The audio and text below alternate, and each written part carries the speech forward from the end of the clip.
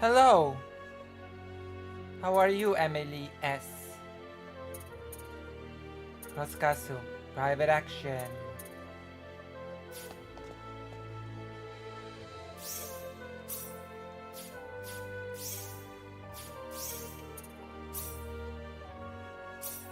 How are you?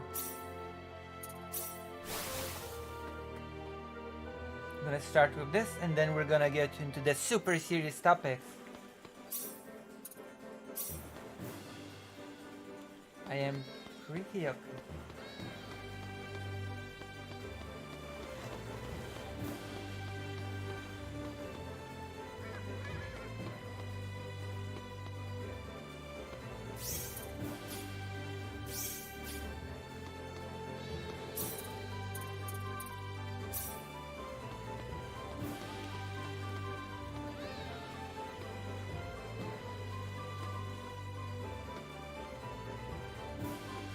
How do I walk slowly?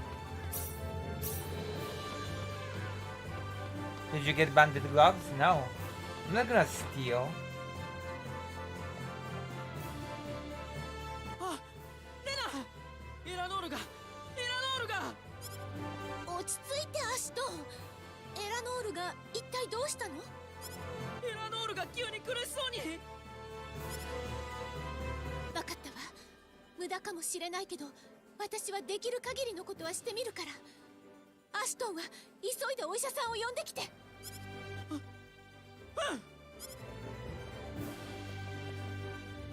もはや手は尽くしきりました。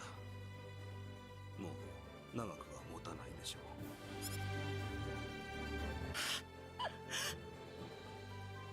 う。なんでうちの子がこんな目に。こんな目に。そんな、なんとかならないんですか？残念ですが、お嬢さんが助かる可能性はもはやほとんどありません。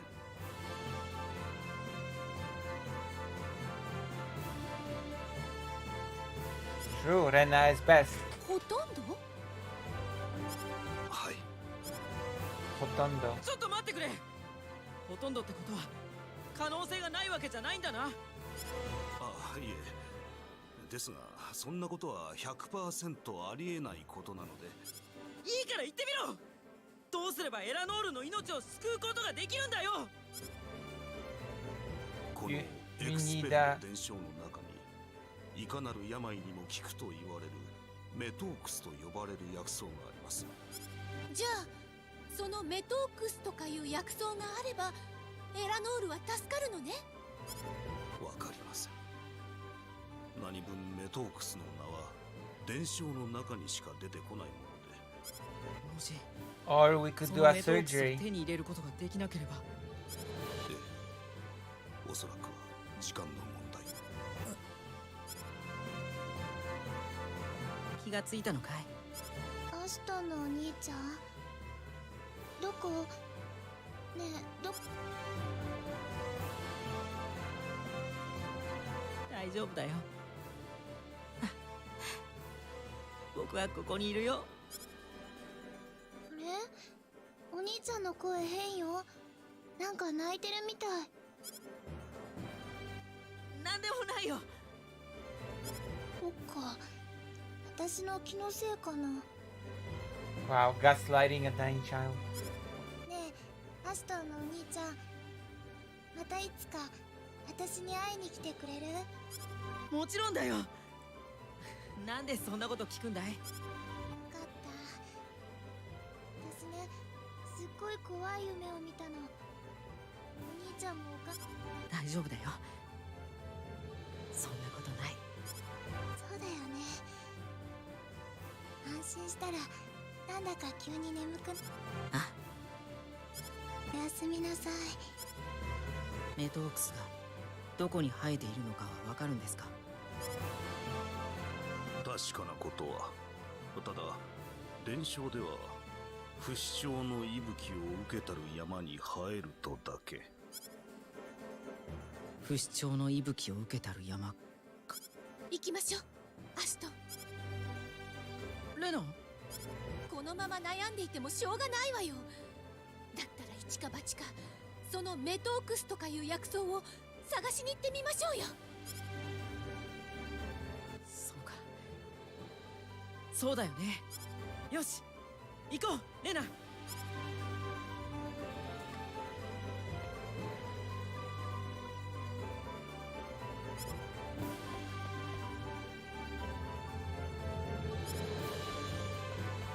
Let's go. Oh my gosh! Thank you, Emily S333 for the tier 1 sub. Thank you. Thank you for joining the page. Thank you, thank you, thank you. Oh my goodness.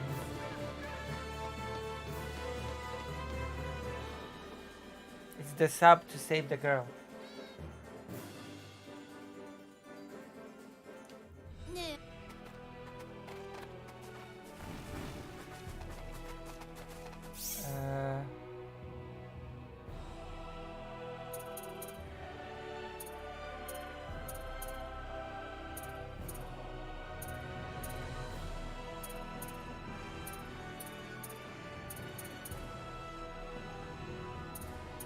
What do I do now?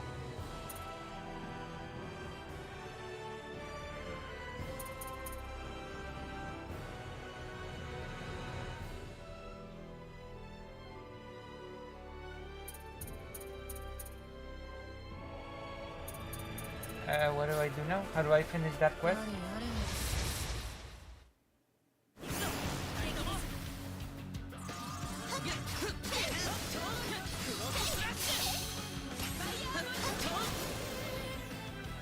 やったね。これなら満点だな。 How do I get that mountain thing?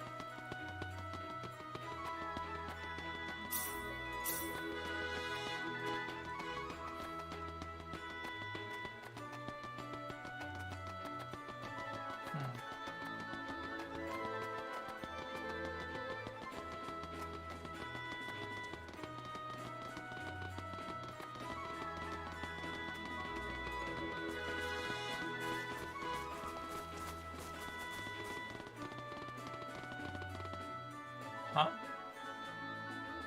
Okay.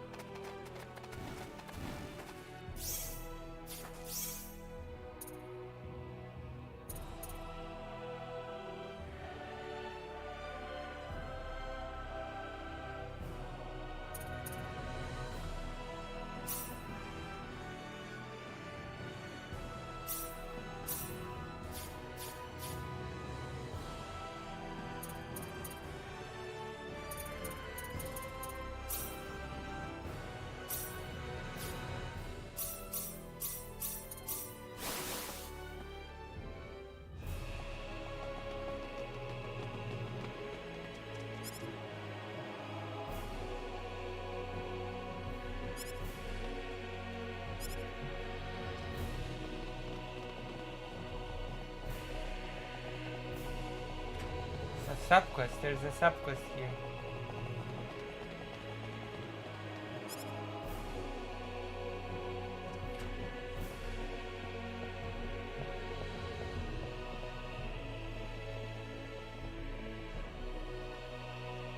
Ō-samaにお願いがありましてやってまいりました。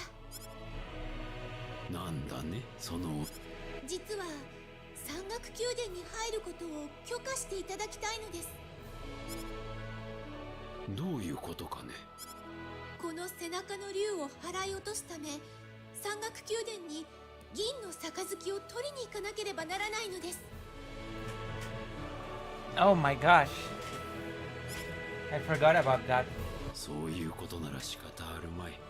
山岳宮殿に入ることを許可しよう。だが山岳宮殿には恐ろしい魔物が住むと聞いておる。選別です。どうぞ。王様、ありがとうございます。 Wow, pocket money from the king. Okay.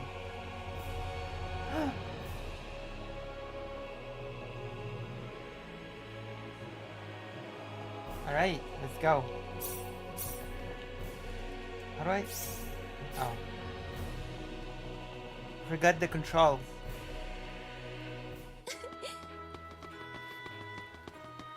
So where to now?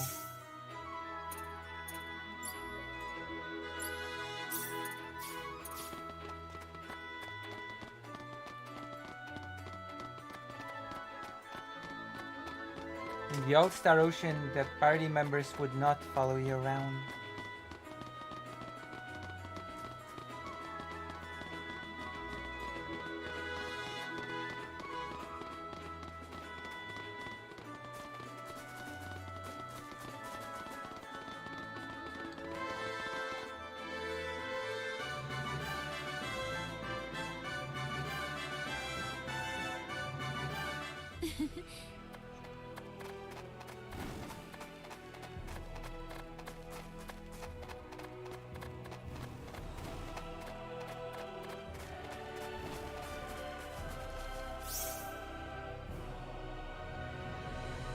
Okay, I don't know where the mountain is.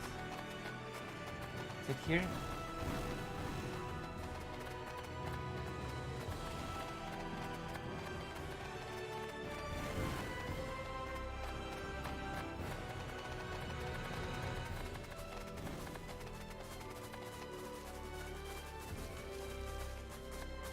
Feels like this is the mountain thing.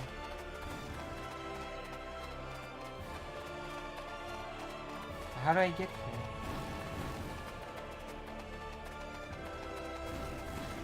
Oh?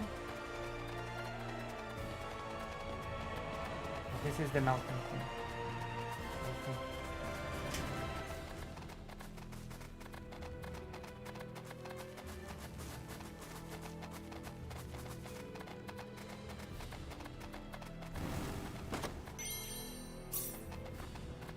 Gold cross.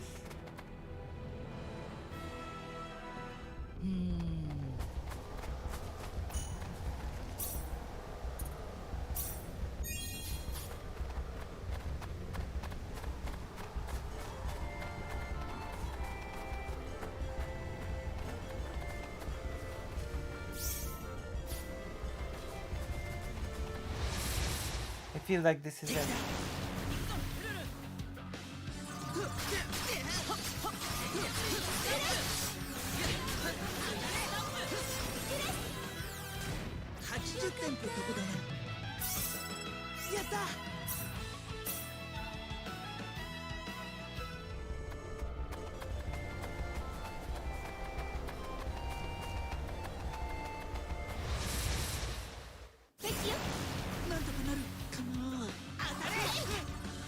Oh, those enemies are strong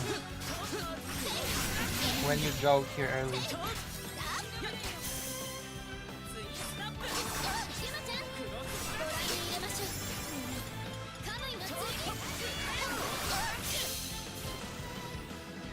Wait, these enemies are just strong.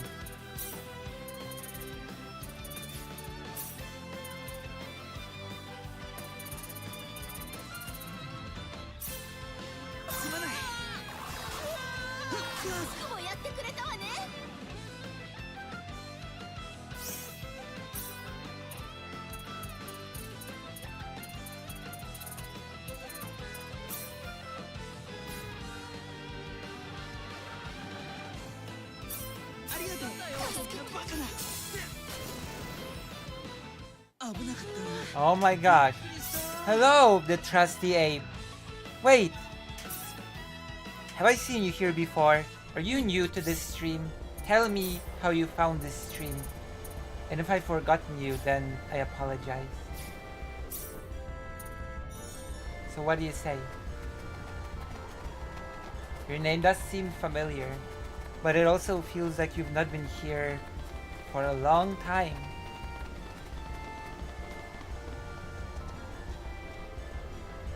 あったわこれねさあレナ、早くエラノールのところへ。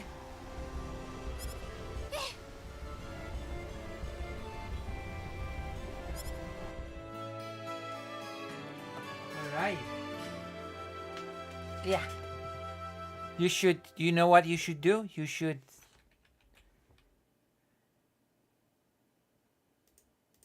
That's right. This is for a side quest. You should join the page. You should join the superior chat. The trusty ape. The one that appears on the screen. You know? Ah, present Sunday. So what do you like about this stream? What do you like about the Lucy Has the experience? And what other streamers do you also watch?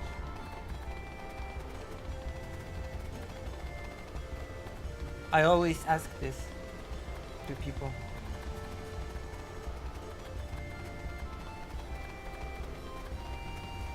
To get a feel as to what people,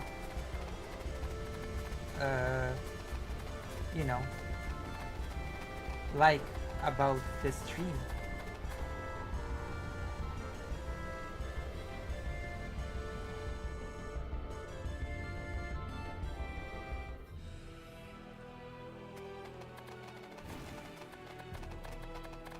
Oh.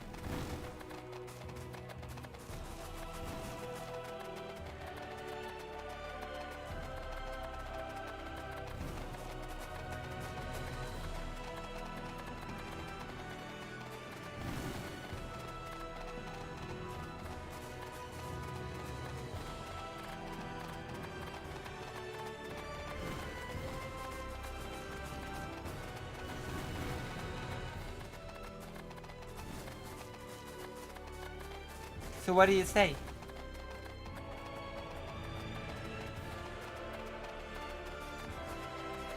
Is there a delay in the chat today? There shouldn't be. The chat should be primo ballerino today. It should be fast and, you know what they say.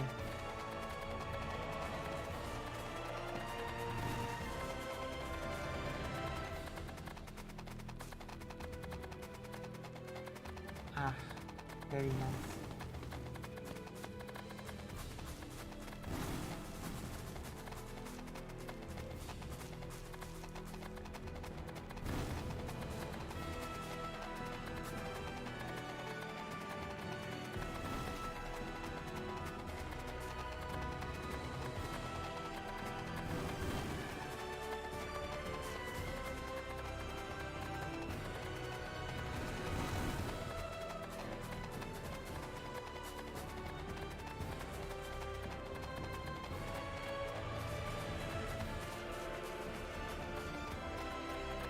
Look, they're running through the map.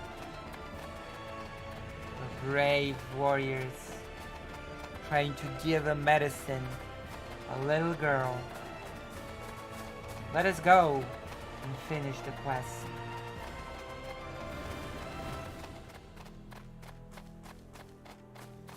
Played Rena with Opera and Ernest.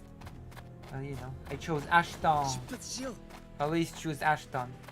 I think you can only choose either or. Either Opera or Ashton. And I always choose Ashton.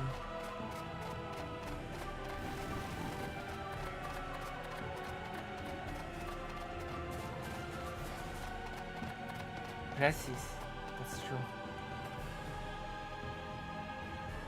Hello, Trusty Ape. Damn. I feel really bad for saying this, but さあレナ、 it would be the most wonderful if you would also try to purge your white name by subscribing. Yes. Support your favorite streamer who will be going to Ukraine soon again. It's been a while, so you probably don't know, but I've recently returned from Ukraine. And I'll be going there again. アシュトンさん Soon, very soon. メトークスは手に入りましたか？ここになんと本当に手に入れてこられると It's は。 just a random flower, but okay. 早くエラノールに Yeah, let's give this random flower to... Okay. That's great. That's a very wise... 少しは落ち着いたら That's a very wise plan to give a random flower to a dying girl because the legend says that the flower has healing properties. Amazing. I love this sort of logic. I love this sort of broken logic. Don't you?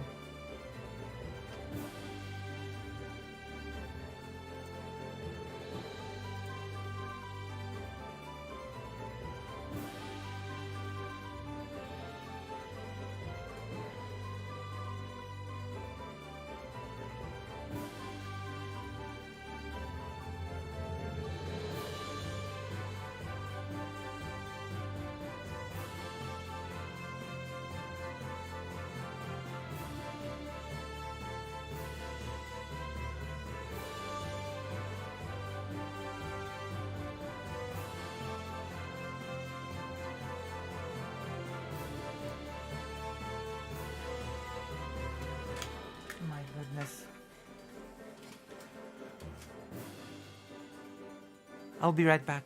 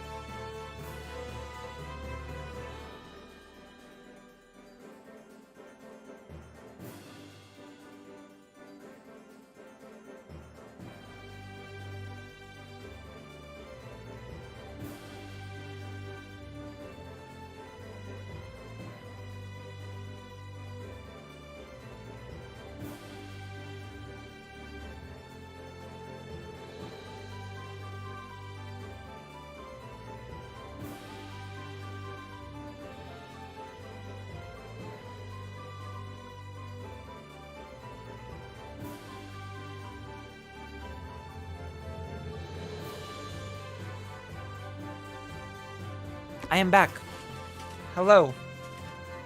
Also, if you're still here, Trusty Ape, you haven't told me what you like about this stream.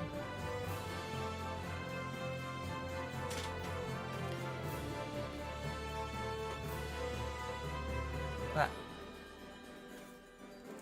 トン、お、落ち着いてなんかいられないよ。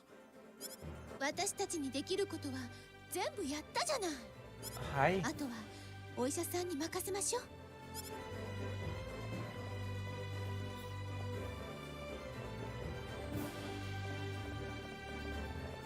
どうでした？奇跡です。もう心配ないでしょう。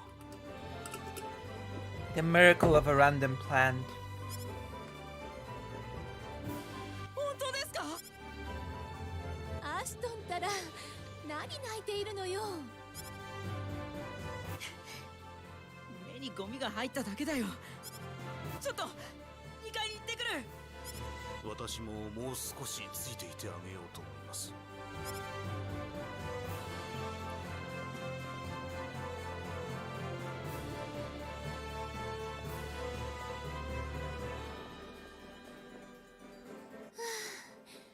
よかったわ。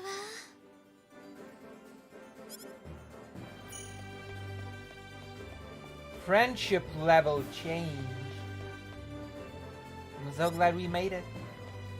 I don't know how I can ever repay you for your help. Perhaps it was her strong will to see you again rather than the effects of the methods that saved her in the end.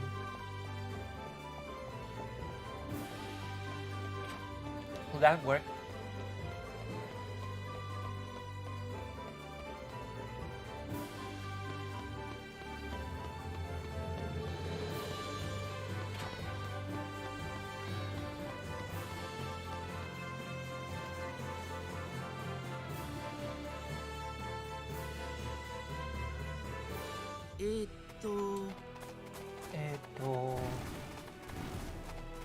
Mm,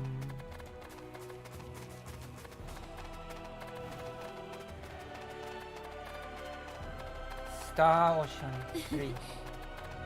Oh, that's the second one.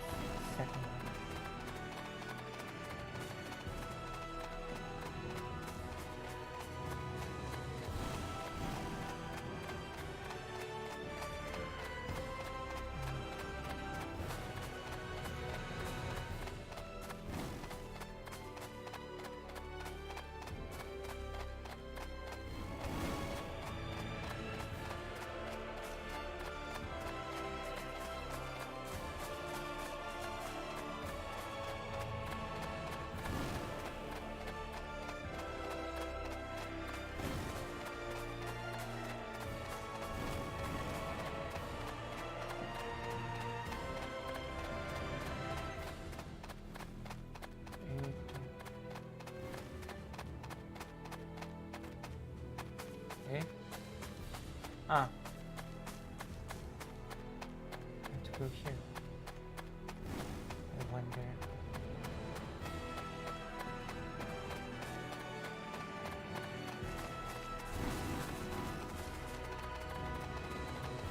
Eh?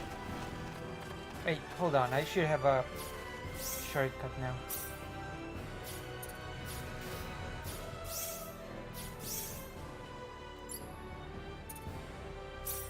There we go.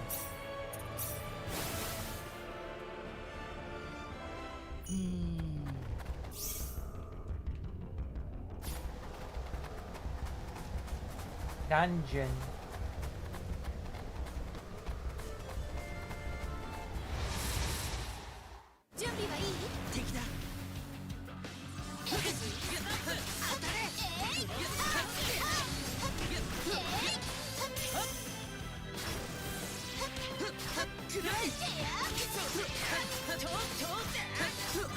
Right. 終わったに弱かったな。よし。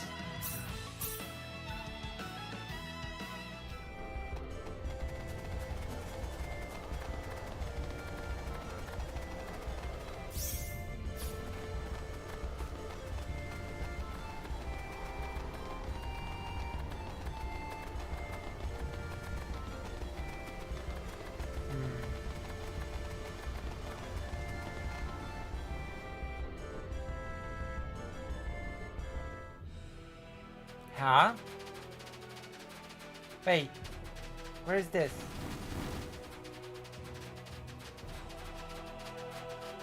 What is this desert? desert place. よし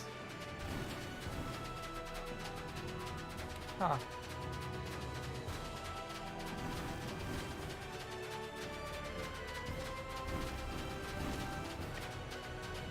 Going back to the mountain.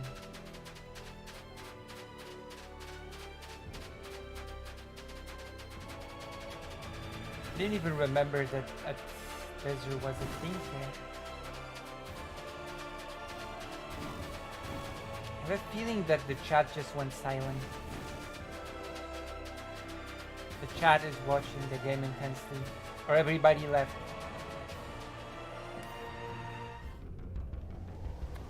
It's either this or that.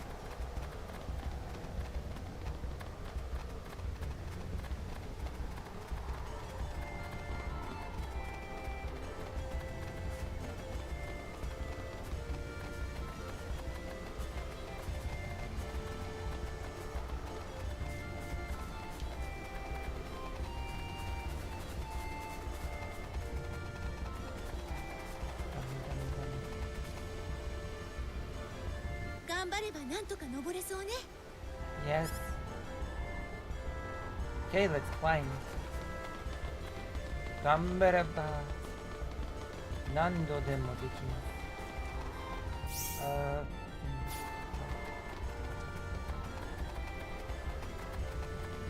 できないことはないはずです。頑張れば。はい。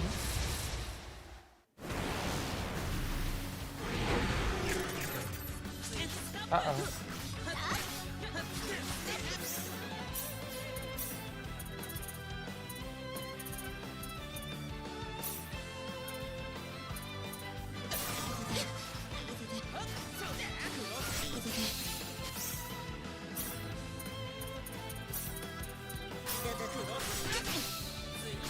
Oh my gosh.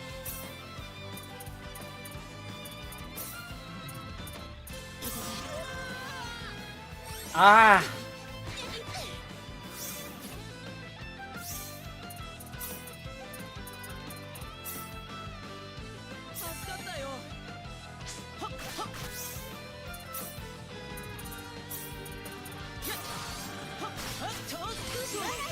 Oh my god!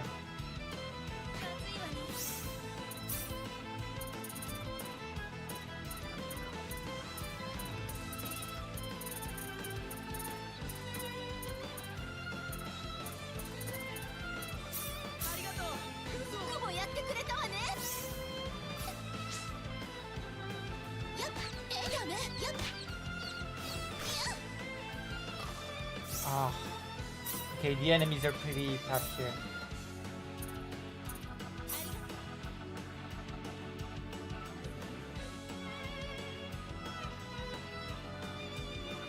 Those are some tough enemies.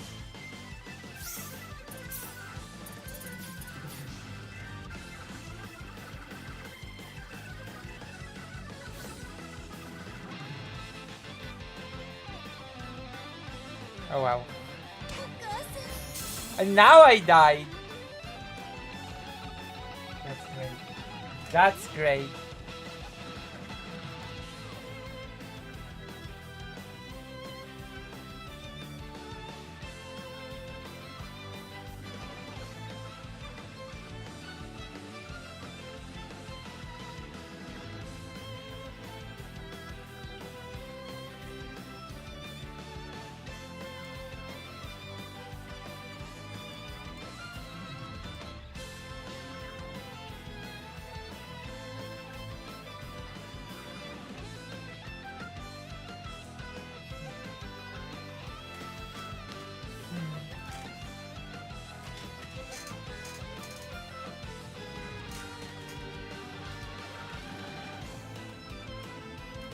I will do my best. Eek. That's why I have to, I don't know, fill myself with energy. Is anybody in the audience? Anybody here with me together, like a family? Oh, let me check something real quick. Hold on. Hold on, everybody. Hold on, everyone. Mute tab.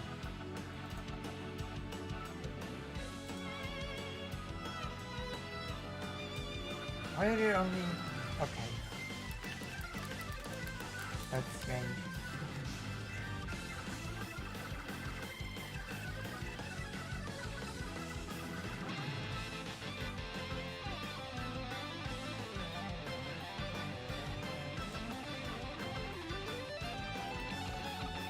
Alright.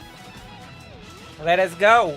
Let us continue this adventurous adventure.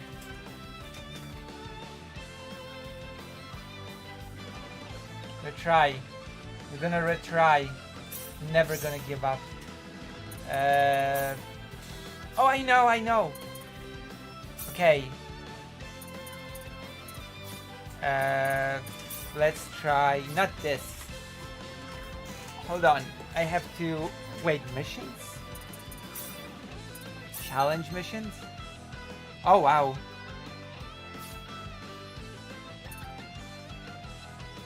Cool. Wait, really? Hold on. What? Huh?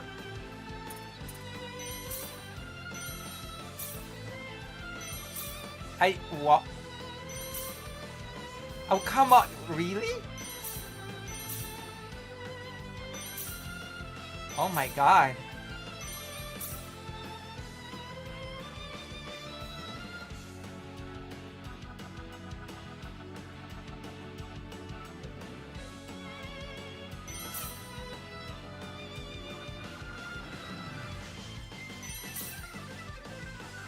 Wait. Oh wow, that's cheating. That feels like cheating.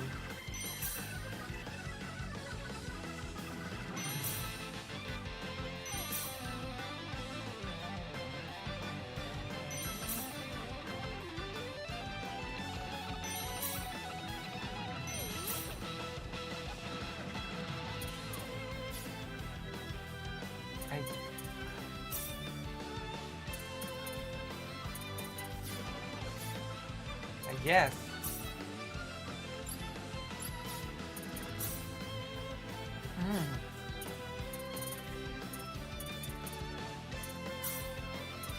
Combat skill. Okay.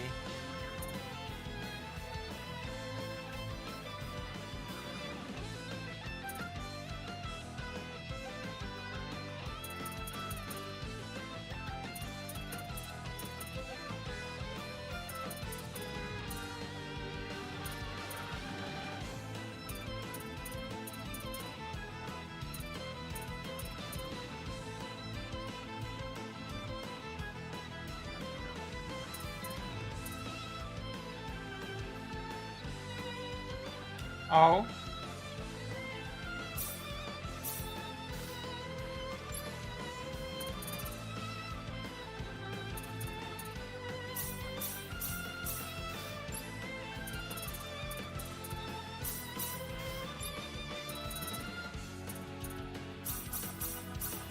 All right. Item.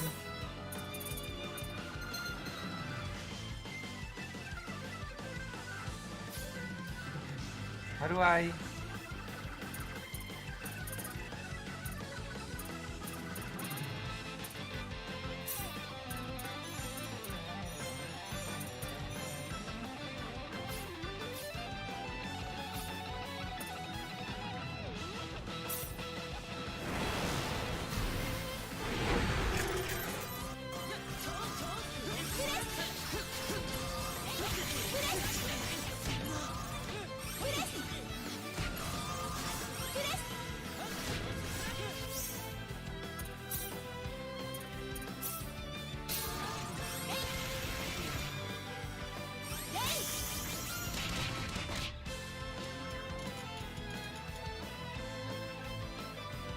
Why are those enemies so tough?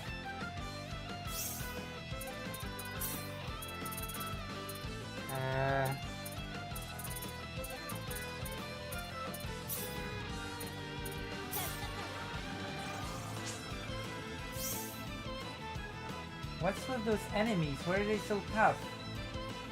Oh, Ay,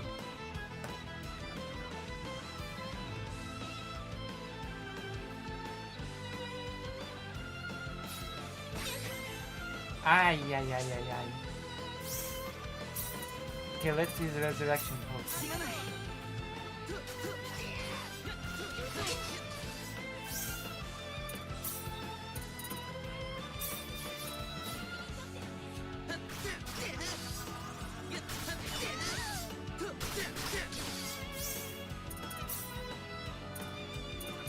Damn. Oh my god.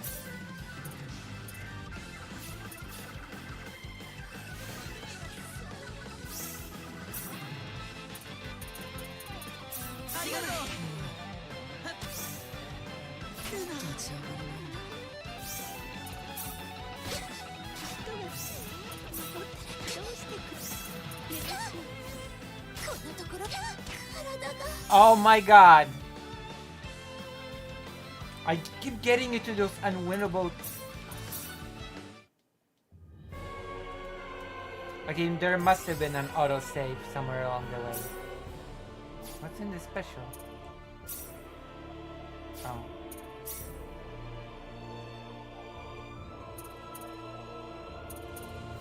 Okay, that's better.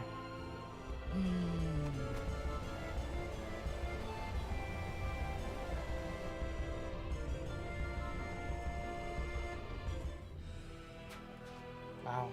Thank goodness nobody's here to watch my embarrassment.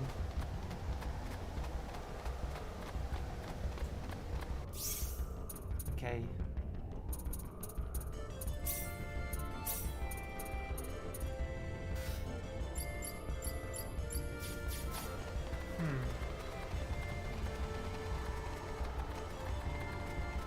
I feel like I need better equipment.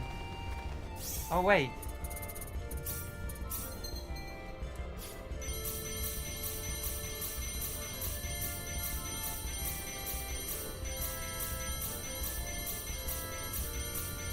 That's right.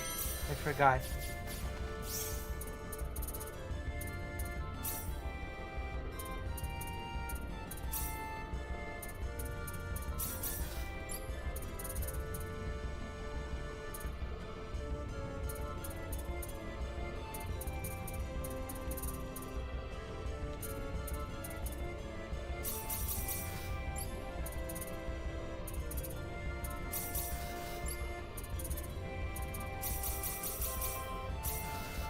Okay, so...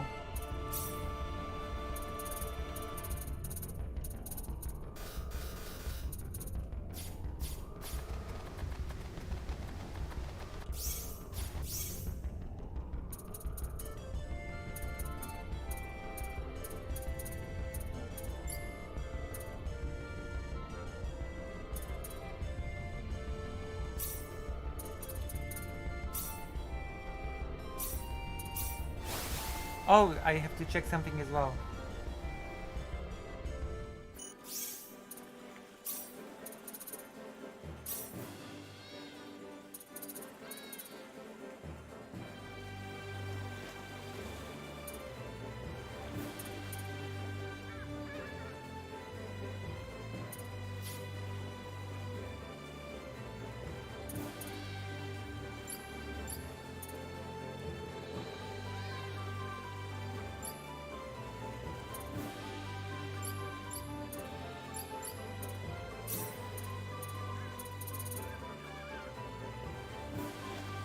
Oh.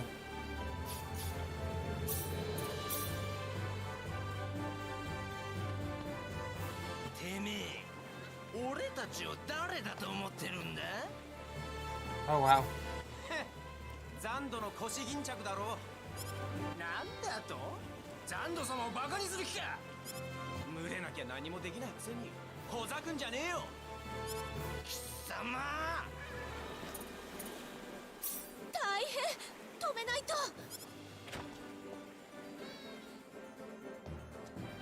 何をやっているの？人を呼ぶわよ。邪魔が入ったか。運がいいやつだな。次はこんな風にはいかないぞ。覚えているんだな。 Probably some weird misunderstanding. 大丈夫？怪我はない？チェ、余計なことをしやがって。余計なことって助けてもらっておいてその言い方はないんじゃないの？あるある。知るかよ、こんなこと。あるある。これ以上俺にかまってあるんです。奴らに狙われても知らねえ。絶対。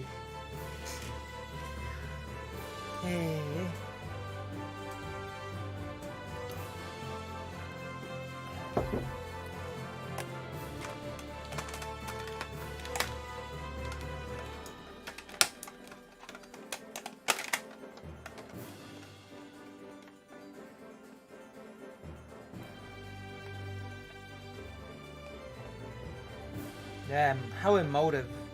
I wish I could be so emotive. Wait, what happened? Did someone just subscribe to me? Oh my gosh. Cole Johnson. Thank you for the subscription. Are you watching, Cole Johnson? Are you seeing my...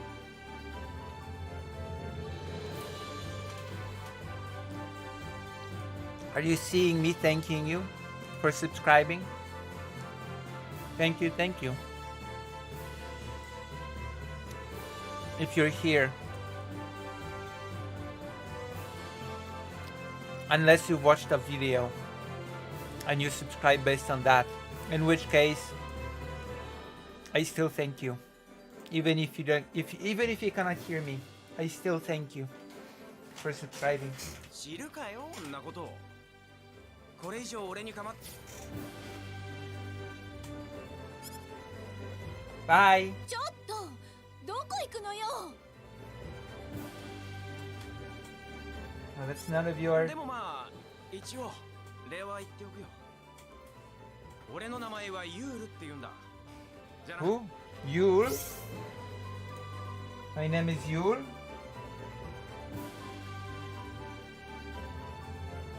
でもまあ一応礼は言っておく。 Is that Rena's new lover, Yule? ちょっと待ってよ。 Wow. Rena's new lover, Yule. Okay, let's go. Is that it? Is that the...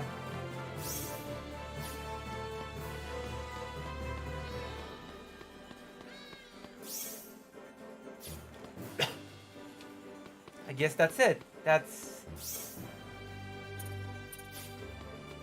Yule!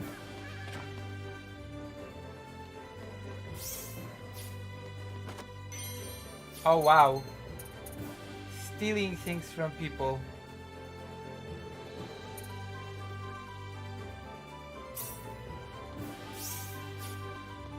Damn. Just to get you makes me mad. Get out of here. Oh wow. Thank you. I was not rude at all.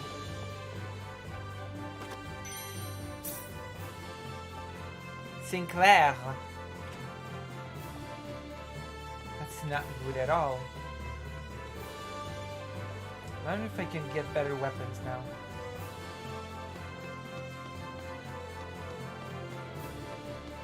That was so rude.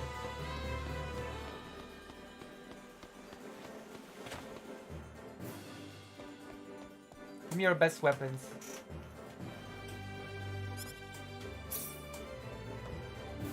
Oh. Hold on.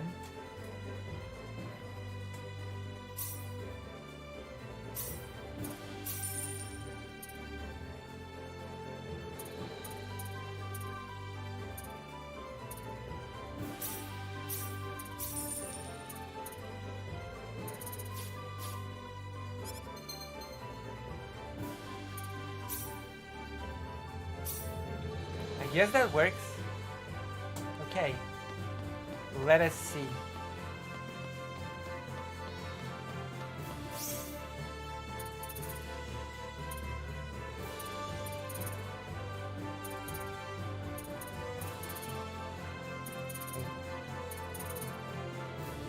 Oh, that's the...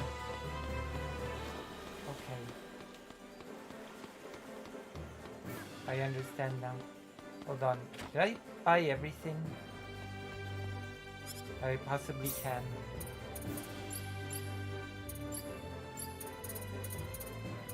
They don't really have much to offer. Nothing much to offer here.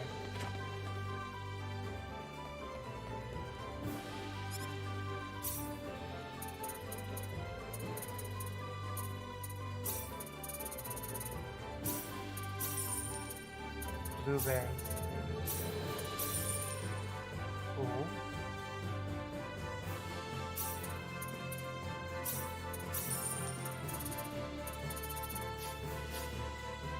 Alright.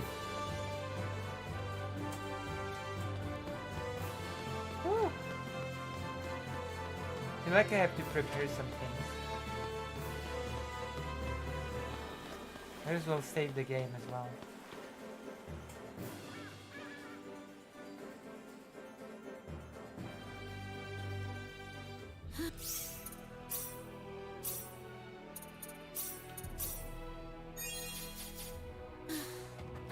Okay.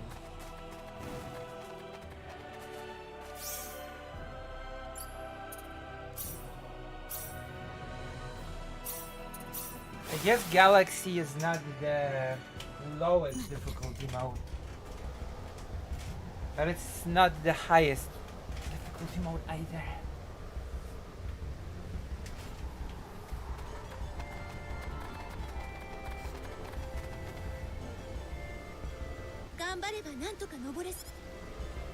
Yeah. So purple monster.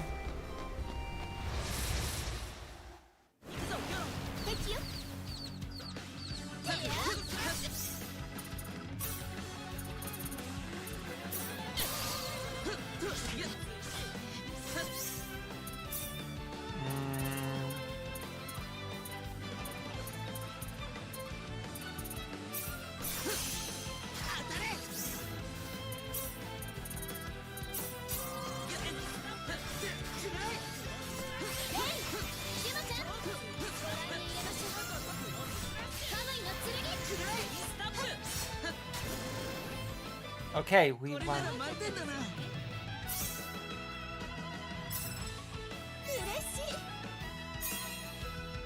Cure all. Okay, I'm gonna set it as the...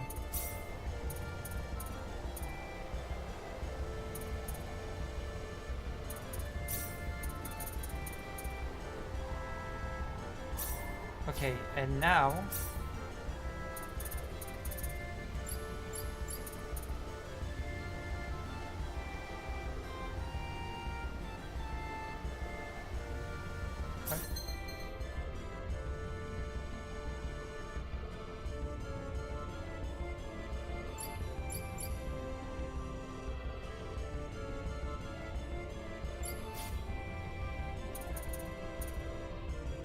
Oh, you can turn it off. Hello, Greater Rains. Glad to see you here today. Just had a person subscribe to the channel. Can you believe this? We are now at 1,311 subscribers. Can you believe this development? We've gained a subscriber.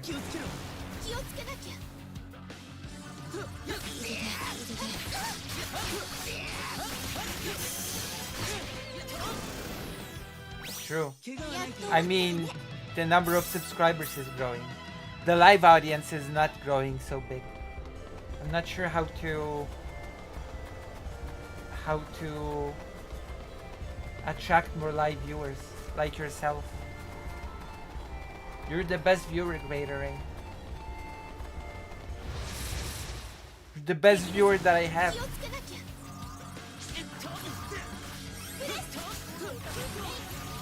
Look at this. Wow. If that's not cool, then I don't know what is. Of course. You're always here. You do get a medal. Rose. You get a medal for always being here, or at least 90% of the time, when you can. Also, you're the artist of this channel, so you get an extra medal. You get 2 medals actually, one for being the best viewer and one for being the artist of this channel.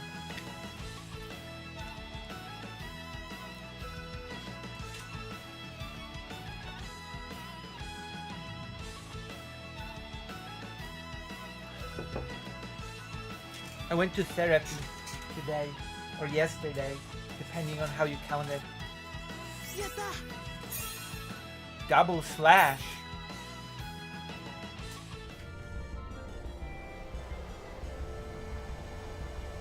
Got more awards than much instead of dictator, true.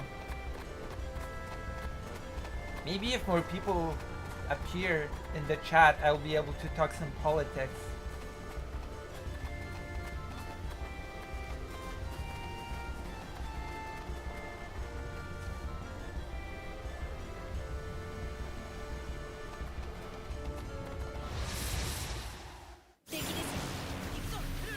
True. Look at this.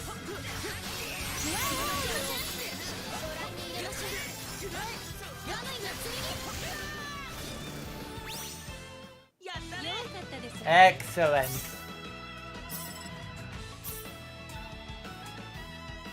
So you mentioned something about therapy. It was on my metal tangent. Oh yeah, I went to therapy. Last time I went to therapy was 2 months ago, and now I went to therapy again. To therapize myself. I'm supposed to go to therapy once per week. Okay? It's supposed to be a once per week affair. But instead, the next available therapy session is on the 29th of next month.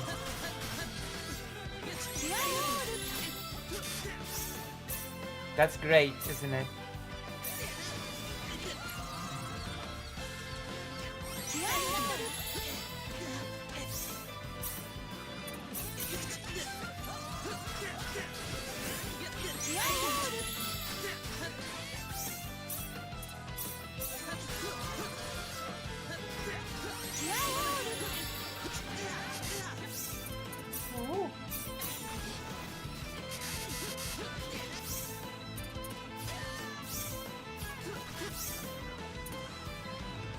Did I feel like a productive session?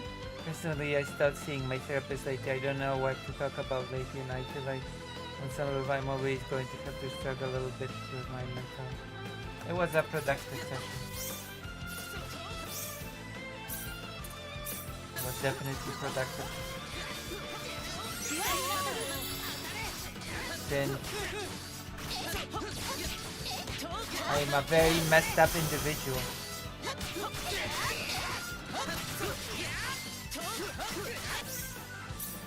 Wow.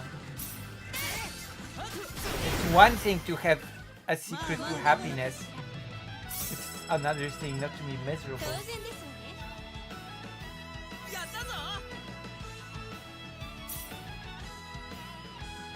You know?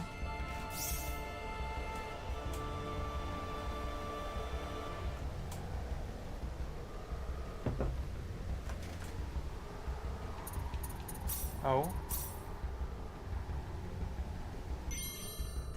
Wow. Oh wow, 50,000 chain of might. Well, for me it's a mixed bag. Unfortunately for me it's a mixed bag.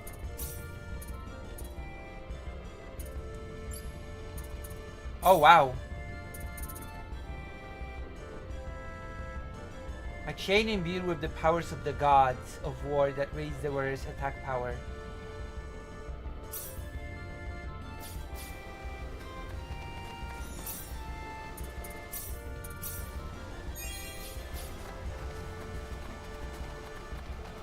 But it's okay.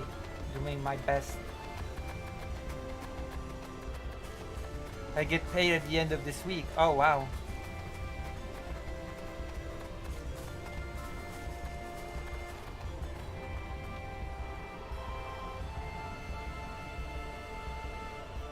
monarch's roost. Zina's nest is found in the peaks of the Lascus Mountains. What does this mountainous bird, ancient ruler of this land, want? And why is it familiar with the twin dragons of Salva Mines?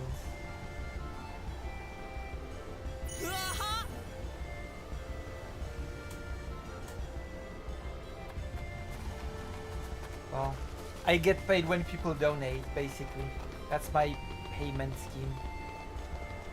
Or subscribe.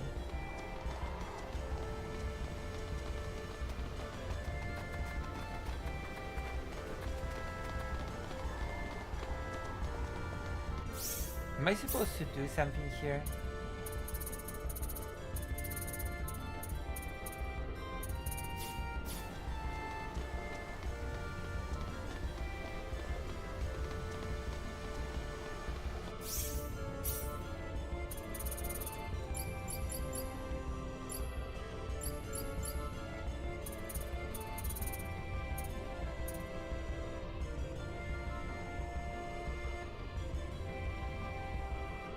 It was Keith, yeah. If I had money, I would have donated a little while you were in Kiev. Oh, thank you. Yes, it's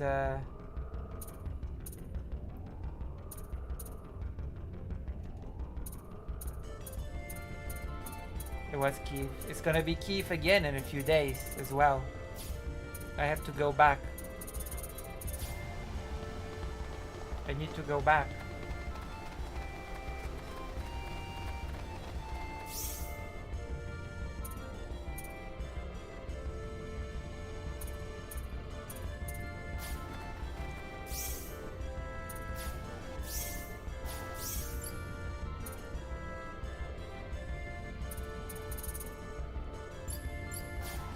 You know?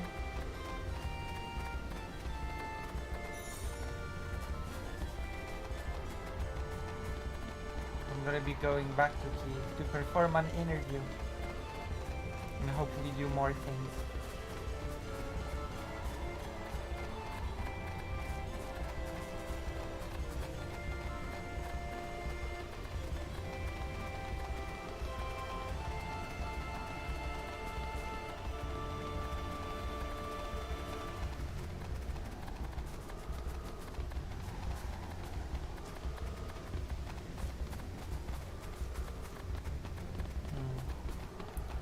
Right, you were doing an interview with someone working in that humanitarian or was it the LGBT thing? It's about saving children, and one is about creating camouflage for snipers.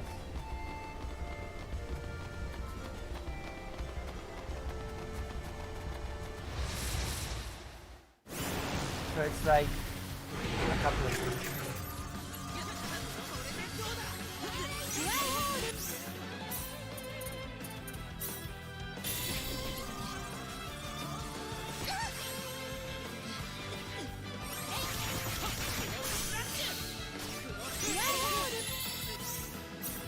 Cure. Stone cure.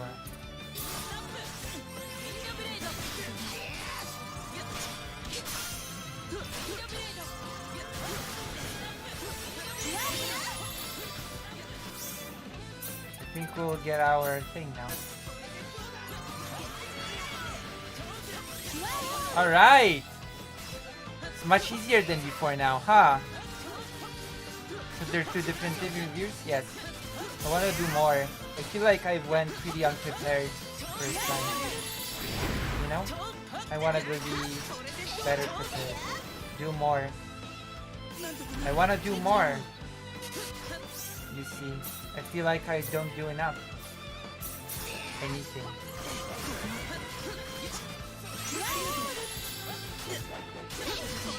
Also, there's a thing I want to make. Oh, I have an idea. What the hell?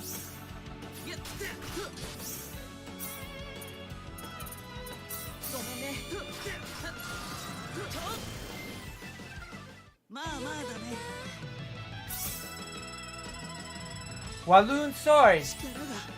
A really good sword.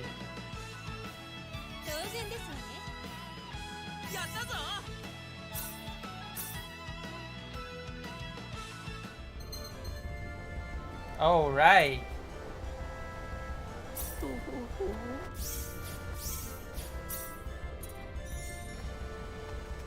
Oh, a chest.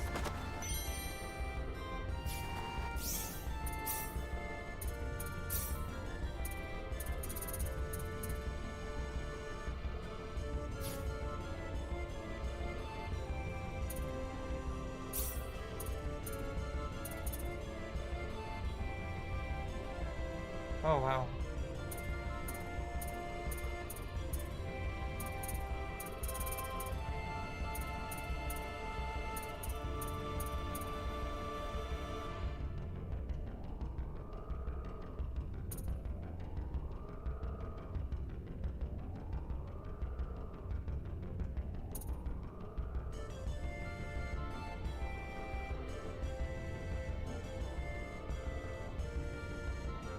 Oh, wow.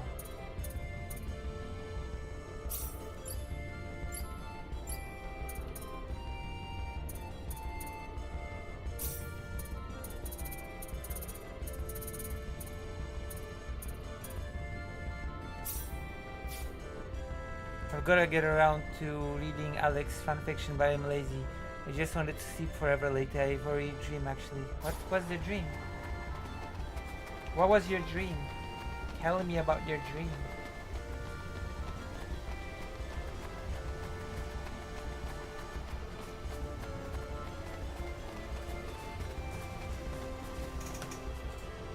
And everything will be revealed.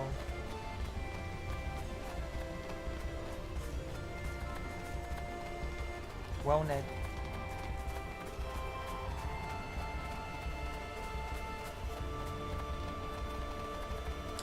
Oh yeah, I want to do that. Oh gosh. I'm gonna do quite a few things.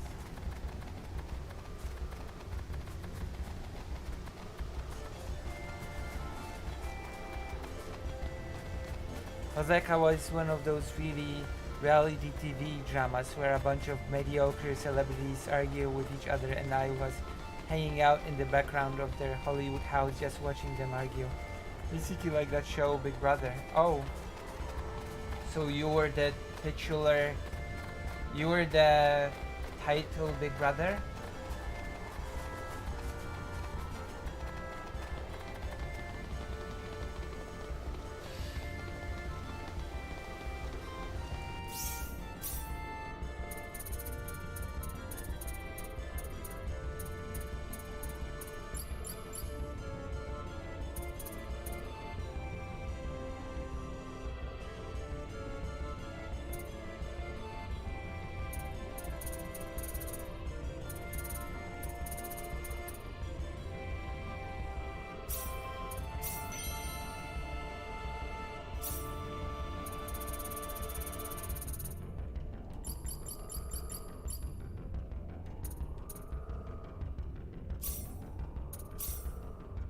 Damn, cool. Wow.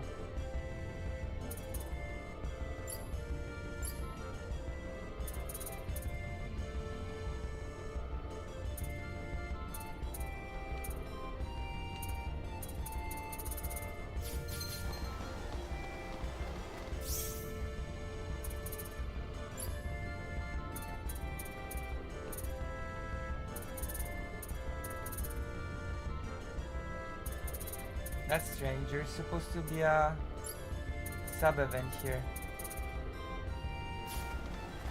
There's not.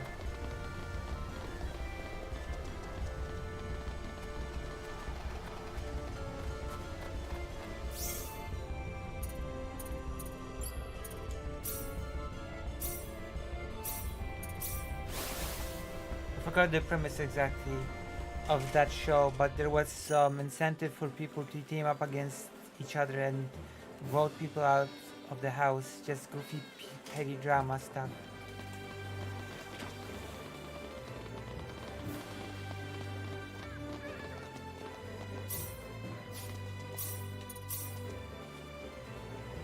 Very interesting. Private action.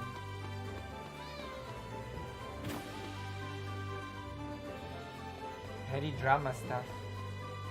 Classic. あら Oh, it's あなたはよう元気か Genki desu. 私のことよりあなたの方はどうなのよ。おかげさまでピンピンしてるよ。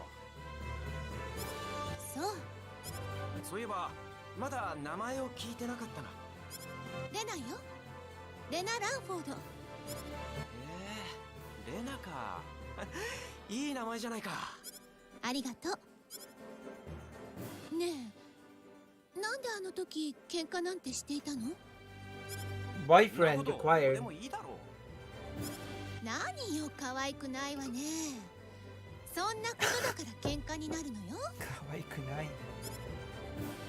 心配しなくてももう喧嘩は卒業したよ。 The street life. 実はさ、今度念願の船乗りになれたんだよ。まあまだ見習いなんだけどな。 Actually, I think I heard that Andrew Tate was apparently on the show at some point, and the producers yanked him for being too violative. In your dream? Wait, in your dream you heard that Andrew Tate was on your dream show and the dream show got canned him? That's pretty funny, actually. ほら、俺って Oh, in real life. だからなかなか認めてもらえなかったんだ。 I swear, I thought it was in your dream. That would have been so も funny. う二度と問題を For 起こさ some ないって reason. ことを条件に Very やっと船 elaborate に乗せてもらえることになったんだ。 Very そう elaborate. だったんだ。おめでとう、ユール。 Yuru. ありがとう。なんだか照れくさいな。 That's it, I guess.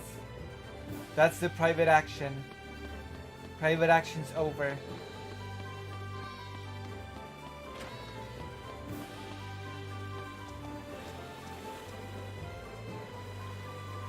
みんな遅いな。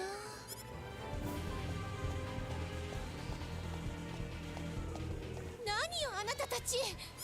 お前ユールの女だな。 Yuru no onna. 私とユールはただの友達よ。そんな関係じゃないわ。お前がユールをどう思ってるかなんて関係ねえ。問題はユールがお前をどう思ってるか。私をどうする気？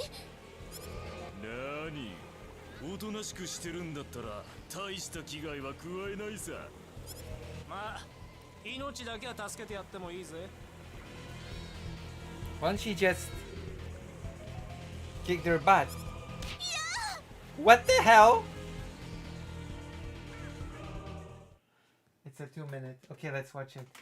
Why is Rena so weak? ここは Isn't Rena like super strong or something? Oh, whatever. It's always like this. It always ends up like this. Okay, let's watch your thing.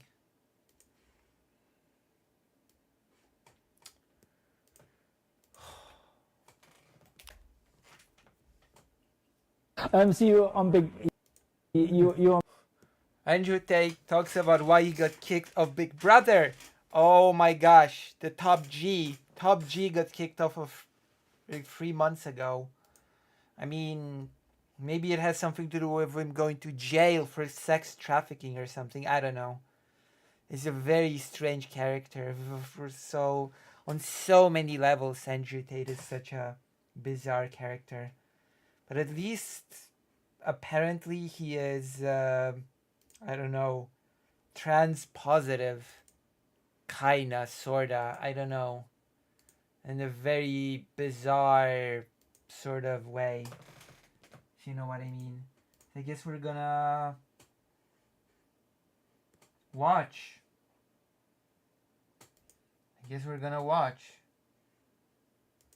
Hold on. so you on big, you Why do I only have sound of one thing? on Big Brother, and you got pulled out, kicked off, because of the sex video. Because That's Andrew Tate? He looks... you No. just talk, Oh, that's not why it kicked off. Here's the real reason it kicked off. Okay. So that video, that girl from the sex video, there's actually been, if you Google Andrew Tate's girlfriend, I don't know. that sounds so mean, but he portrays himself as such a manly man. But he looks so unmanly. I don't know what to. I don't know. This is such an unmanly vibe about him for some reason, especially with the whole. Okay, I shouldn't. There's been articles since where she's gone to the papers and said that was all fake. So that's the first thing. So everyone goes, "You're a woman beater." Well, the girl herself's come out and said it's fake. Then everyone goes, "You paid her to say that." So you can't please these trolls. So I don't even bother refuting it anymore. I'm still good friends with her. I was with her yesterday. So, and this is like 2-3 years ago. So we're still good friends anyway. The real reason I got kicked out of Big Brother is because I was too good at triggering everyone. So what happened was I was only in there for about 9 days and 4 people walked out and every single man in there at some point had threatened me with violence. So they took me into the diary room and they said, "We're really concerned about the dynamic of the house." This is all off camera. I was like, well, the rules of Big Brother, we all signed a contract saying no one's allowed to make threats. I'm not threatening anybody. All these people are threatening me. You need to shut down their threats. I'm like, yeah, but people, you're very controlled and they're more emotional and we just want to guarantee that in the event of an altercation, you won't hit anybody. So basically they said, we've got a whole bunch of idiots in here who can't control themselves, children. And if they swing for you, we want you to play Floyd Mayweather and do nothing about it for 4.5 minutes while security turns up. I said, no, I'm not going to start an argument, but if they're going to swing at me, they're going to get knocked the fuck out. I don't know if there's 2 of them going to... What a manly man. We're going to knock them out. I'm going to knock those suckers out. Damn. Andrew Tate. Attack me. I ain't getting punched on TV. I don't know what's going on. I don't know this guy. Maybe he knows something. You swing at me. So weird. I don't know why. There's something about his looks. Like, it's just make me, I don't know. I'm taking you out. So that's my position. Okay. I'm not going to... Like a beaten puppy for some reason. Like the way he looks, the way he... as soon as they start... Very strange feeling. Running their mouth, you better send security in advance because I'm taking them out the game. And they must have sat around, all the producers sat around and thought, shit. Shit. Over the next 3 months, this is going to happen. And he's going to hurt them bad because they're all weaklings with big mouths. She's going to hurt them bad. Oof, way to brag. And because literally everybody was getting triggered and threatening me, like not just one, all of them, they thought... She got to hurt them all bad. Were you enjoying that? And that's why they kicked him out of Big Brother, because he would have hurt them bad. I didn't give a shit. It's not even enjoyment. I just don't care. Whatever. So they sat and think, this is a liability. We've got to get this guy out of here. So they used the sex tape as an excuse. Okay. So it was all... Oh, it was an excuse. I get it. It was all an excuse. Bullshit. Yeah, because they really made out you'd be... It was like, it was such bullshit. It wasn't some sex tape at all. It was just, he was gonna hurt everybody on the show bad, so he was a liability. He got kicked out because he was such a manly man. In the woman of the early reports. Well, it's bullshit because the girl came forward and said it wasn't true, and they had a dominatrix in the house, and at the same time, Laura and Marco had a belt and were hitting each other on the show. It's all bullshit. They didn't give a fuck about that. They dominatrix on the whatever. Just thought, this guy, man, this guy's too much for this show. He's too smart for these motherfuckers. We go again. What? So he got kicked. Let me get this straight. He got kicked out of Big Brother because he is too strong, he would have hurt them bad, and too smart. There you go. Of course. I'm out here. He was just too smart and too strong for Big Brother. So he had to be eliminated. Damn. Thank you for this video. He's just too smart for the show. It's true. Jeez. Wow. Well. Wasn't smart enough not to get into trouble with the Romanian law enforcement, that's for sure. Wowzers, trousers. Oh?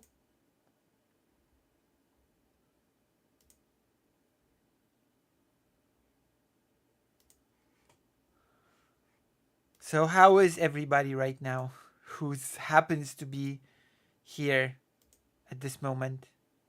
4 people. Wow. Who's here?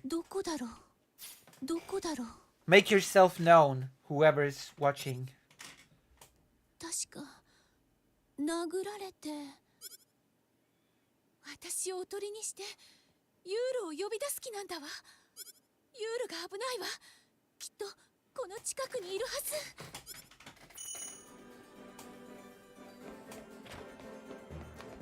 Why is Rena so weak in these side quests?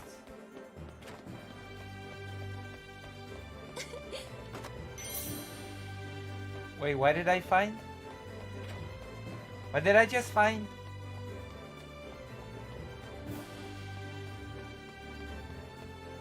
I only work here. True. That is why I will not execute you. This is exactly why I'm not gonna execute you. Behind the Bastards did at least one show about Andrew Tate, and it was interesting. I guess he kept bragging that Romania won't do shit. And then Romania absolutely did do shit about this human trafficking. Hello, Dr. Johns. We're playing a game today of Star Ocean, and then I'm gonna talk about politics once there are at least 5 people in the chat. If I'm gonna talk politics, I wanna talk it to an audience of at least 5, okay? Is that okay of an expectation for me to have? Alright, money. I'm robbing a house. But it's okay because it's an evil person's house. So it's okay to rob them. Stop lurking around me. Okay. Damn.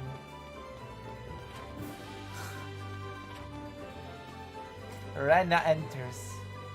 Boom. Yuru! Heal. レナ、無事でよかった。どうして私なんかのために。船乗りになるのは夢だって言ってたじゃない。大丈夫だよ。俺は手を出しちゃいない。親父さんならきっと分かってくれるはずさ。遺言でも残してんのか。まったく弱えくせにでかい面するからこういう目に遭うんだよ。What did you do? He messed with a gang. 弱虫は弱虫らしく強い者の下に従っていればよかったのによ。あなたなんかにユールの夢を邪魔する権利があるっていうの？許さない。絶対に許さないから。Wow. 気をつけてね。I'm gonna kick his butt.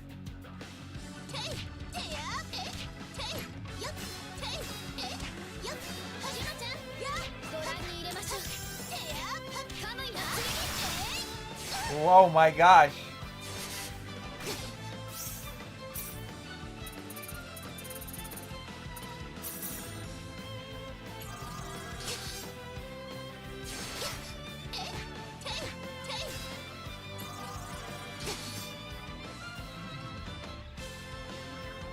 Okay, I'm gonna use a blueberry.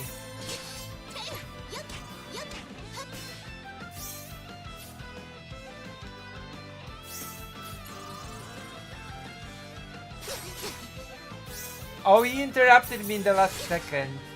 Oh, shut up.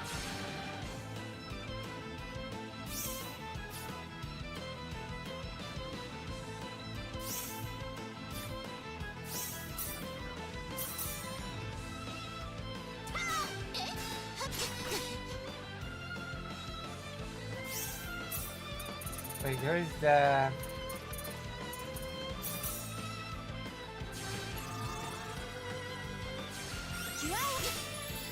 Alright.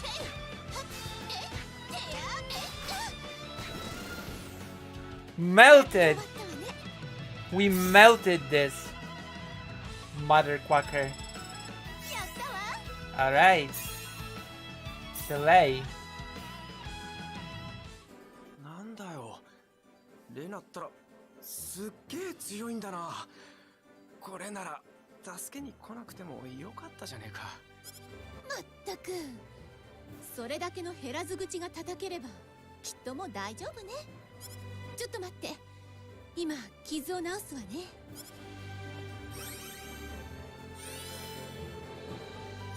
That's right. Healing power. 傷が不思議な力だな。Unbelievable. レナ、お前には本当に世話になったな。そんなことないわよ。私の方こそあなたに迷惑をかけたわ。何言ってんだよ。レナの方はもともとは俺が原因じゃねえか。なあレナ、この町で一緒に暮らさねえか。え？ No way, mother quacker. 今はまだ見習いだけどよ、いつか立派な船乗りになってみせる。だからその時まで待っていてくれねえか。でも私そんな。冗談に決まってるだろう。まったくんなこともわかんねえのかよ。ユール。だいたい俺がレナなんかに本気になるわけねえだろ。けどよ、もしまたこの町に寄るようなことがあったら俺のところに顔くらいは見せに来いよな。Bye. Well, I guess that's it. I have no clue whose friendship just changed because nobody from the party took part in this. So I have absolutely no clue whose friendship level this changed. No clue at all.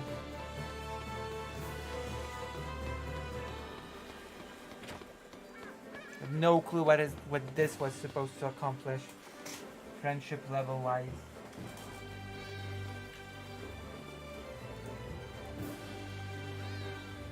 Hey, but you know, it happens. It happens to the best of us.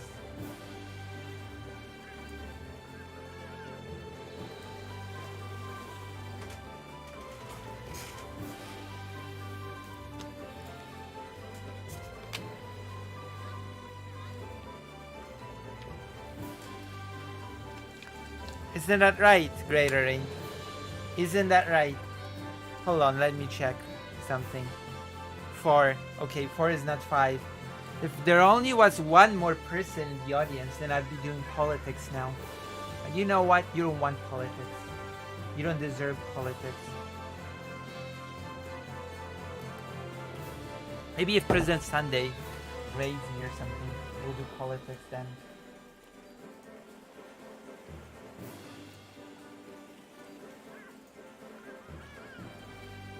One, 2, 3, 4, 5, 6, 7, 8, 9, 10. What's this?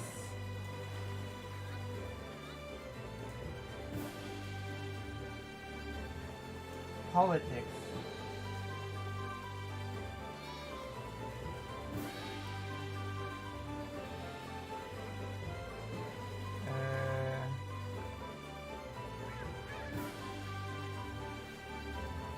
Who is...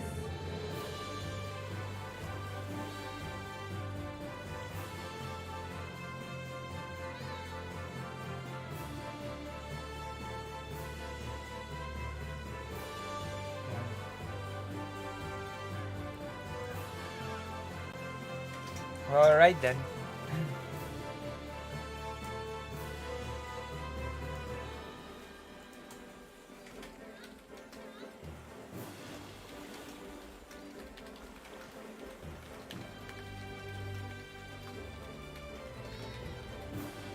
I'm gonna network now. There you go. I've networked. I've sent a networking message. Wah. I have done it. Etto.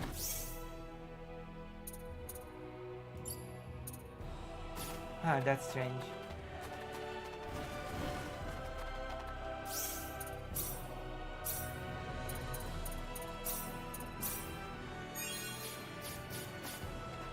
I really need to build a new common engine. A what? What is a new common engine? Can you explain to me what that is? A newcomer engine. Is it an engine for newcomers? Hold on.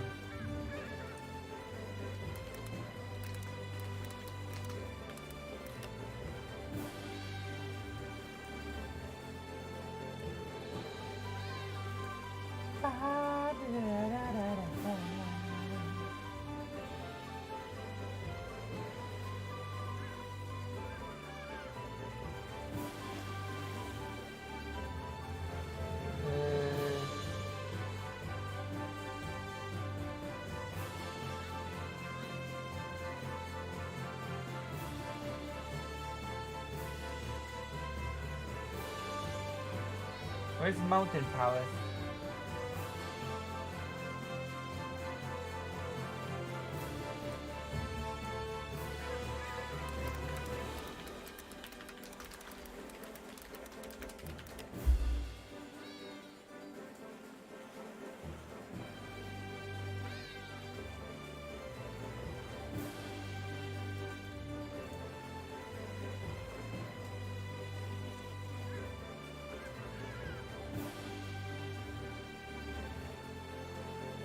Okay.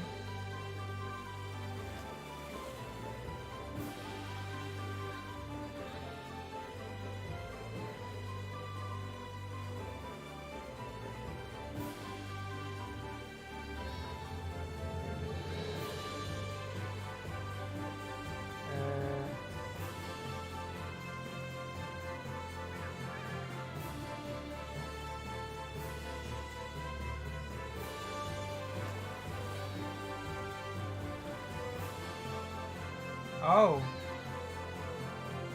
Oh. A diesel. Oh, okay, a diesel engine. I don't know why, but my brain just broke for a second there. A diesel engine. For your car. I get it. I had things that I should get as well. Very important.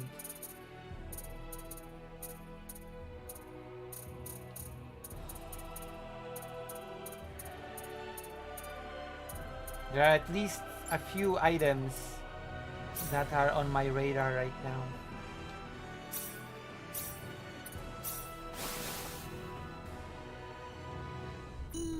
It runs on cold and steam in the game, used to build more advanced technology.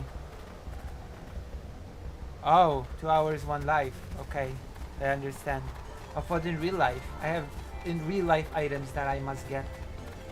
Very important ones. But unfortunately, to get those items, I depend on getting paid by the viewers. Extremely important stuff. You could say life-saving.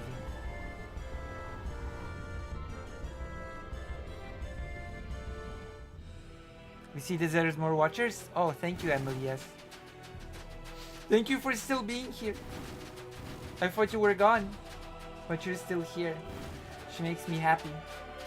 You made me happy, Emily. Yes, by being here still.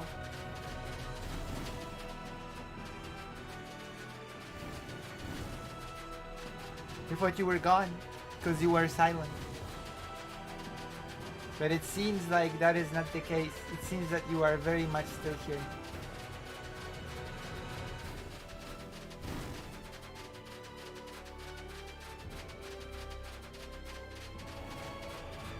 Funny for Lucy Haza is brought you to by Versa Q. Thanks you.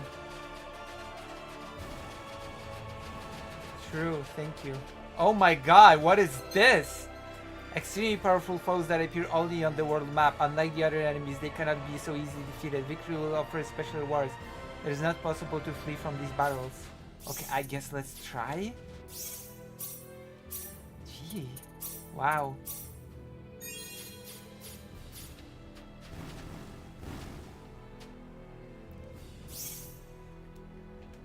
I wonder. Hold on, I wonder. Nope, still not enough for me to do politics. Unless I refresh the page and there'll be more. Well, maybe there'll be less. No, still the same.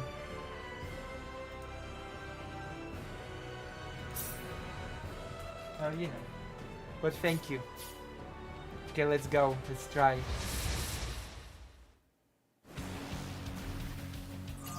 A robot? What? Huh? Okay, I think this is too early for me. I might be mistaken, but I don't think this is an enemy I can tackle right now. What do you think?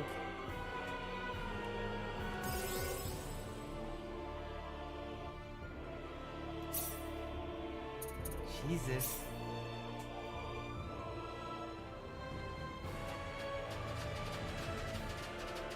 I don't think this is an enemy for me.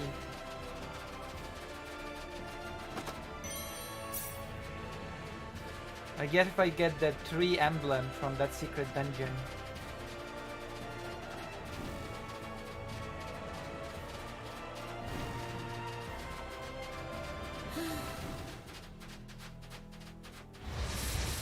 Wow. 気をつけなきゃ。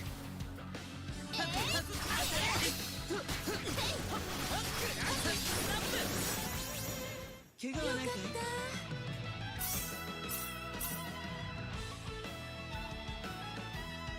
Isn't this cool? Is this where the palace is?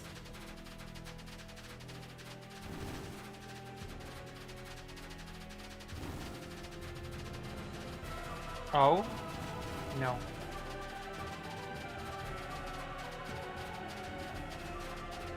Oh, I discovered a place.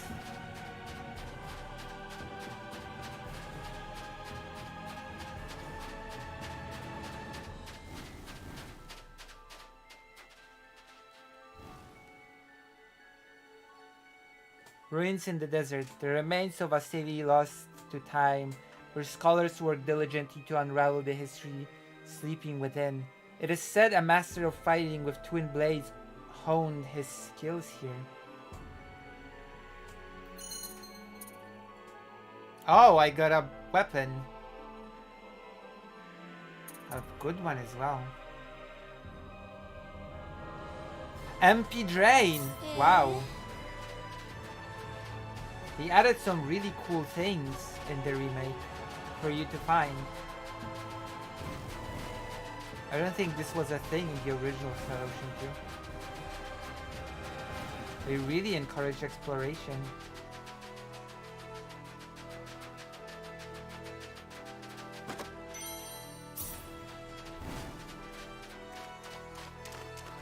I can fish as well.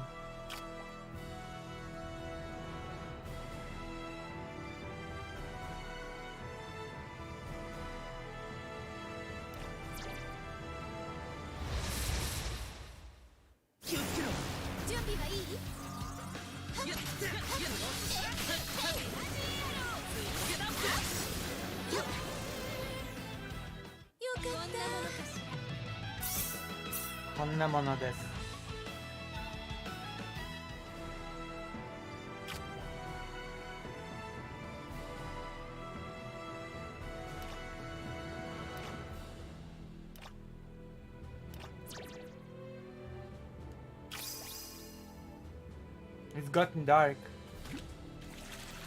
Alright, let's go. Oh my god. I fished a monster.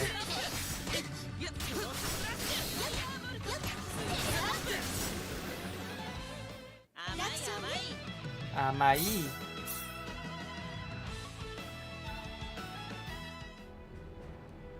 Let's try to fish a fish this time, not a monster.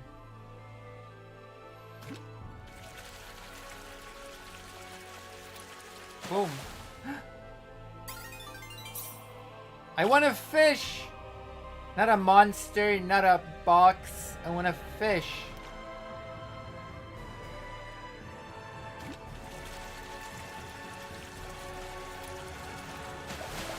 Alright. Desert dab. I dab on the desert with the desert dab. Perfect. It's a perfect thing. Perfect dab, the desert dab. But I need to get to the place or whatever.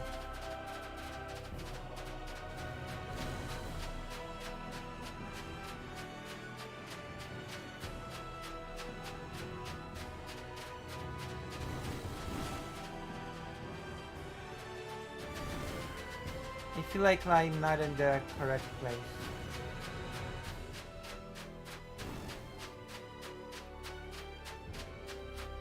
Unless I'm missing something.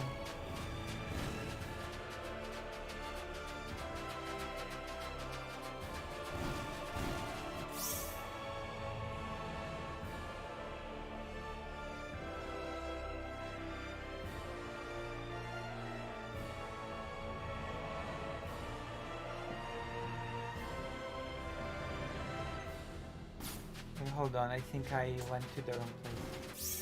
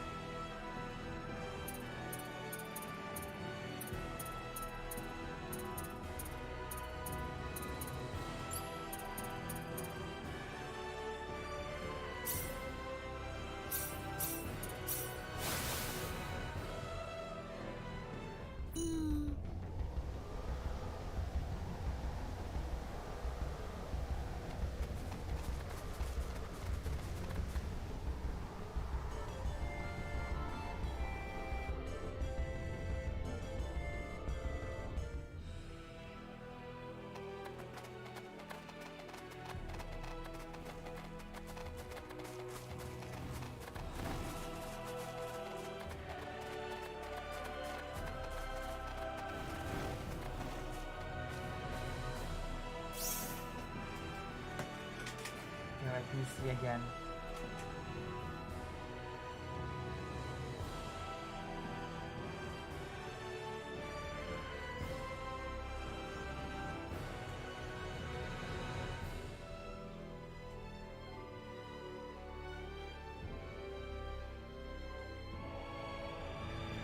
Let me see.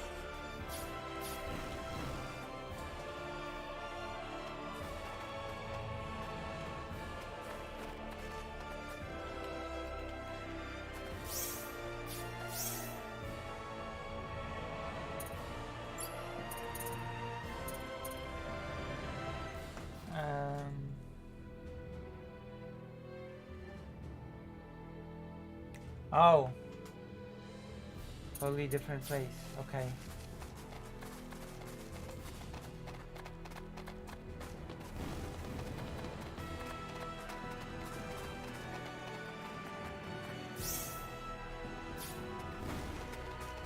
Very interesting.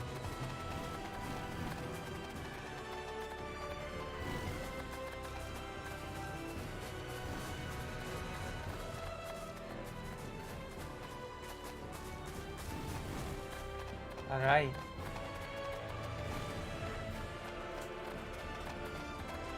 Guess we're going there. Is that right, Gigglers?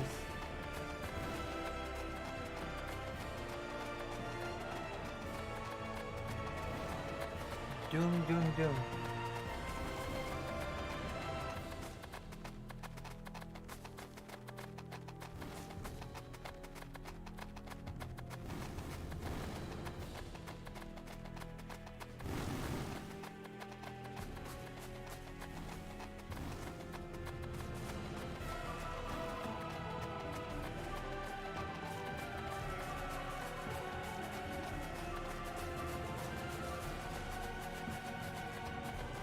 Okay, we're doing this. Are we doing this? I hope we're doing this. Oh wait, I think we are. I think we are doing this. Perfect. Perfect score. We're going up the mountains. I think we're on the right track. Are we on the right track? I feel like I don't know because everybody's so silent today. Silent Hill. Oh, I feel like this is going well. I hope. I sure hope so.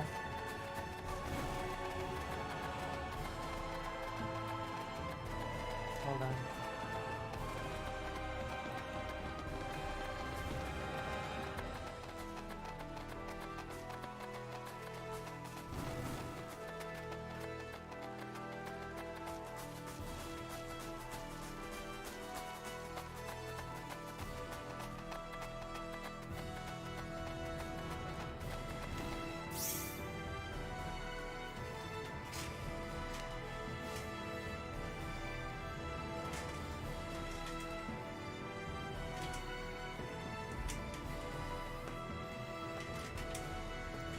Silent Hill. Yeah, that's right. What? What's wrong with Silent Hill? You don't like Silent Hill or something? What's wrong with Silent Hill? What is wrong with Silent Hill? Are you a Silent Hill racist? Whatever that means. I feel like you're being racist against Silent Hill for some reason. 5 people! Oh my gosh, 5 people who can do politics. Okay.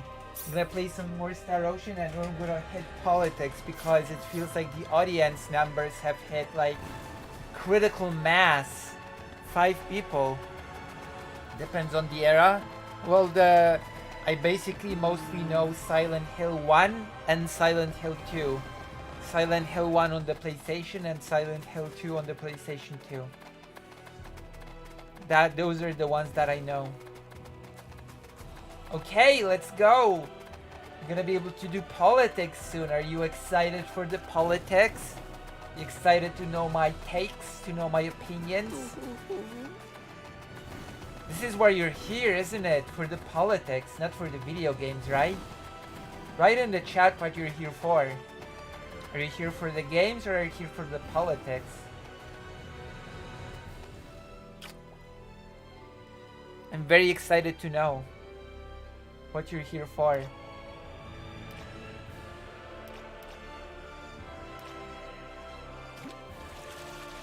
Caught a fish.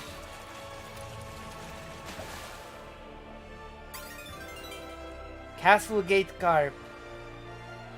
I'm here for the Lucy and the chat. Wow.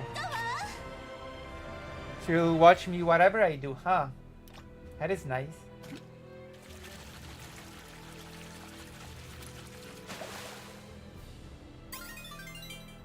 I will watch others play them all. Oh. So what is so nice about the Lucy experience? Greater range. The fish got away. Oh my god. What is nice about the Lucy experience? If you would have to describe. Okay, we're getting there. We're gonna do this dungeon and then I'm gonna do some serious politics. Cozy streams. Cozy lozy. Cozy buzzy.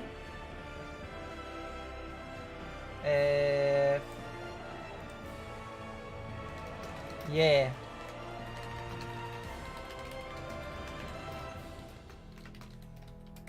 That's right. Cozy. I'm not sure if it's good or not that they are cozy streams. Maybe I should be less cozy. Maybe I should be more intense and insulting to the audience. And sarcastic and mean. Wait, today's...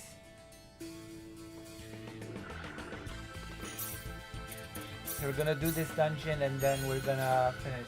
I'm gonna call in to Wick tomorrow. What do you have to say to that?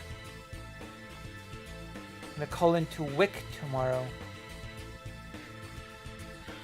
How do you get more intense than genocide? I've got my ways. You know? Oh.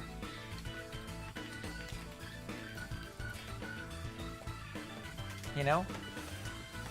Woo! And the first movie was good. It wasn't Silent Hill Granddad movie, that second one.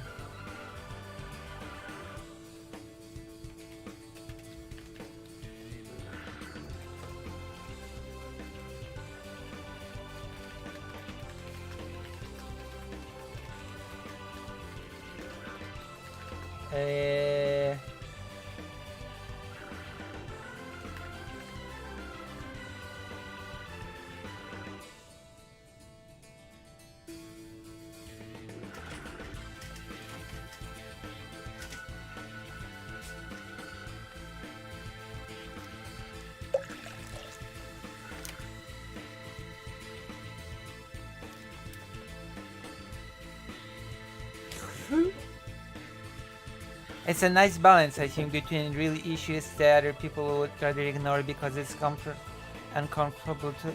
It's comfortable to act like nothing is wrong, but also we aren't only doing that. We play games or do fun game segments too.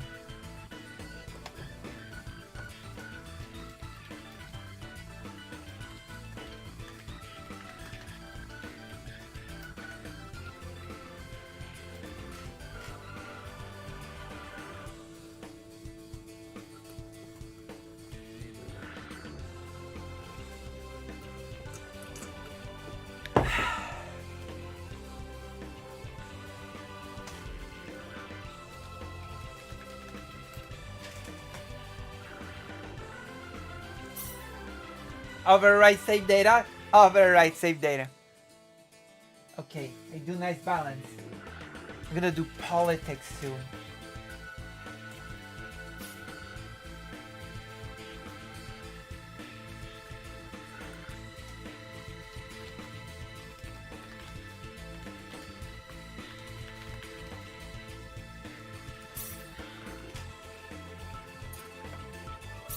Overriding. Ah yes, you have permission from the King of Crusade. Please feel free to enter. We are going to enter. Whether you like it or not. Actually, if you didn't like it, we would not be able to enter, so... It's actually very important that the person let us in. I think we went to the dungeon out of order. How do you like the music of the dungeon? Ba, ba, ba, da, ba, ba, ba, ba. Ba, da, ba, ba, ba, da, ba, ba, ba, ba, ba. Very nice. This game has great soundtrack.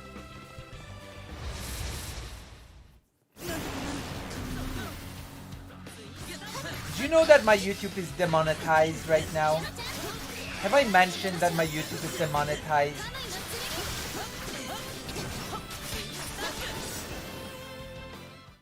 Have I ever told you the story of some evil Sith, the wise, who was betrayed by someone and it was all sad and it all ended in tragedy? By the way, I can resurrect your wife if she dies, so you should become evil. Have I told you those things? Ever? Yeah, Darth plagiarism. Darth plagiarism. Yeah, that's right, my mailing address being wrong. And they still have not sent me the code to the corrected address. And I keep checking it every single day. You know? Yeah. Yeah.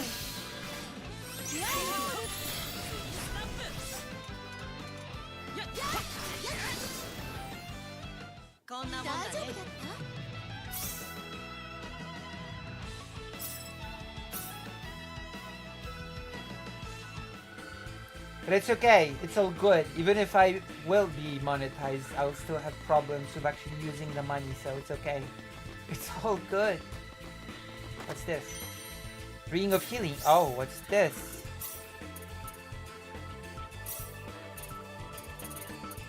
A ring imbued with magic powers that heal the wearer's wounds over time. Wow. So cool. That might stunt your growth then. I suppose so.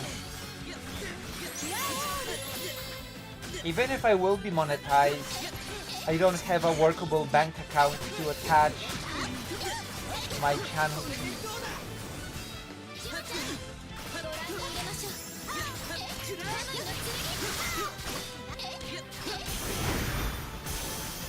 What was that sound in my ears?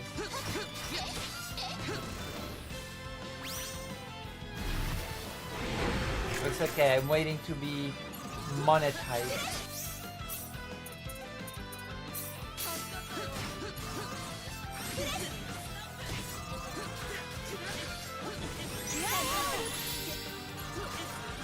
You know? YouTube doesn't recommend channels if they're not making money for them. I guess. Well, it's YouTube's fault. I wanna be... Oh my god. I'm so angry. Give me that code. Allow me to verify my address. Oh my god. Why is my channel demonetized over such nonsense?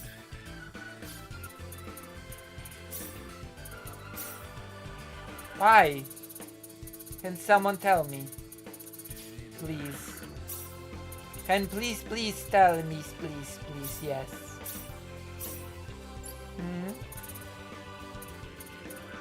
Qui-Gon Jinn.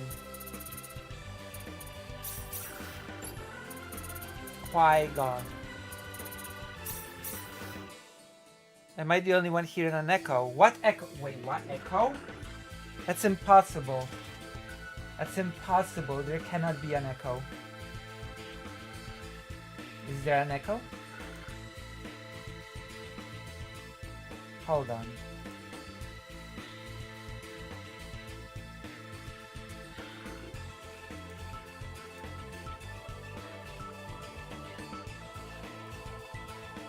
Okay, greater rain does not hear an echo.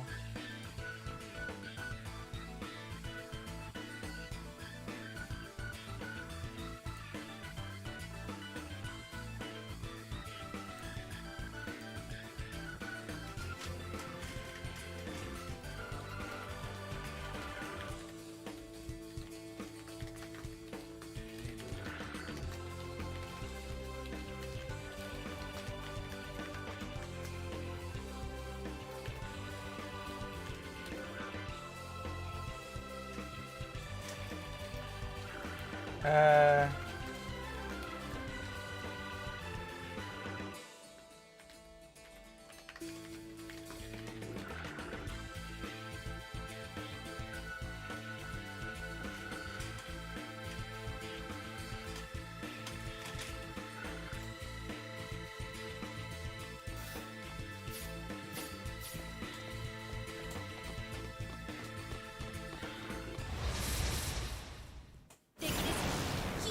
Who's just an idiot? Oh.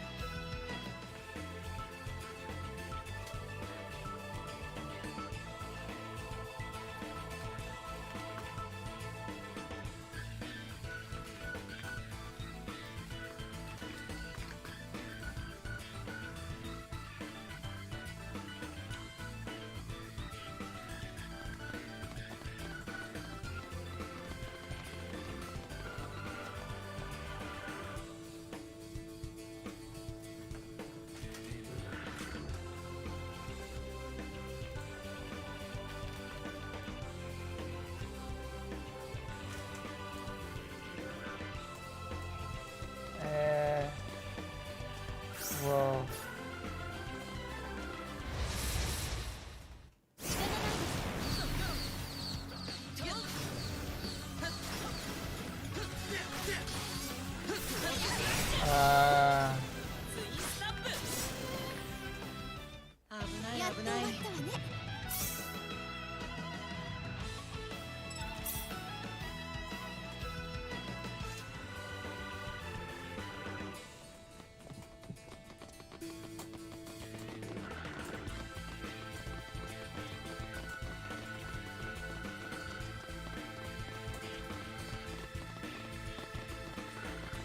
Boo boo boo. You're not an idiot. It's okay. We all make mistakes like this. Look at this. How many people are watching? Oh wait! Hold on. After this dungeon we're definitely doing some highbrow politics.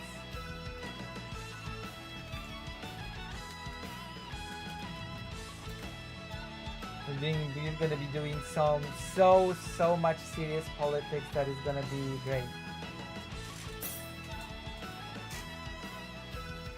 It's gonna be the most professional stream you've ever seen. Oh yeah, Dr. Johns, I cannot contact Laserpig or that second other person because they don't accept DMs on Twitter. But I see that they met Anastasia.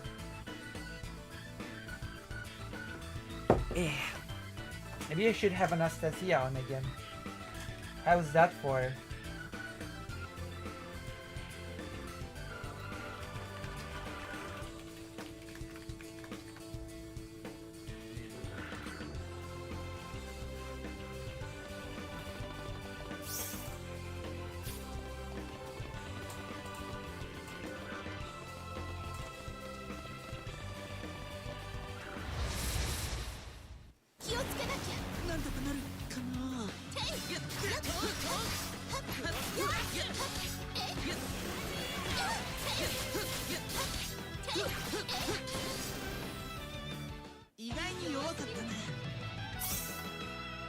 She probably has a good idea of what one could do to help since you said you felt like you wanted to do more.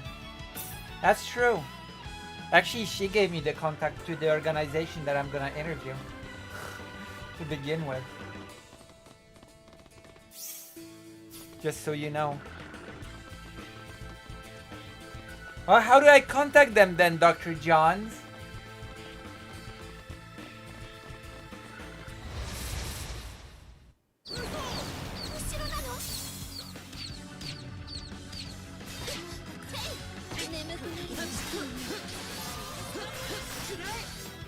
What public means?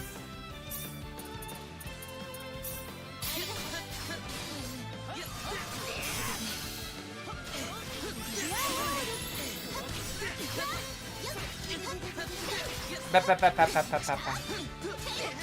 don't know. I feel like contacting people is such a pain in the butt.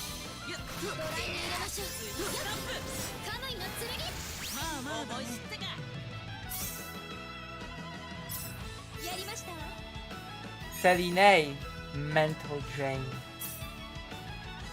YouTube comment or tweet reply.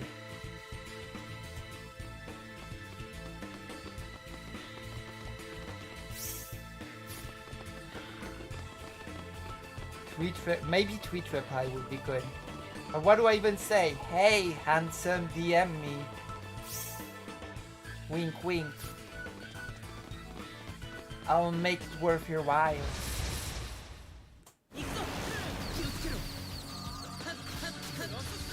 You know?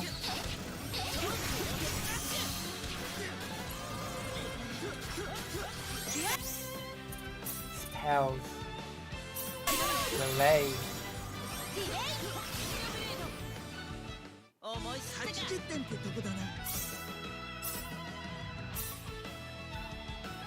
You know what I mean?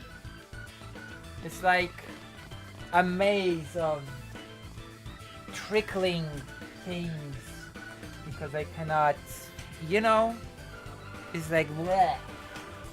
But it would be nice to actually have contact with people that do history and are all about Ukraine. That would be pretty cool.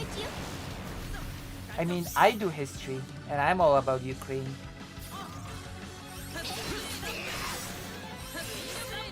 Or maybe that's an idea. Laser. Oh, Barry! Oh, Barry! Music Beerman got tier 1, thank you. Hello, welcome, Munich Beerman. How long have you been here? Have you been lurking? Do a react video to a video and add your own info or something? To whom? Laserpig? Does Laserpig do videos?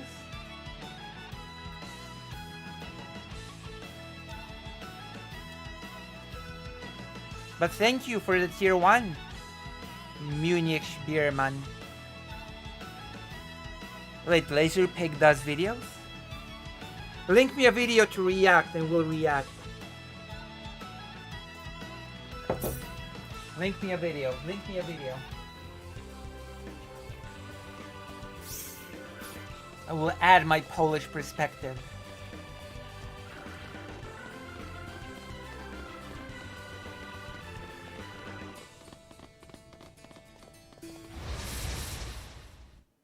For some reason I've been recommended to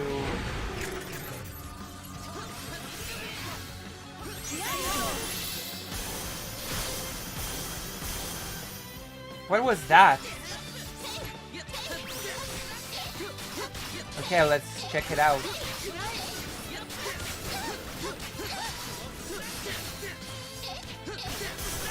I might like this one. Oh!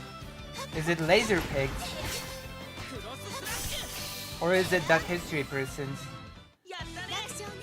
Okay, I'm gonna go to the toilet and we're gonna react. Spontaneous content. And we're gonna add him. We're gonna add Laserpig in the thing. Hopefully Senpai will notice me or something. gonna get noticed by the senpai. Notice me, senpai.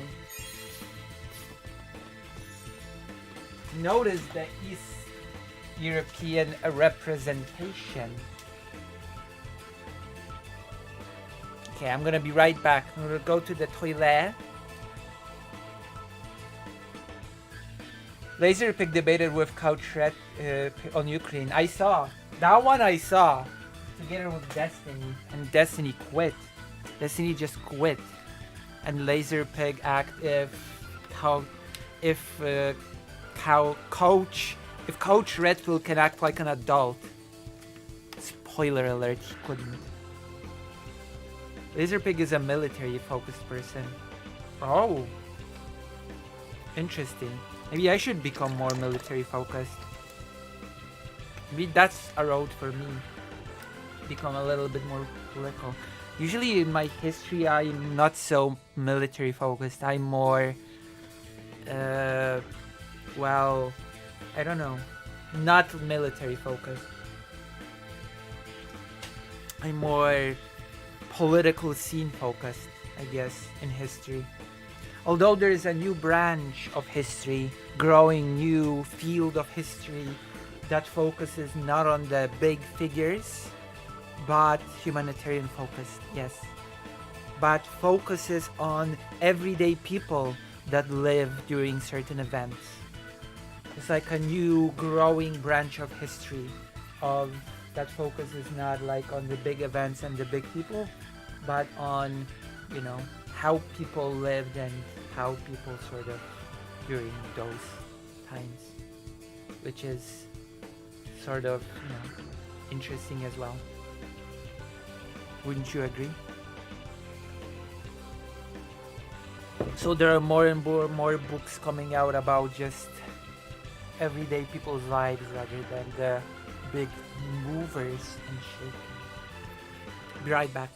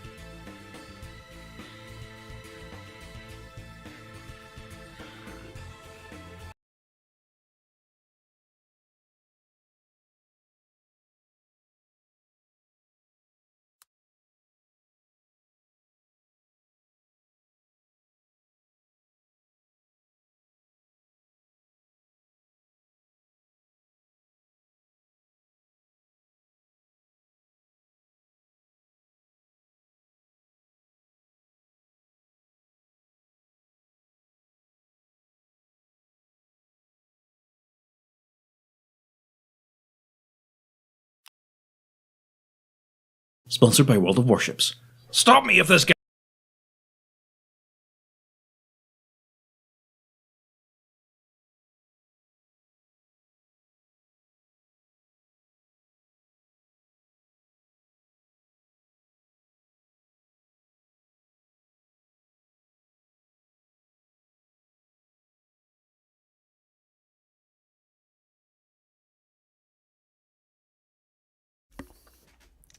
Okay.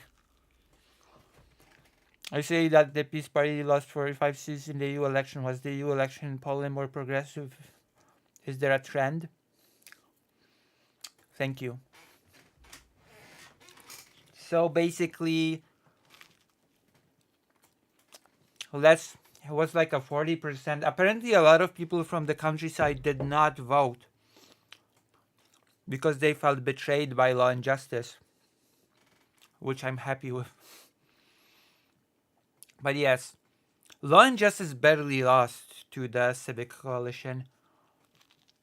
Like, it was very close. So I'm not that satisfied with the election results with Poland. We'll talk about it. We'll talk about it later today. Also, what was the name of that game that everybody got sponsorship from? Do you know? There was this game. Everybody got a sponsorship from it, praised it, but it was apparently a really crappy game. Raid Shadow Legends. Yes! Raid Shadow Legends. That was it. Thank you. Thank you, thank you. Alright. Let's do this. Germany and France, though. Ooh. But on the bright side, Hungary, Orban's party, not doing so hot, fell down.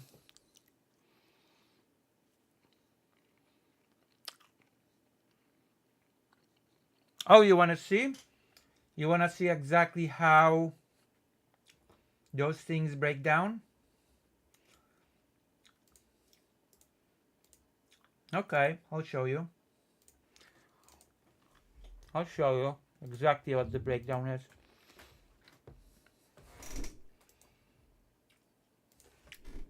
I want to show you exactly what the breakdown is. This is the breakdown. Civic Coalition 37.06%. Law and Justice 36.16%. That's not a huge difference. That's not a stump, okay? So I'm not sure if Poland is all that more progressive, considering that the Civic Coalition is a pretty centrist party to begin with.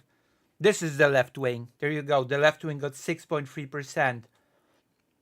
It got less percent than the Third Way and less than the Confederacy of Freedom and Independence. Confederacy is a straight out anti-European Union, anti-Ukraine, pro-Russia, whatever, what have you party. The Confederation Party is a party of lunatics, and it got 12%. Far more than it should have ever gotten. Ridiculous. Also, there's a political party called the Polexit Party that wants to quit the EU. But thankfully, that one got basically close to no votes at all, so I don't have to worry about it. I am gonna say the very existence of a Polexit Party fills me with disgust. Because the EU is controlling Poland. Poland is just European Union's puppet. And besides, Germany actually rules the European Union and uses it to rebuild its German empire. And Poland will become a country of serfs to the new German empire. That is what anti-European Union lunatics in Poland unironically say.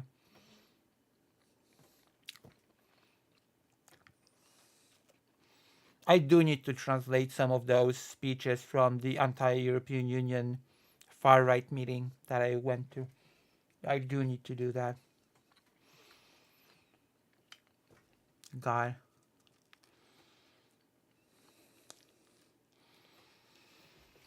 So let's watch the laser pig thing. I'm appalled. The Legend of Piorun. Oh my gosh. Sponsored by World of Warships. Stop me if this gets con. Okay, nice. A Polish video. Something for me to do. Something for me to comment on. Piorun means lightning. Complicated, okay?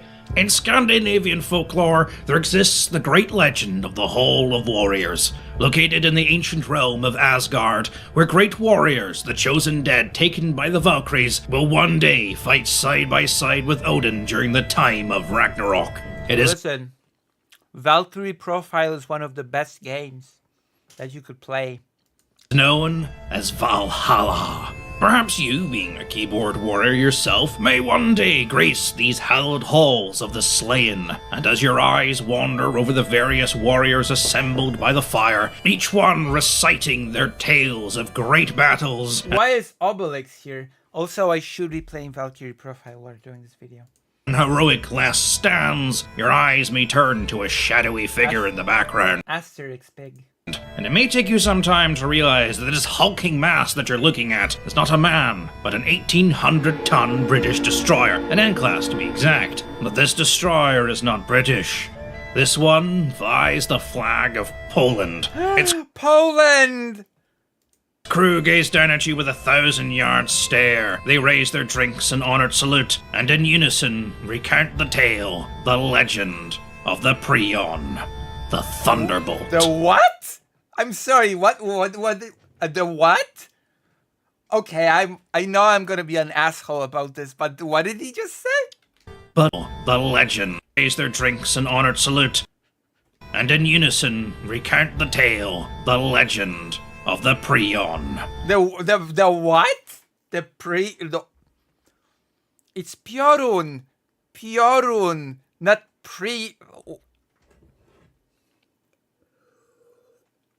I better come down, or else I'm not gonna build a good relation with the prison. How do you mispronounce that word so badly? How? How do you mispronounce Piorun into Prion? I have to listen to this again. The Thunderbolt. The tale, the legend of the Prion. What the hell is this?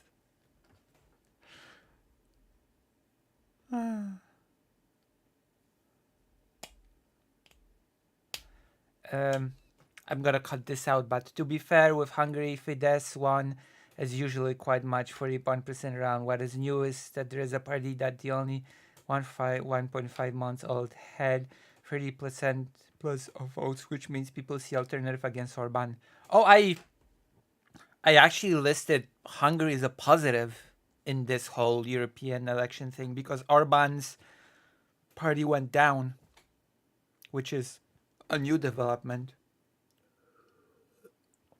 So definitely compared to Germany or France, that is a positive development.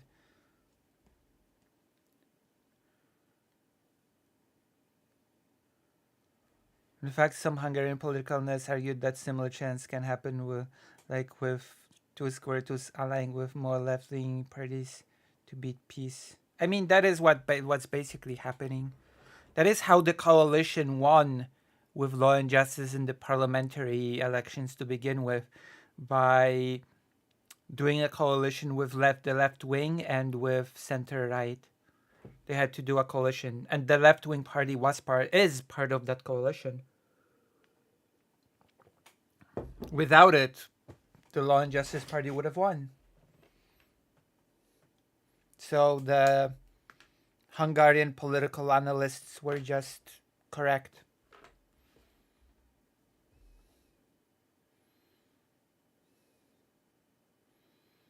I mean, those things don't happen overnight. it's a beginning of a trend. You know, those changes don't just happen overnight.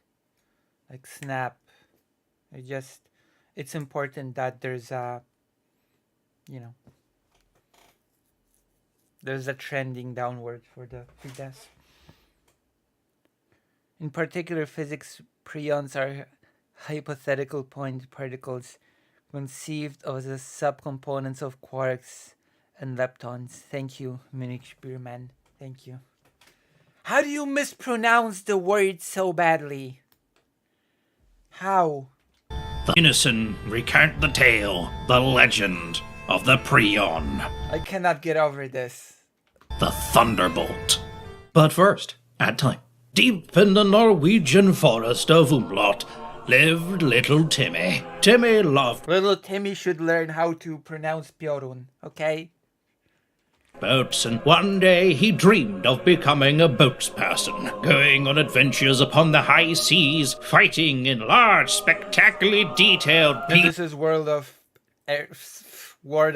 Warships. PvP arenas, but his father said no. No Wait, son this of is a sponsored video, isn't it? mine will ever be a boatsperson. Ye must work down pit like a good Norwegian, he said in his perfect Norwegian accent, and Timmy cry. But great Father Norway see him, and he smile. He come to little Timmy with Is this really an ad?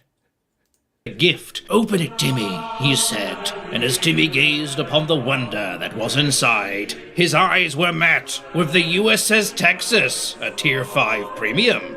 Wow! That's right, piglets, buckle your chuckle belts because I beat you not. This video is sponsored by World of Warships, a team-based... Yeah, I noticed. I haven't failed to notice that it's free-to-play, open water, PvP, RPG... No, wait, it's not an RPG, but it could be if it wanted to be. Oh, sire, our village is under siege from these level 3 goblins. Fear not, stereotypical maiden, for I shall vanquish these foes in the power of 50,000... Thank you. Thank you for the $25, fake Cal Parker. I'm sorry, did you just say you hate me? Why do you...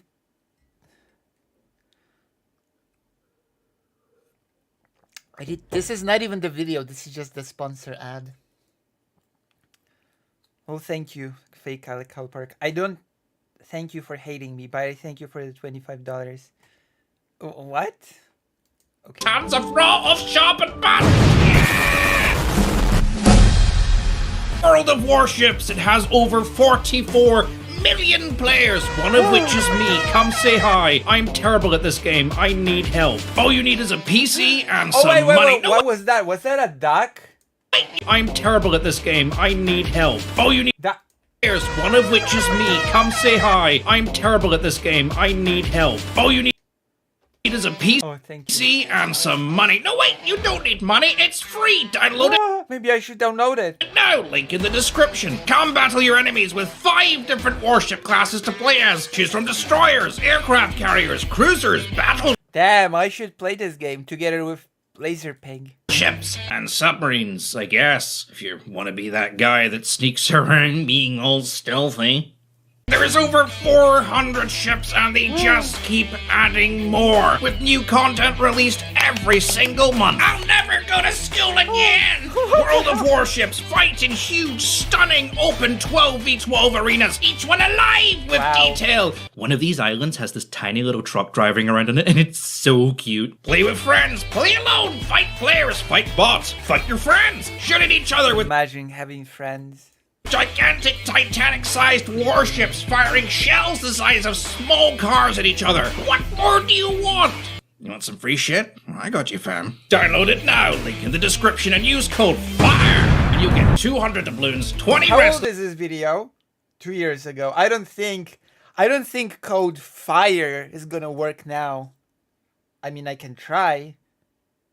What do you think will happen if I use the code FIRE now? This fire camouflage. 1 million credits. That's a lot, by the way. Do you think I'll actually get 1 million credits if I use the code FIRE now? Days of a premium account, and best of all, you get the Tier 5 premium battleship USS Texas. Holy shit! Yeah, you want this, link in the description. The most No way! No way! USS Texas? Wow. devastatingly evil-looking warship ever built. You want it? Download it now, link in the description. It's the Texas. This thing inspired the Star Destroyer. You want it? Download now, link in the description. I want this. I don't have this thing. I'm jealous. World of Warships, download it Well, now. then you download the game again from scratch and put in your own code. There you go. Code FIRE, link in the description. Do it now! Wow, this is amazing. Now I need to play World of Warships on stream and title the stream Laserpig Made Me Play This. I have to do it now.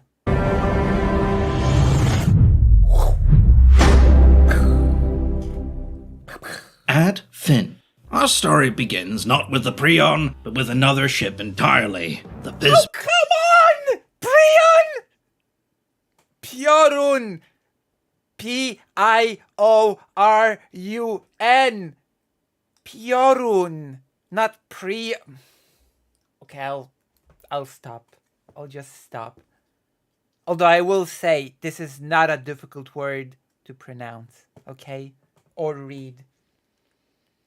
Bismarck, Germany's answer to the growing threats of the French and British navies. Bismarck was a testament. Somehow you read it as Bismarck, not as Bismarck or Brismar. Okay? Okay, I'll stop. I'll stop now. To Hitler's refusal to acknowledge the Washington Naval Treaty, as well as some other treaties which we don't have time to get into, which limited the size of battleships to about 30,000 tons. And at 50,000 tons, this gigantic warship was one of the largest battleships afloat at the time, and still holds the record as being one of the largest warships ever built. She was designed for speed, her guns for accuracy, and yeah, maybe her actual capabilities have been somewhat overstated by the culture of romanticism that surrounds this time period, but she was still a formidable opponent. Massive 15-inch cannons and a further 12 smaller 5.9-inch guns. Sexy. She posed a tough adversary, destroying How sexy is that? the fearsome battlecruiser Hood in a mere 4-minute-long engagement, granted with a lucky shot. Any captain going against her would have had this in the back of their mind, and during the hunt for the Bismarck as she attempted to escape back to friendly waters, though wounded and leaking fuel, smaller ships were advised to simply shadow her until the big guns arrived, and anyone who would be willing to face her with inferior firepower would have I mean, it is true, the person is military focused. been mad. By comparison, the N-Class was a rather humble destroyer. At 1,800 tons, she was built to correct the mistakes of the previous Tribal class of destroyers, which had favored guns over torpedoes, and as a result, she only had 3 turrets of twin 4.7-inch guns, a single 4-inch anti-air gun, 420mm, and 2 machine guns, with about enough armor to just about stop a highly aggressive tuna. Prion started life as HMS Nerissa, laid down in Scotland on the River Clyde. After the Polish Institute and Sikorski Museum. fall of Poland, she was transferred to the Free Polish Navy before she was even completed, given a Polish crew, a Polish captain whose name I'm not even going to attempt, and a new name, Prion, the Lightning. Oh, you tried. Oh God, it's just gonna feel so petty that the only thing that I have to add to this video is crying about his pronunciation of the word Piorun. Or the Thunderbolt. Sources differ. The name Prion could equally mean lightning as it could mean thunderbolt. I've got 2 sources that say thunderbolt and 2 sources that say lightning. Prion is... Wait, is there actually a Piorun Błyskawica? I don't remember which is which. I don't remember if Piorun is lightning or Błyskawica. Because you have 2 words actually in Polish as well. Or whatever. Is Polish for lightning, and thunderbolt is Prion. I think. I don't know Polish outside... What? ...of kurwa, and thunderbolt. Sources that say thunderbolt and 2 sources that say lightning. Prion is Polish for lightning, and thunderbolt is Prion. I think. What? What did? That say mean lightning as it could mean thunder. I've got two sources that say thunder. I'm dumbfounded by this explanation.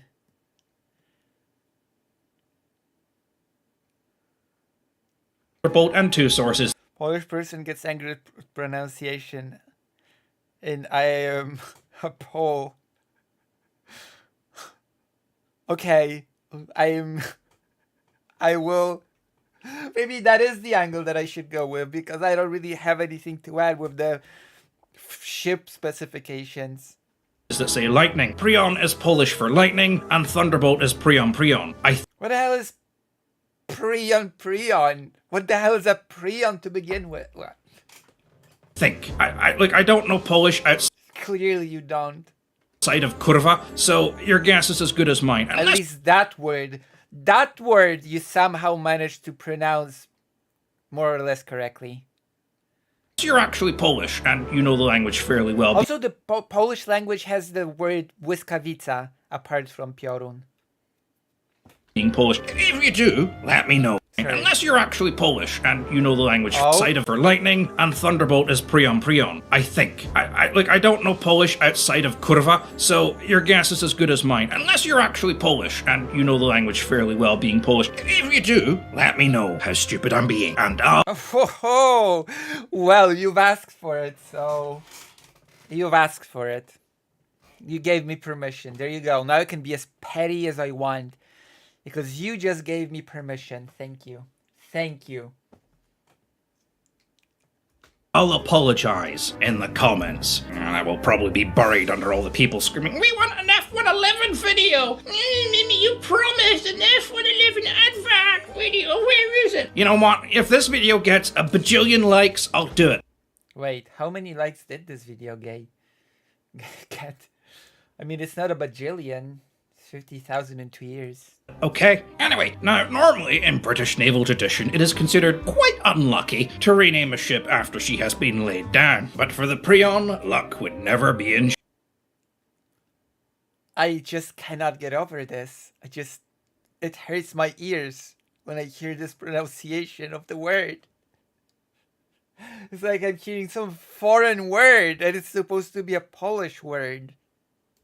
Short supply. She remained based on the River Clyde until she was finally completed in November of 1940. Here she would serve in the Battle of Britain, escorting convoys of smaller ships around the coast. But when she was damaged in an air attack, she was forced to return to the Clyde for repairs, but found that her docks in the nearby town were coming under nightly bombardment by patrol bombers. So the Prion, being the Prion, in spite of being heavily damaged and still under repairs, steamed up and down the Clyde, blanketing the skies with a dense layer of flak, risking. Damn.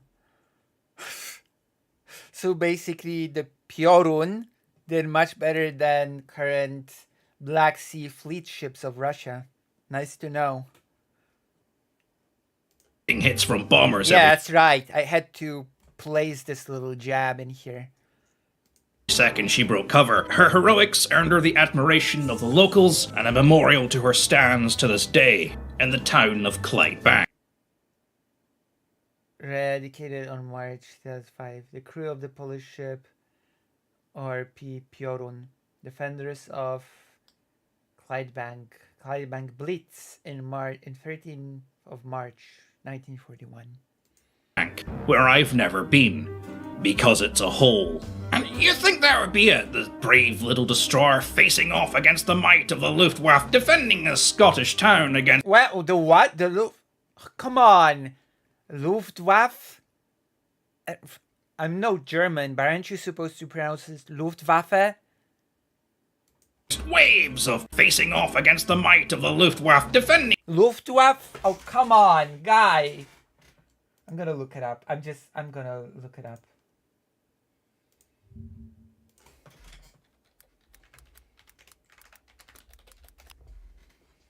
Aren't you supposed to be military focused?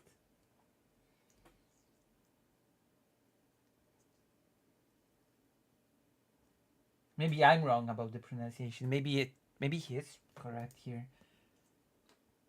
Deutsch. Okay, I'm gonna go to Google Or maybe just YouTube.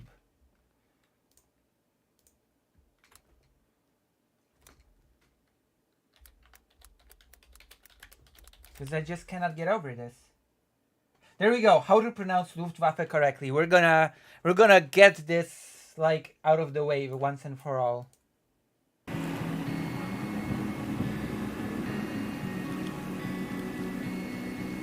We are looking at how to pronounce this word, as well as how to say more unclear German words. Okay. This designation. Am I about to be embarrassed? Maybe I am about to be embarrassed. And then I'll shut up about the Piorun. If I'm wrong about this one, I will shut up about the Piorun.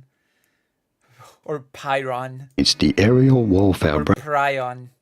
branch of the Wehrmacht during World War II. Okay. How do you go about pronouncing it? Say it. Luftwaffe. Yes! I knew it! Luftwaffe, not Luftwaffe. I am so disappointed. I am so disappointed in this content creator.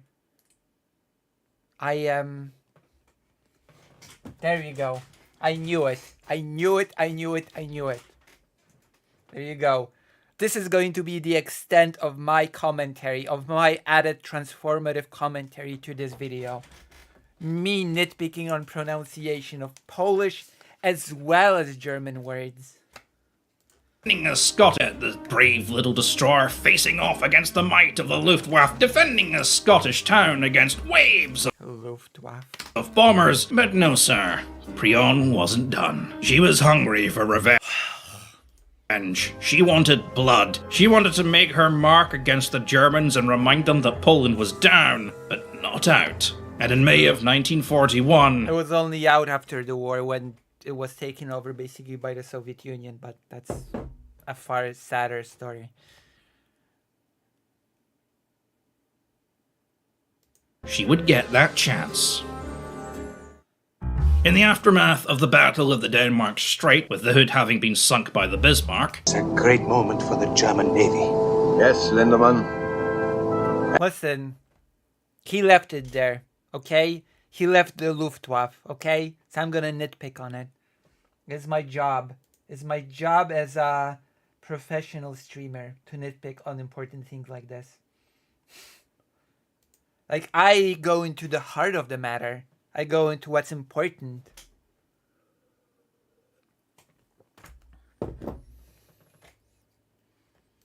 And for the two of us.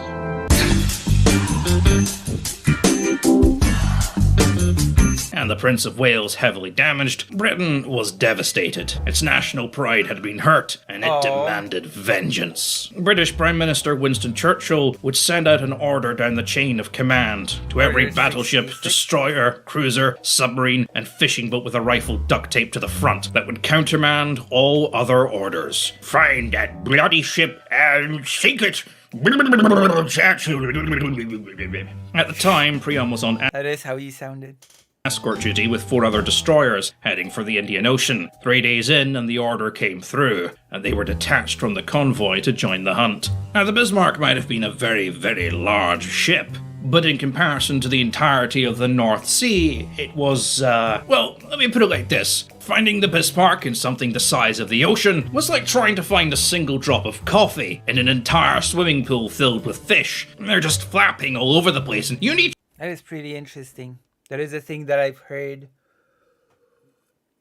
recently discussed, how an enemy might be hiding in plain sight because the ocean is just so big that the enemy might not even be hiding and you won't be able to find them.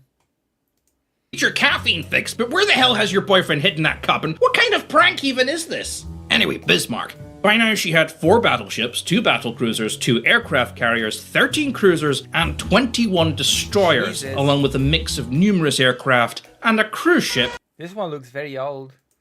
Out hunting for her, in an area of ocean over 220,000 square miles in size. To put that in perspective, if you were to take all that ocean and convert it into farmland, you could grow enough turnips to create your own turnip moon. That's how big we're talking here.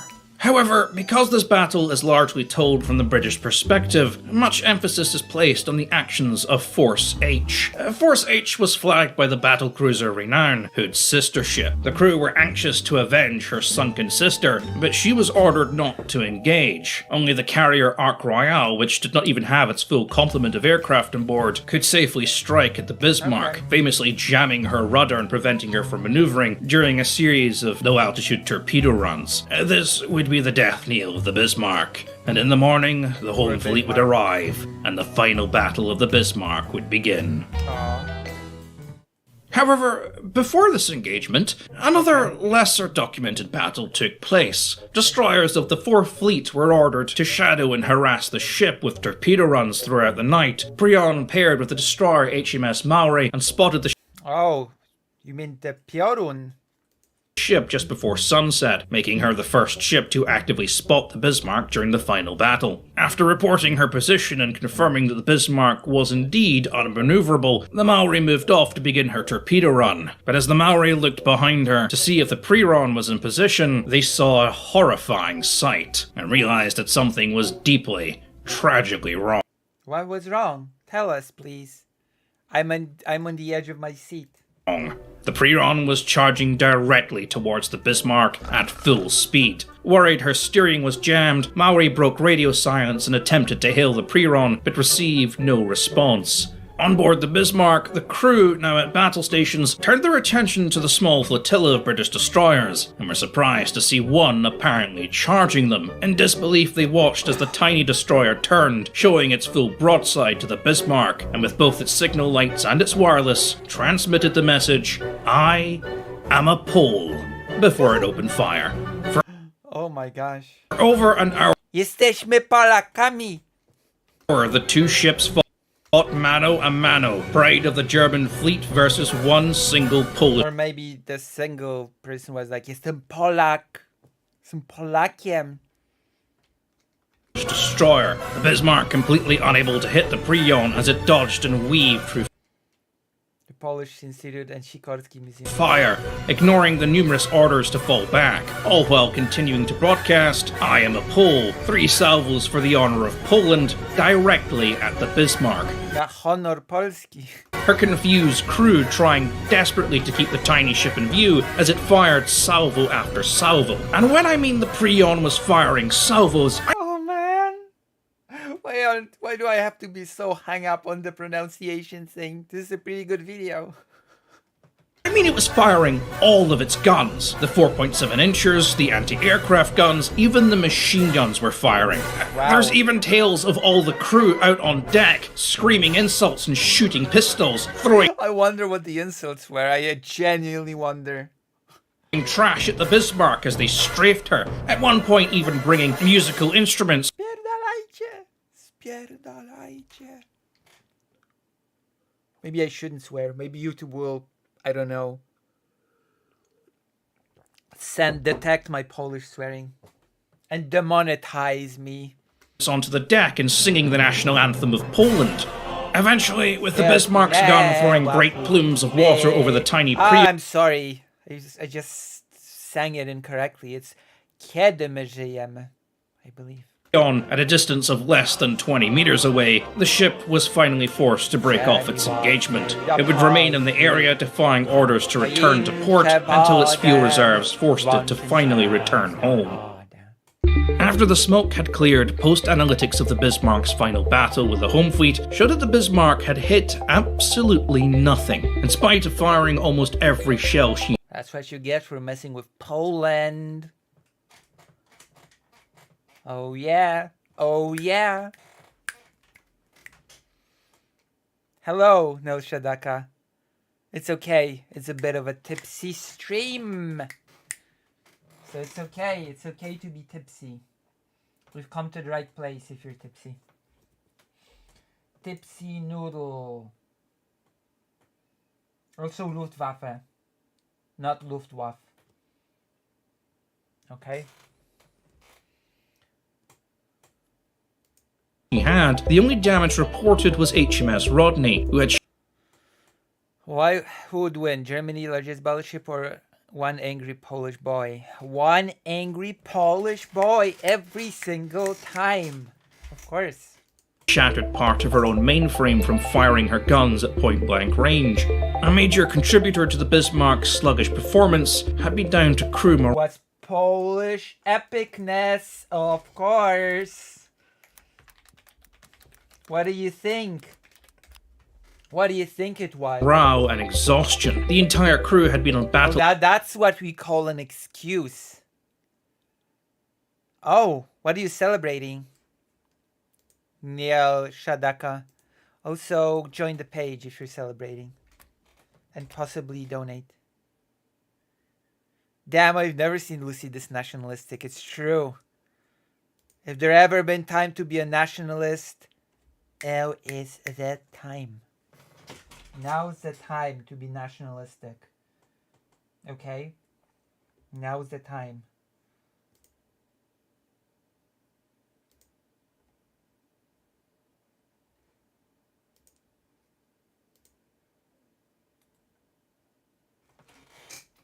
Alert for nearly 48 hours, and consistent night attacks and harassment Where are you moving? Tell us. had led to the crew just simply not being able to focus. After all, exactly how much sleep can you expect? Not being able to focus, tired, excuses. Polish people just trounced them.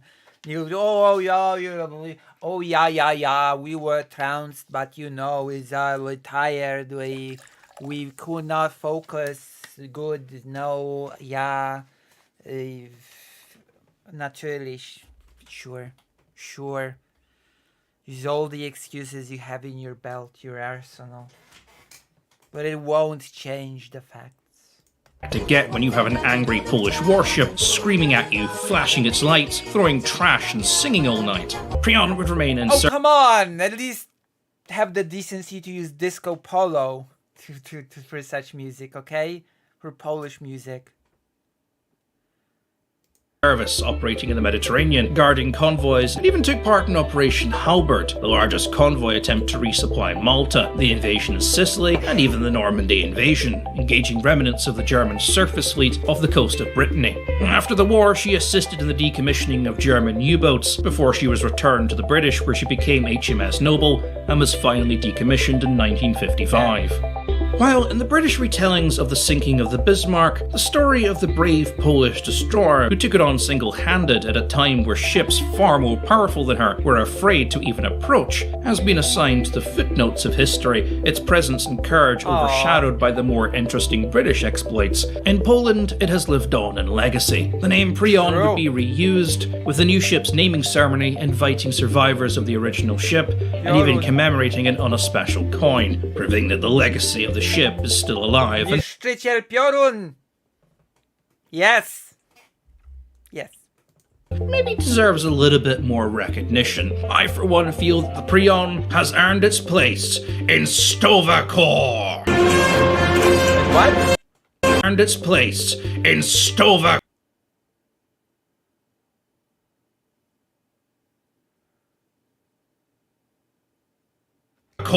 No, I think you're mixing up with Russia and Japan.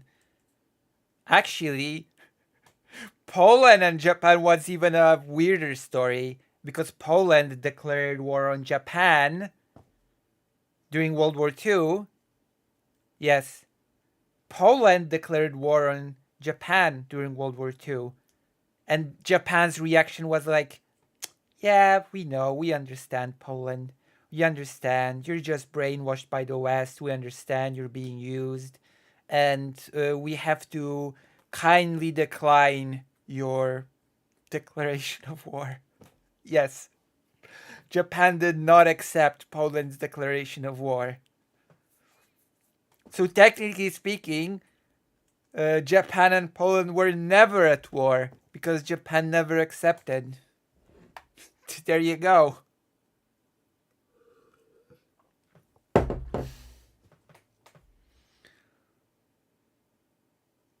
You should have reacted to this when I first told you about it like 2 years ago. Wait, did you actually tell me about this 2 years ago, or are you just pulling my leg?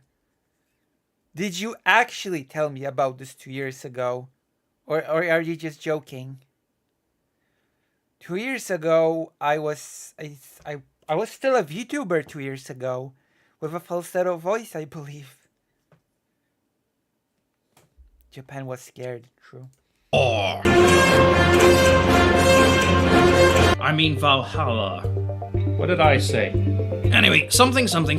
I need a drink. I hope you learned something. And again, I did learn something. You cannot pronounce Polish or German for your life. special thanks to World of Warships for sponsoring this video, which isn't no word of a lie, a game I do play and actually enjoy. Plus, it was nice to have a sponsorship offer from someone that wasn't an obvious scam. You get a lot of those when you're a small channel. So anyway, come join me in World of Warships, code FIRE, get your free Texas. It's a damn good ship. I don't have a Texas. Wait.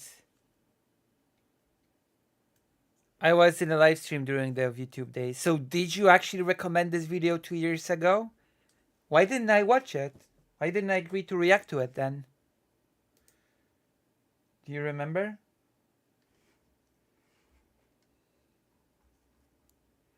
Do you actually remember why I failed to react to it then? I think it's 5,500 doubloons. You get it for free, you lucky sods. Anyway, to World of Warships, this one goes out to you. And I'm not even sorry. I'm sorry. Subscribe for ego, true.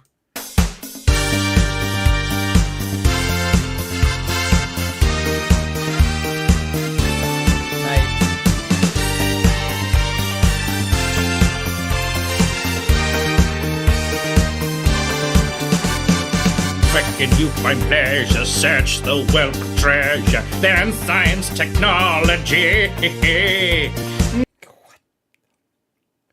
Where can you begin to make your dreams all come true on the land or on the sea? That is beautiful. Where can you learn how to play in sports and skin dive, study oceanography? Sign up for the big and or sit in the grandstand when your team and others meet. In the Navy. Yes, you can sail the seven seas. In the Navy. Yes, you can put your mind at ease. In the Navy. Come on now, people, make a stand. In the Navy. Get your saving in hand. In the Navy.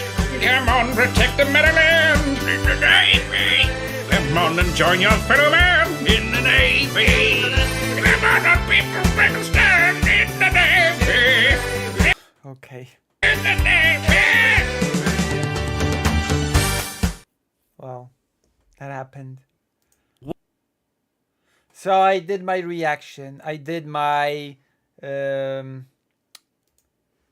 transformative commentary, which basically amounted to crying and whining about the pronunciation of a single word.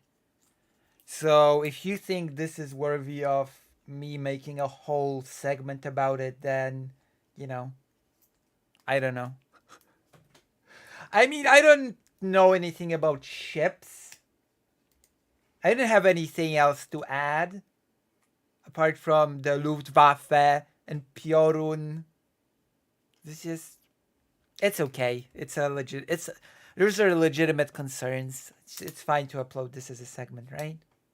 Right? Right. It's good. It's good. This is good, transformative content with a lot of insight. People tell me that I'm intelligent and I can add a lot of insight to things. And now you have witnessed it in action.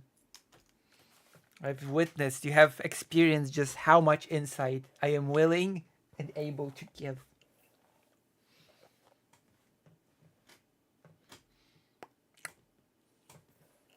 Good. Very transformative. Very transformative. True. So even if Monsieur Laserpig wanted to, I don't know, strike the video down, he couldn't. Because it's transformative. It's fair use. But I've got a video that I wanted to watch for a bit now. And I've been robbed of the opportunity. Time and time again. Now's our time. We're gonna watch a video by your favorite intellectual. This intellectual is so good that he actually debated Destiny. Dissolve it. And then The other greatest intellectual. It was a Battle of Titans. So, react. It's FinkleStein. It's from 1 month ago. But I'm not sure if I want to watch the entire 1 hour 24 minutes.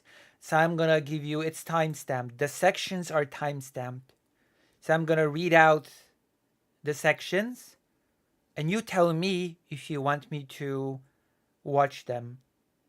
I have a few sections that I will definitely watch, but Truth and Justice, yes or no? Sacrifices, yes or no? Rotten System, yes or no? Biden or Trump, yes or no? German warmongering. I'm definitely watching German warmongering because that segment is apparently about Ukraine. So we're definitely watching. I'm already telling you, we are watching German warmongering for sure. I'm not even gonna ask. I'm not even gonna ask if you want to watch the German warmongering because that part is about Ukraine.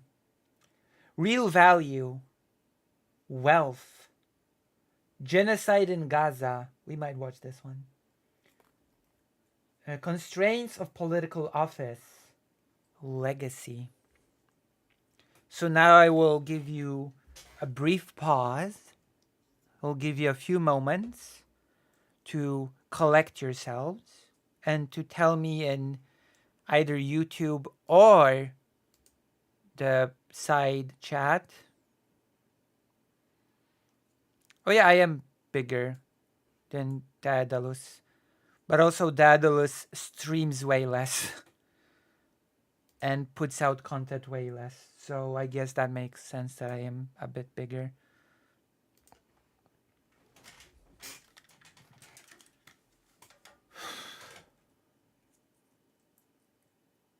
Daedalus should do more collaborations with me, honestly.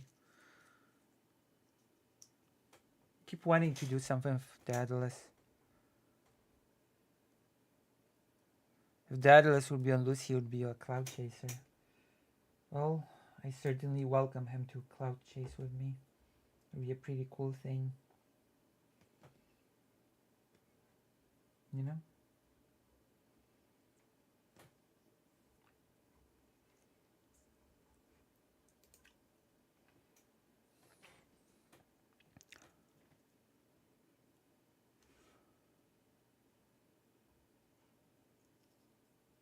So wait, nobody wants to tell me what parts they want to see? I saw him react to the video on Progressive Victory. What video on Progressive Victory? Okay, first tell me which parts of this you want to watch. Or else I'm gonna decide it for you and you're not gonna like it. You're not gonna like my decision. You haven't seen it? No. I don't know what you're talking about.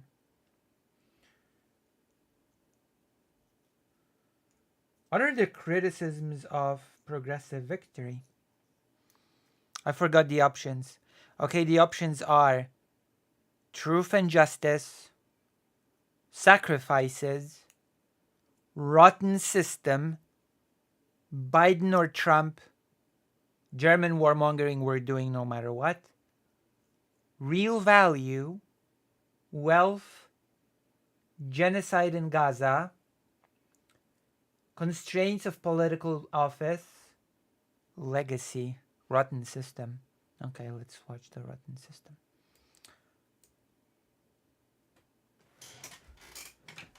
Oh boy.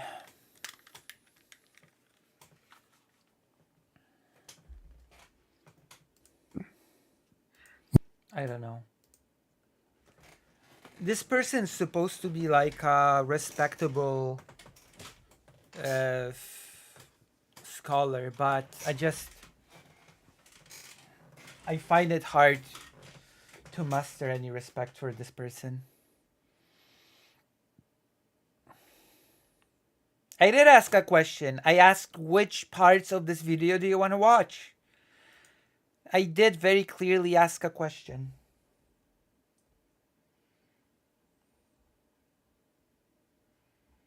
Very clearly I asked that question.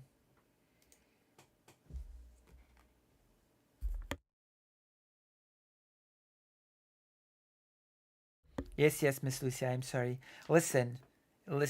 If you're really, really sorry, then you'll donate. I'll say that. Action speaks louder than words. There you go. I'm gaslighting you into donating. Already did? Oh yeah, that's right. You did. No way, you subscribed. You didn't donate. You subscribed, technically speaking, and didn't donate. Here you go.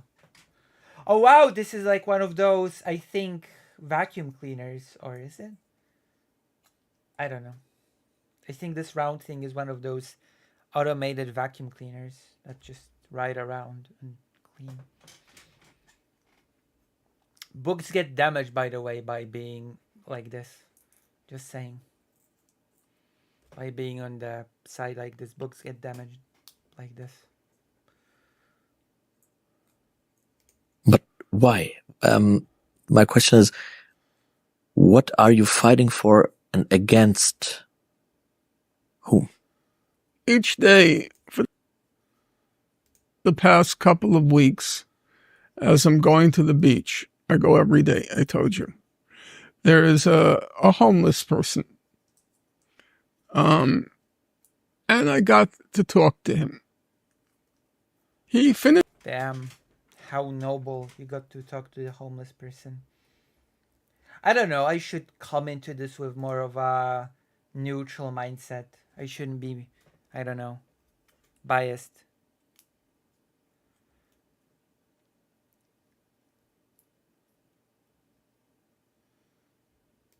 Finished high school. He did go to college. Not a great college, but not an awful college Think either. of the segment. True, I should be mean and awful. You're right, I should think of the segment. Never mind. LaGuardia College. It's not terrible. And of course, I asked him, "Why are you out here?"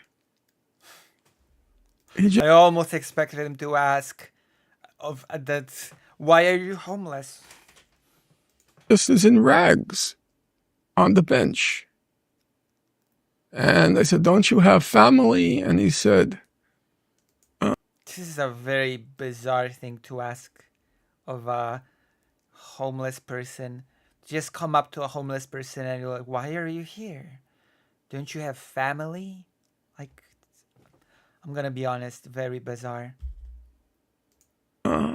"My mother doesn't want to have anything to do with me anymore." He's 32, he's not a kid. "My mother doesn't want to have anything to do with me." He said his brother doesn't have space in his home. And I said, "Did you ever have a job?" And he said, "Yeah, but I just couldn't keep the job. I didn't get along with the coworkers." And you can imagine. Okay. I'm not sure what this story, where this is going, to be quite honest. This timestamp is called The Rotten System, so we'll see. And he has some sort of mental disorder.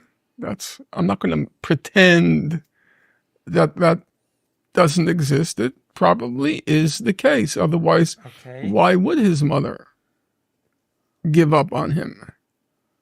But should that is a very, very strange leap. Oh, his mother gave up on him. He must therefore have had some mental disorder to have caused her to do so. That is I'm not gonna lie, that is a very strange leap. That is a very strange place to go to. Human being. A human being. Even dogs have shelters. Should a human being be out on the bench in the winter. The summer, it's not a horror. But in the winter, in the snow, in the rain, that doesn't... He does this. I mean, I'm no one to talk, okay? I talk slow as well. I'm not gonna be, oh my gosh, he talks so slow. I'm me. I talk slow as well. Come on, you watch my streams. I talk slow. Don't even at me. It doesn't compute for me. A system that allows that is deeply depraved. Like Ben Shapiro compared to FinkleStein. Gee, thank you. I'll take that as a compliment. Amidst the riches of our society. You know, we have a significant homelessness problem in New York. But do you know what we also have? What do we have? We have a significant number of skyscrapers which are literally empty. They're empty. Only time to take it as a compliment.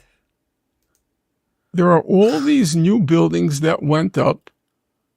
The space in them is purchased by people from the Gulf, billionaires from China, oligarchs from Russia. Oh, now you criticize the oligarchs from Russia. Now you don't like the oligarchs from Russia. Somehow this sentiment does not extend to the invasion of Ukraine, but, you know. And whole buildings, top of the line, are completely empty. I know a guy who lives in one. He calls his building the mausoleum. Okay. He's never seen a human being in the building. He's never seen a human being in the building. So what do you say about a system which simultaneously has 30,000 or so homeless people who are existing in the elements, and on the other side, you have these skyscrapers that are empty? That doesn't compute for me. Yesterday, the headline in the New York Times was, U.S. gave money. I like this guy when he didn't remember Mr. Bornelli's name. To Ukraine and gave money to Israel. Oh, wait. Billions. U.S. headline in the New York Times was, U.S. gave money to Ukraine and gave money to Israel. Billions. And our president, he declared... Are we moving towards a case that, oh no, because the US is giving so much aid to Ukraine, homelessness is about? Where after the signing of the bill, this was a victory. This is his words. It was the headline of the Times. Was a victory for world peace. I mean, the Ukraine thing, yeah. Absolutely. Lucy, give me a prompt. Okay. A prompt will be me, because it's all about me. Unlike some would say, it is all about me. Me, doing what? Me criticizing the pronunciation of the word Piorun.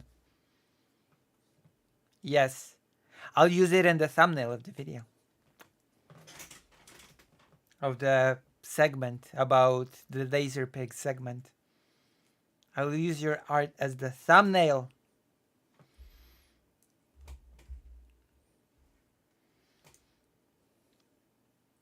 You know, that's like a satire of George Orwell's 1984.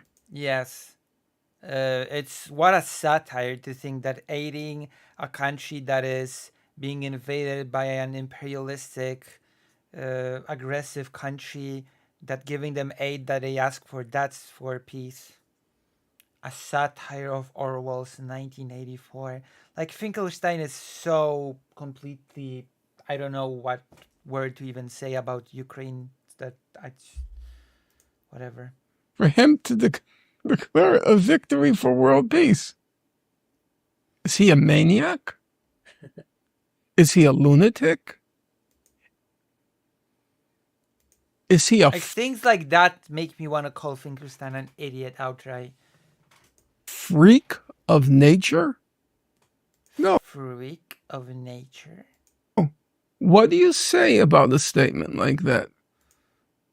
That in case of Ukraine, it's true? Like, if you defeat Russia here, that would be a big deterrence for other countries not to do a thing like that, which will be a pretty big, significant move towards peace. Yeah. I mean, if you're too stupid to see that, if you're just sort of... Who is more mentally ill? Really, ask yourself the question. That fellow Nice. who doesn't get along with his coworkers, and I assume he has some sort of mental disorder or disability. Oh yeah, let's assume that. Let's just assume that. Or somebody who declares This guy is supposed to be a serious academic. sending billions of dollars to a genocidal state. We're talking Israel now. Is Ukraine a genocidal state? Is a victory for world peace. I don't understand. What about Ukraine? And honestly, I couldn't even imagine how any sane human being could coexist with the kind of world we live in. I really can't. I can't fathom it. And do you know what? I don't want to fathom it. I know. Was once in a debate not too long ago with Israel's chief historian, and we were talking about the various, I was saying, not him, the various crimes committed by the Israeli Defense Forces, and he would say things like, you have to get inside the head of the Israeli pilots. You have to get... I said, Professor Morris, I don't want to get inside their head. I honestly, I don't want to get inside a lunatic's head.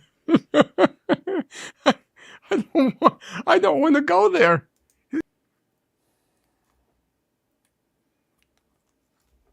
Serious academic. You have to get inside the mentality of Israelis. I don't want to get inside the mentality of Israelis. I think they're all crazy. I'm not interested in getting inside their head. Well, then you're not interested in learning anything about it, anything about the motivation, anything about... You're a scholar! Oh my god.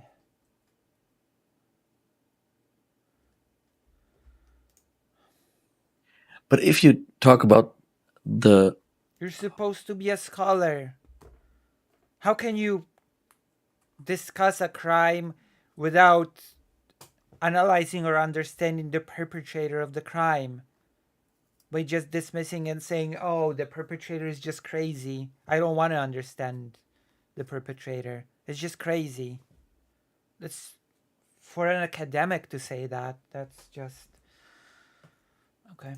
homelessness problem and skyscrapers that are empty.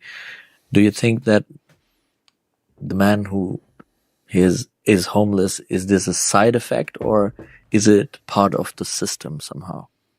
It's clearly part of the system. You cannot tell me that a sane society... He's not right here. No, I don't agree. I don't agree. He isn't right here. Because you can say that about anything. Oh, understand those who committed the Holocaust. No, they were just crazy. He's not right here at all.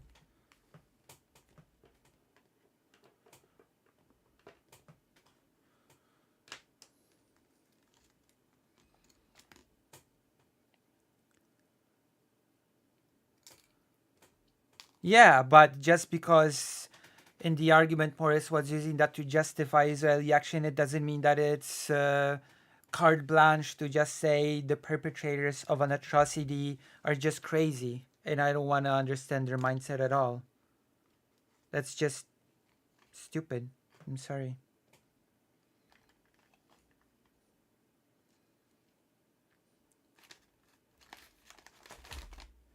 You can still get into the mindset and say that what they're doing is simply wrong, even if you understand the mindset.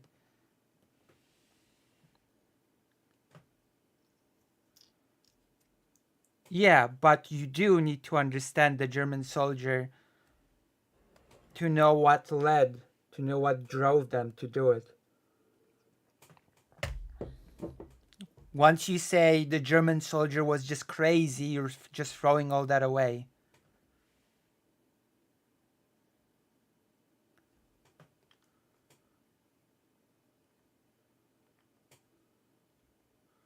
Yeah, but just because someone is using a bad thing in a debate, it doesn't mean that you should answer with an equally bad debate thing back.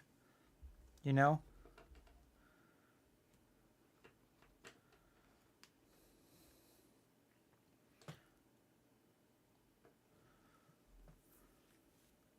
It's not about empathy as well. Getting into the mind of someone doing something is not even necessarily about empathy.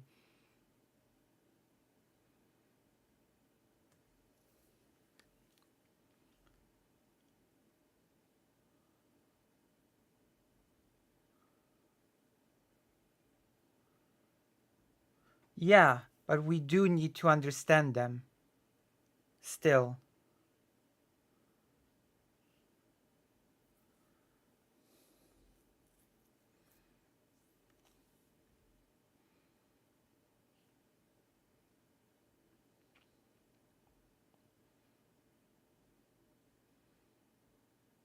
I mean, if you want to throw away prevention out the window, then sure, you can just say that people are crazy and leave it at that.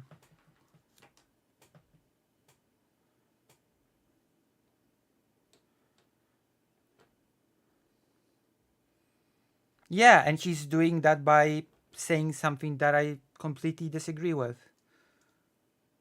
He's arguing it badly.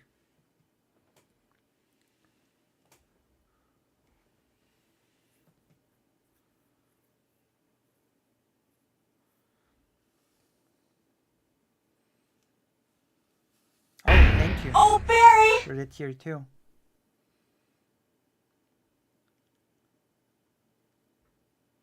Well, it doesn't matter if you don't support.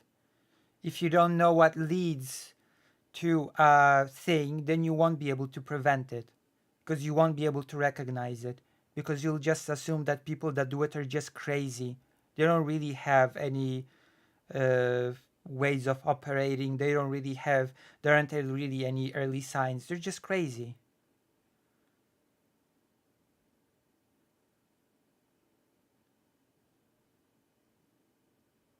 I'm not okay. Where is that being said that Israeli are crazy? You can't tell me part of the system. He is homeless. Is this that homeless?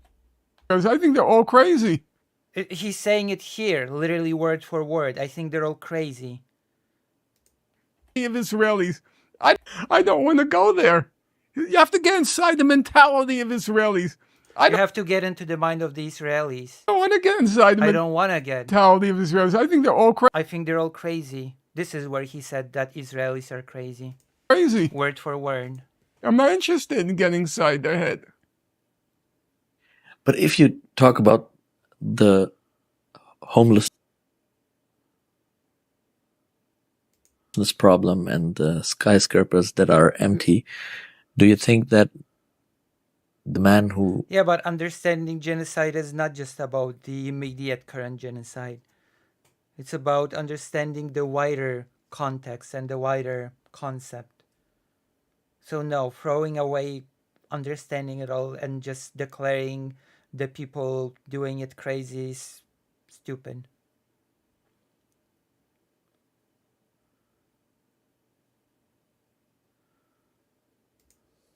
He is homeless. Is this a side effect or is it part of the system somehow? It's clearly Well, I disagree with him. a part of the system. You cannot tell me that a sane society couldn't figure out a way to accommodate this person except to throw him into the street.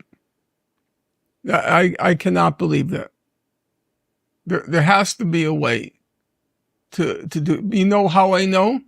Because, and I'm not being facetious here, I'm being absolutely honest. We would not allow that to happen to a dog. We have, Especially since people that commit genocide aren't even crazy most of the time. They're very rational people.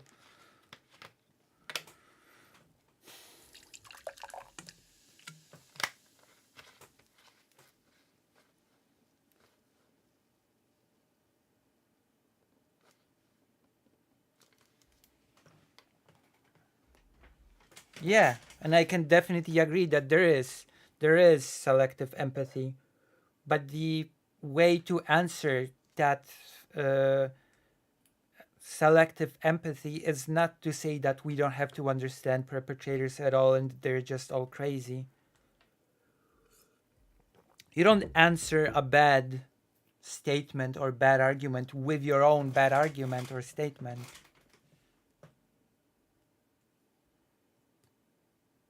Like, you can understand someone doing something without having empathy for that thing. You can quote unquote get into the head of someone and not really have any sympathy for it. You know?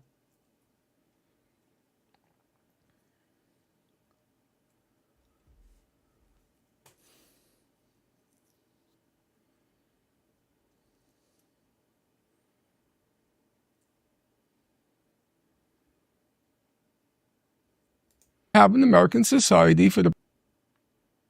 Like, you could very well answer the you have to you could very well actually answer the you have to get into the head of the Israeli whatever with I have zero sympathy for it. Still. Protection of cruelty to animals, ASPCA. They would not do that to a dog. That to me is without question. Well, it depends on the country. Some countries treat their animals pretty bad. So if you're telling me that we can't do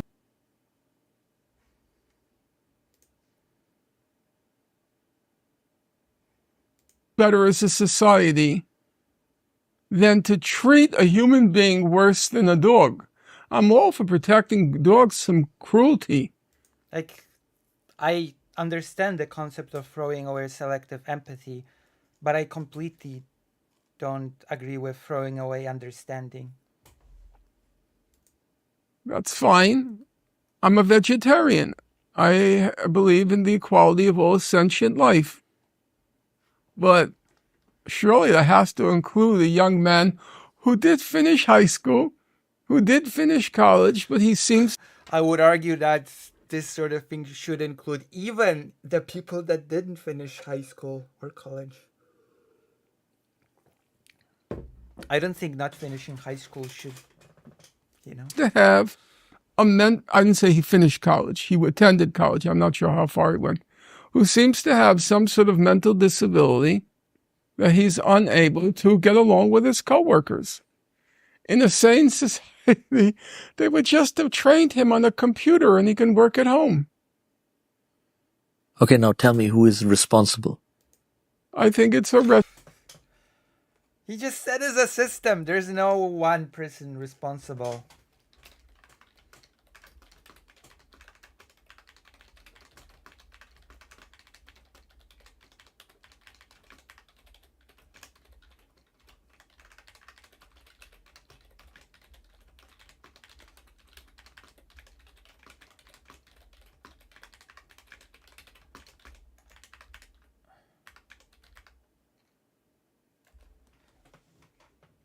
wretched system. I guess he's being asked the wrong question because there's no one person responsible in a system. Very old-fashioned about that. I think a system that's built on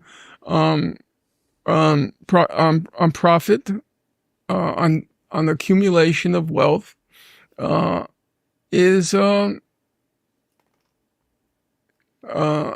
cannot at the same time serve human needs. I think that conflict always comes, and I honestly don't believe, and I've given it a lot of thought, I don't see any necessity at this point for non-stop technological development.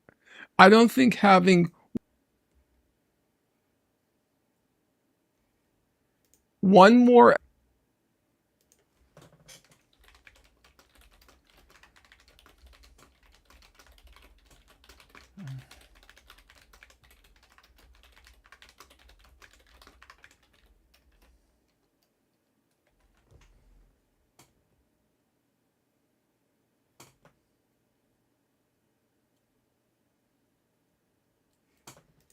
app and then Blah.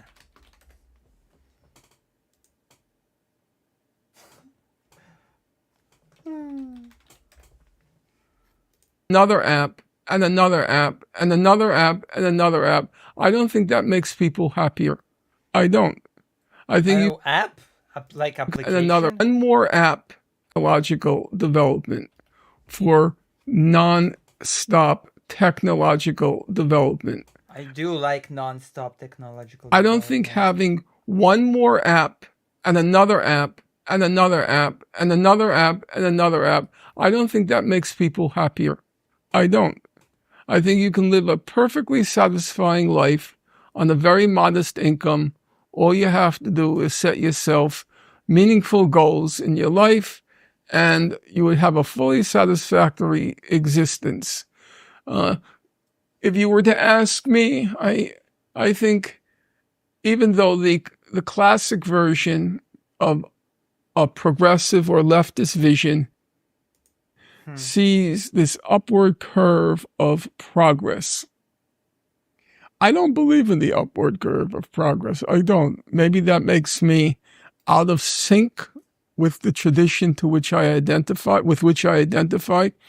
But I think for every quote unquote progressive development or improvement, I think there's always a negative side to it. What? There's always a negative side to it. Are the social media good? Yes. I'm not going to deny that. Is there a lot of useful information on the web? Of course. Has it simplified a lot of research? Of course. But what's the price? People don't read anymore. They don't read books. I read books. They don't think books are a necessary ingredient. Books are not cool. In an intellectual endeavor. All you'd have to do is tweet some thought off the top of your head. I don't think that's a great development. I mean, that's fair. Said, if you look at the quality of leftist... I mean, to be fair, he is saying something different than Vosh. He's saying here that people are incentivized not to read, but rather think in snappy bits that they throw out into the social media, rather than read and articulate, thoughtful engagement. Thought over the last 100 years, there's a dramatic, a precipitous decline in the quality of leftist thought. After Professor Chomsky passes, I don't think there is any significant person on the left any longer. Yeah, but Professor Chomsky is also horrible on so many issues, including linguistic issues, by the way. I've criticized Professor Chomsky before it was cool, before he came out with all the horrible, horrible takes. And I think that's true all around. Am I glad I have the computer? Yes, but you know what? I don't own an iPhone. I never go into social media. I have people who put stuff up for me. I don't go on any of the social media. I consider all those things a distraction from a meaningful life. So I will acknowledge that there's of value to some of the improvements in technology. But in general, I think you can live a perfectly meaningful, satisfied life if we just leveled off technological development at the current. I don't agree. I think that development itself is not the problem. The problem is how we engage with the technology. The problem is the incentive structures around the technology, not the technology itself. It is not a good solution. At the current development. That is so silly. The whole nature of our system could be captured. It's very easy to capture the essence of our system. The essence of our system is, come Christmas time, the holiday season. Like people said that always when new technologies came out. Oh gosh, that's just too much. It's about how people engage with these things. That is what we should be concerned about. That is the thing that we should be looking into. How are these things used, misused? How are these things used to propagate or spread misinformation, etc.? That is the thing that we should be focusing, not, oh my gosh, technology bad. Department stores and retail outlets, they depend on Christmas time for 20% of their sales for the whole year. About 10 to 20%. It's the Christmas season. Okay? Now, then at the end of the Christmas season, they tell you whether sales went up. And if sales went up 50%, let's say, it's a bonanza. Everybody's very excited. If it goes down, then it's a disaster. Okay? A disaster. Now, everybody agrees the Earth's resources are finite. Okay. So rationally, you should be euphoric if sales went down. It means traveling at high speed in trains is actually how the devil gets in your head. True.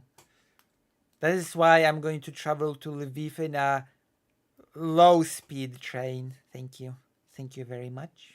Fewer of our Earth's resources are being squandered, and there will be more available for future generations. I mean, that is one good argument, that we are actually squandering resources by creating products that break down quickly, etc., for cheap price. That is an okay argument. I will agree with this, that we are definitely squandering resources in the name of, well, profit, quick profit. So you should mass profit.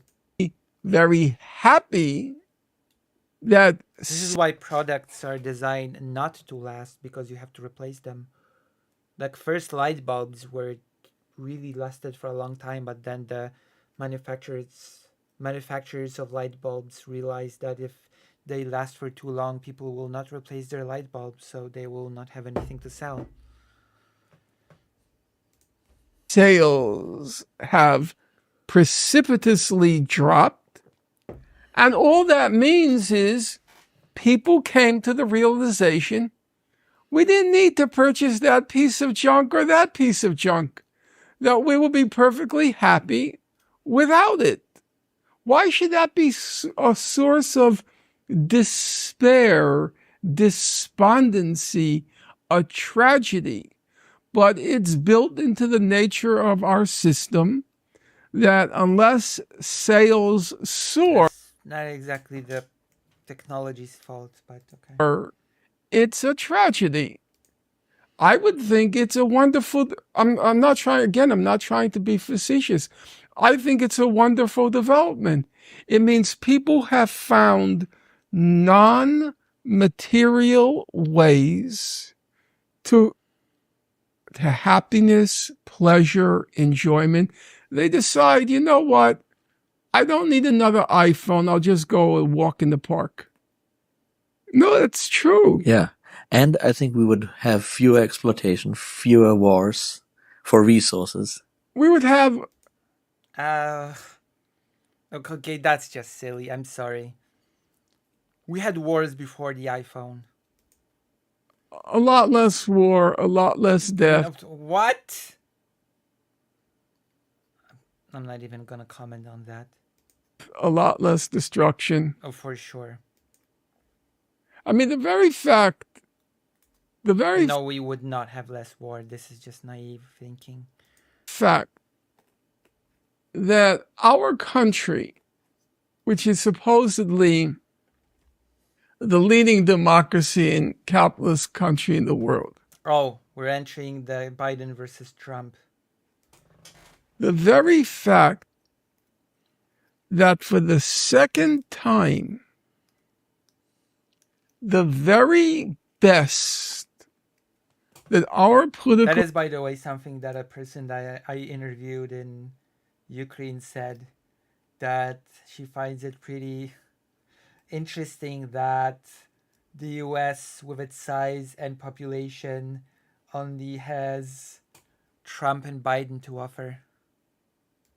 System could generate of the 360 million people, the very best our system could generate for the second time is Biden and Trump. That's a very deep, that's not a joke. That's a deep insight into how decayed this system is. Every time I look at Biden, I think to myself, no, I'm not voting for that guy. The guy is a moron. He's a murderer. And he looks like an exhibit in Madame Tussauds wax museum. You're not that much younger than Elf. I'm not voting for him. How old is Biden? How old is Biden? How old is Biden? 81. He's basically just 11-ish years older than you. Like, FinkleStein is like 70. He's just 11 years older than you. I resolve it. And I think, okay, will I accept Trump as president? I say, no. And I go through this every day. Every day. I will not vote for him. And then I think, but that means him. And I think, 4 years. I can't take Biden for 4 more. So what are you going to do? Nothing. Years. I cannot Brilliant. take that man for 4. I can't take. It's funny, but what does it tell you about the system? Not once, but twice. We couldn't generate 2 candidates better than Trump and Biden. Now you might. Somehow Biden's accent appears older than his contemporaries. I mean, I'd say, well, that's just happenstance. That's just serendipity. That's just a roll of the dice. No. These are 2 deeply entrenched political parties going back a very long ways. that's true. If they couldn't produce anything better than these 2 men, it means those two political parties are rotten to the core. Damn. Rotten to the core. To the core. So now is gonna be the part about Ukraine. Now that's my part of interest. We're gonna, to get back to your original question, the original sin. there's no possibility that I, or in my opinion, any rational person, could reconcile themselves With? to such a wretched system. Now, you might say, but the United States is not the end of the world. There's also Europe. There's also your government, which I could do without. Tell you the truth. I detest them. I mean, anti-European Union, I see. I detest Schultz, that Nazi princess van der Leyen. Oh yeah, the von der Leyen is such a Nazi. This. I loathe them. Now, I recognize I'm old enough to acknowledge there's a moral dilemma in the case of Germany when it comes, for example, to Israel and the Palestinians. Okay. With van der Leyen, I don't recognize any moral dilemma. She's a Nazi. She's a Nazi princess. She looks like it. She does. Oh, she looks like it. She has the Nazi look, the Nazi gene. Lean, blonde-haired, blue-eyed Nazi Ubermenschen. She just looks the part. Von der Leyen. I'm gonna tell you what he's talking about.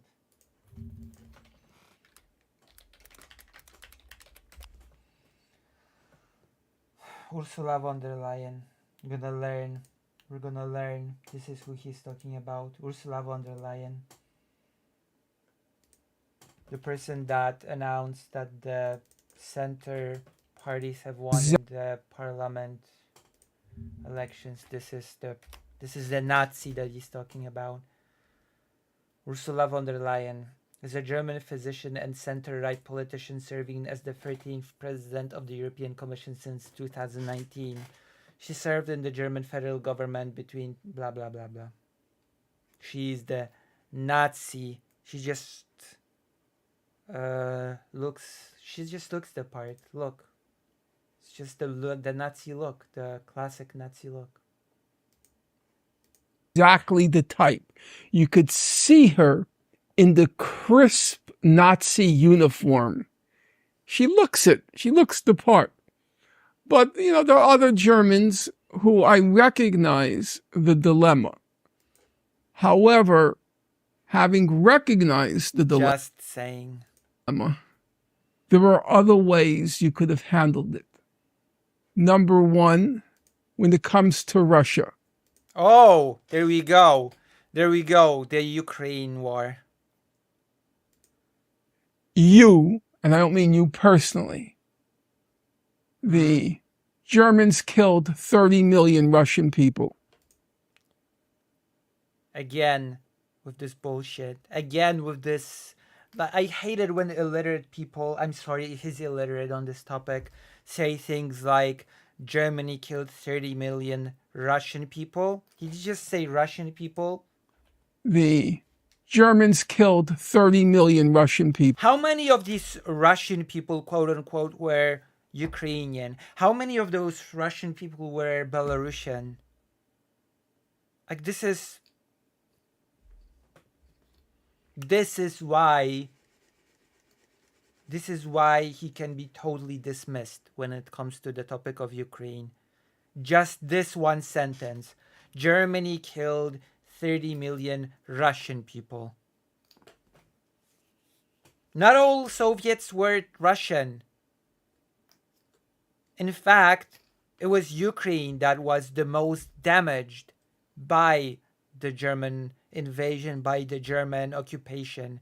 It was the Ukrainian people that suffered most deaths, most harm from this, not Russian people. People, calm down. You want to send at least educate yourself on a very, very basic level when it comes to these things. Very basic level.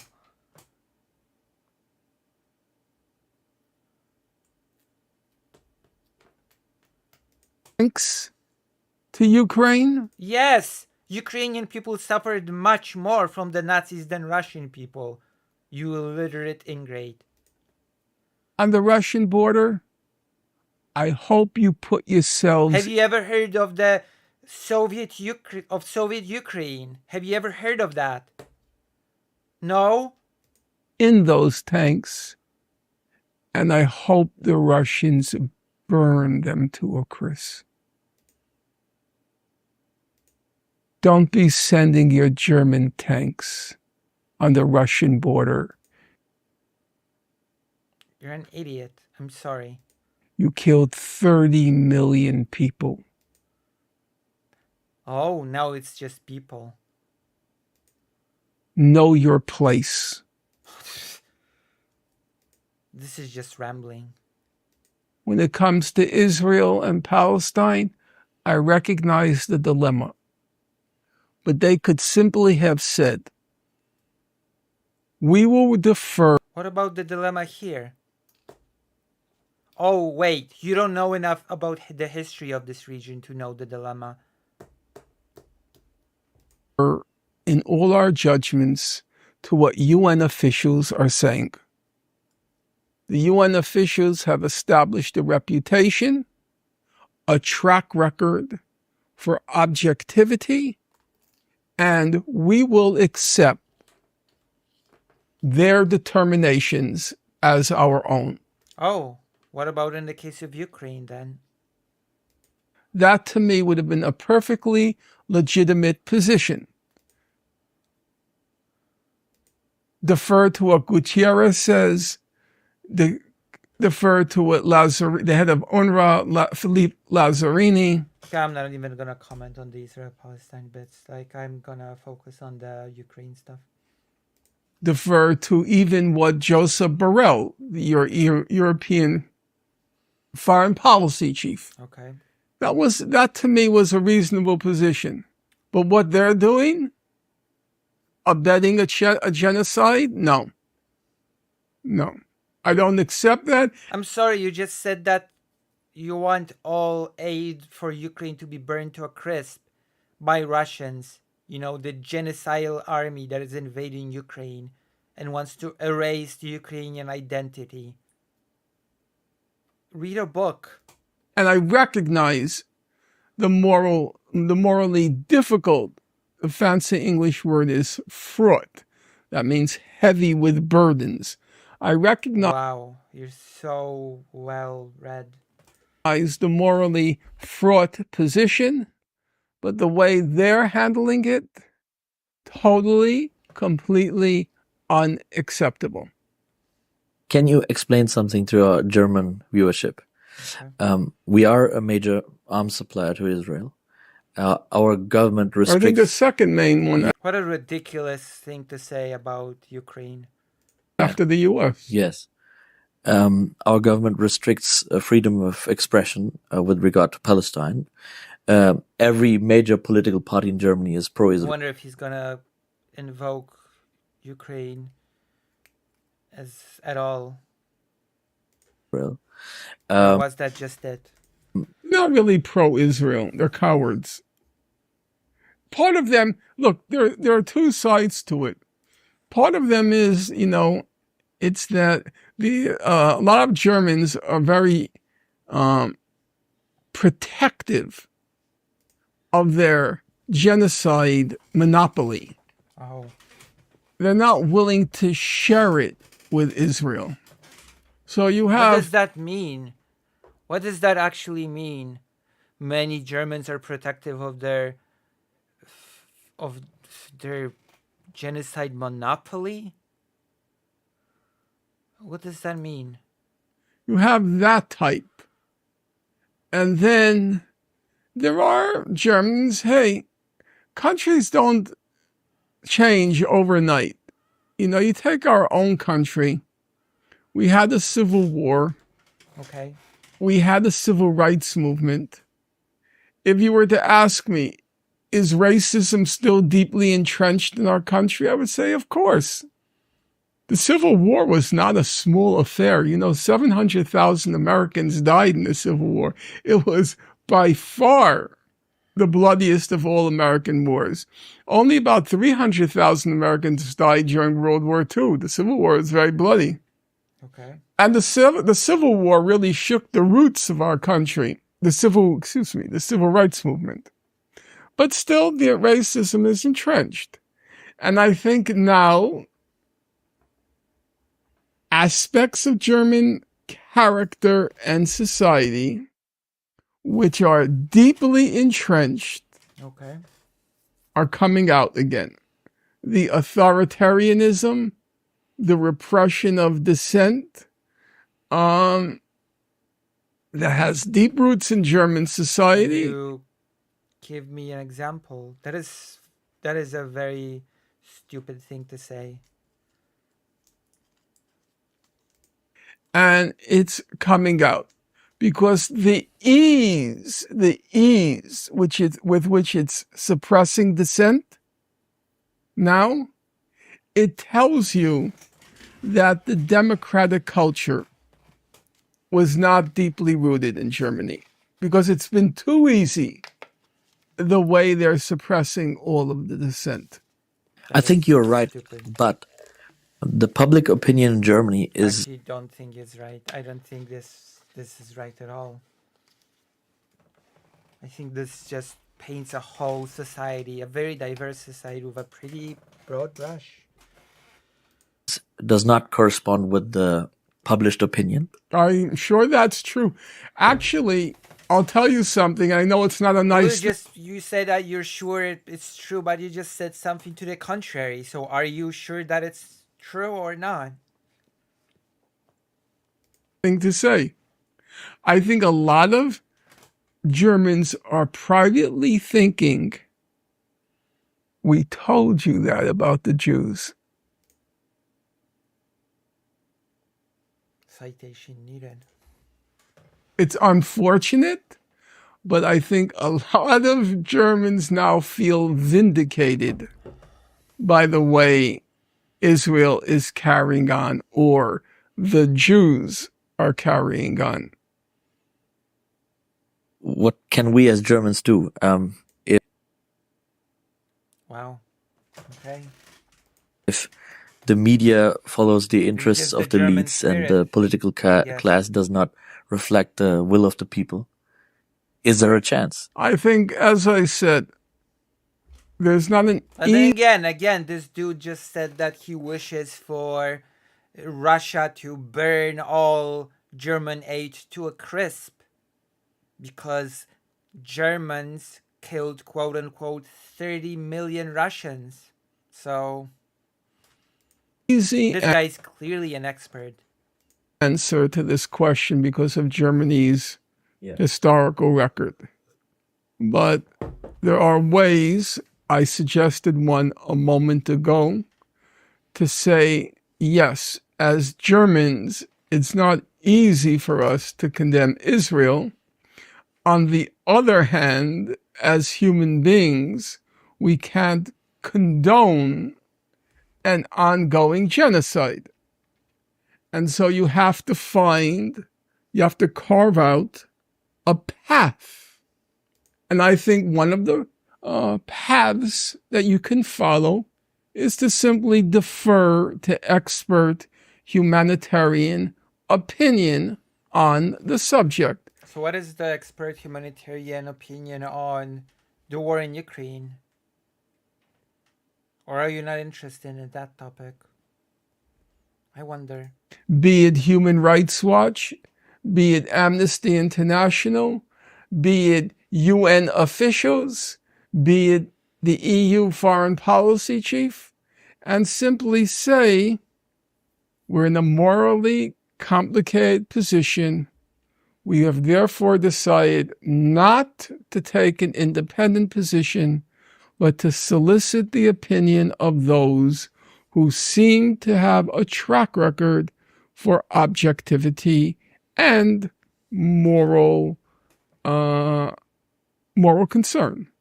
Gutierrez has been pretty good. If you compare him to Ban Ki-moon, Ban Ki-moon was a living corpse. He's not been bad. He's not been great. But he's weak. Well, that's the nature of the UN system. They have to take orders from the United States. But given his position, it's not been bad. So you simply say, we will... I messed up the settings. somehow.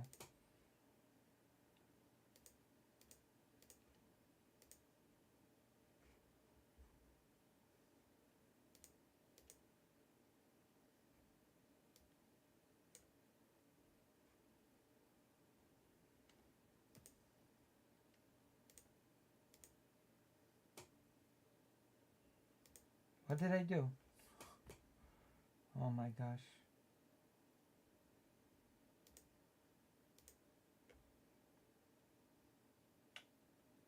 Where's the... What did I do?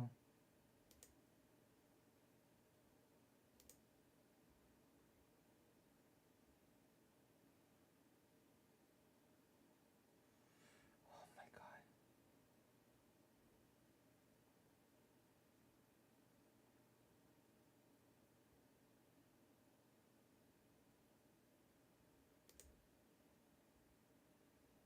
Hold on. Of course I messed it up. Where's the... Oh my gosh. New cam logo. Ay.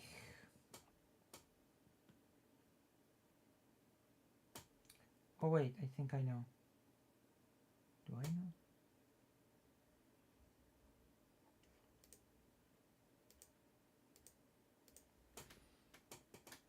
I sent you some art. Oh, I'm gonna check it in a moment. Just one moment, okay? I have to fix the thing here, which I of course messed up.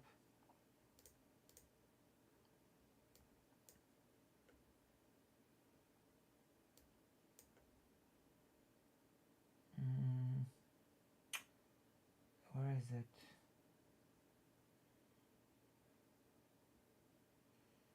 Oh my gosh.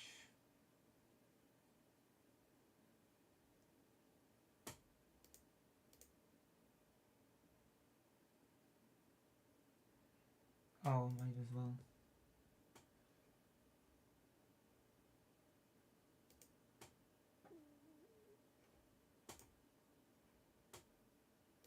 Might as well fix the thing and make the one through chat.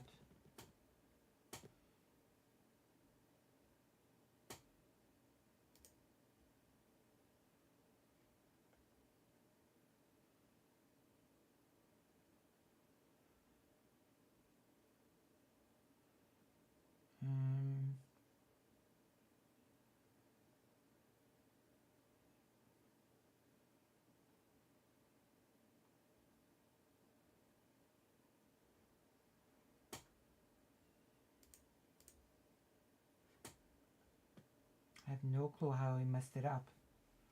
I have no clue which window this is. I really don't care about Germans right now. True. I care about the thing that I messed up. Hold on.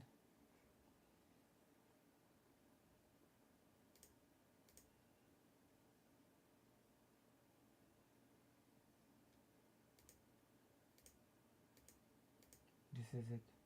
Mock.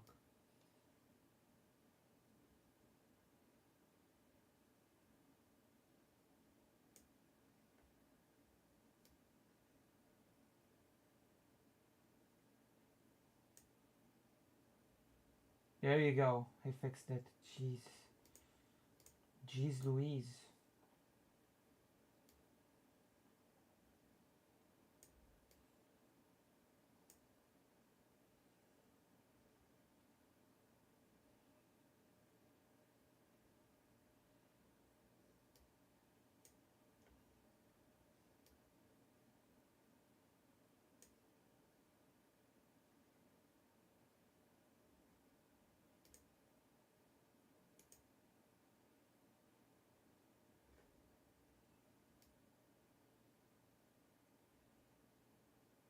There you go. Now I fix it even further.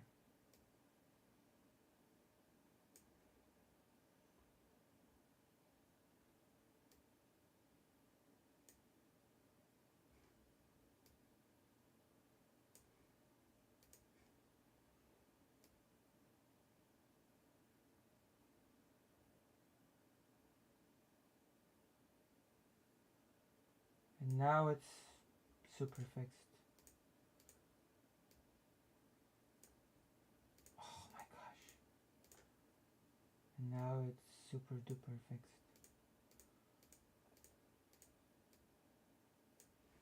And now we're gonna go and watch we're gonna check out the art. I'm gonna put it on screen. See you soon. Thank you for the stream, Lucy. Thank you for dealing with my weird problems.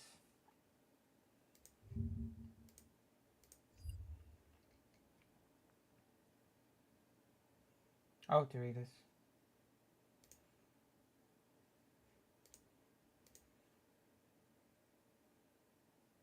This is supposed to be me? Oh, wow. Thank you. Oh, wow, thank you. Thank you. I said me complaining about wow. Well, you certainly sent a message, Greater Rain. Oh, that's a message sent. I see. Wow. Is this how you see me? Is this how you see me?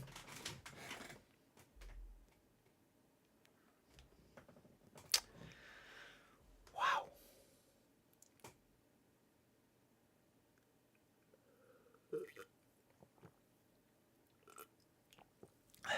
I should give my avatar glasses. True.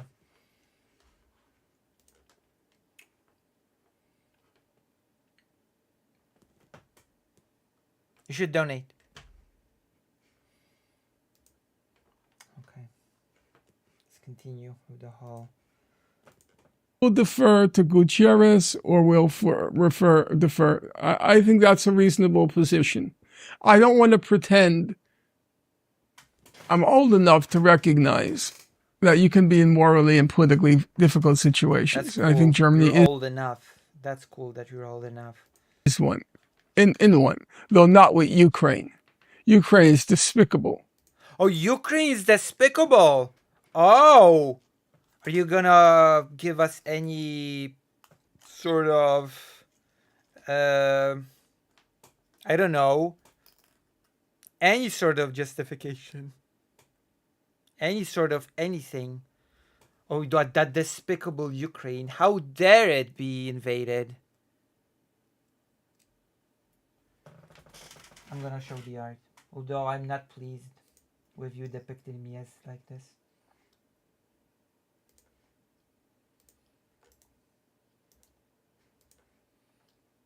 Let it be known that this is how Greater Rain sees me.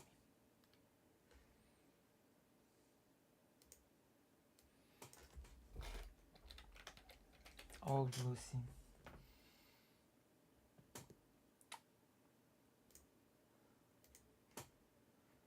This is how you see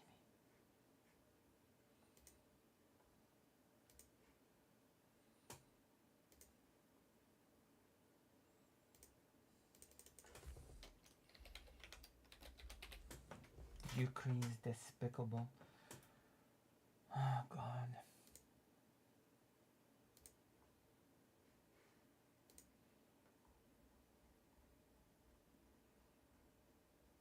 I'm really losing respect for this guy fast.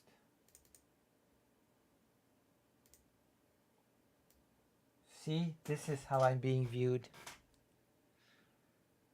This is how I'm being viewed. This is me complaining about pronunciation. Hello, Reverse Alt. Hello, hello. Welcome to the stream. And while you're at it, why not join the page? Why not join the superior chat? Why not become part of the family here on this place? You probably do. You probably do. Yeah, Ukraine is just despicable. Despicable Ukraine got invaded and didn't even have the decency to just give up and, you know. I'm turning this off for this bit. It's despicable. You're sending That's despicable. He is one. In one. Though not with Ukraine. Oh, with Ukraine it's despicable. Because you say that Germans killed 30 million Russians, even though most of that number was actually Ukrainian people killed. But whatever, who cares about accuracy? Who cares about reality? Who cares about anything? Nobody cares, right? Nobody cares about historical accuracy. Or any accuracy, for that matter. Ukraine is despicable. Oh, Ukraine is despicable. It's despicable. You're sending tanks against Russia? Yes. Yes. And we should send more tanks against Russia, you idiot. You're an absolute idiot. Nazi Germany did most harm while occupying Soviet Ukraine. No. Yes. Actually. And long-range missiles. Well, unfortunately, Germany's still not sending those because reasons. You always talk about your debt to Israel, to the Jews? Fine. That's no problem in my book. But what about the debt to Russia? What debt to Russia, you cretin? Ukraine suffered a lot more in World War II than Russia proper. You'd know that if you'd read a book in your life. You'd know this. You killed 30 million Russian people. 30 million Russian people.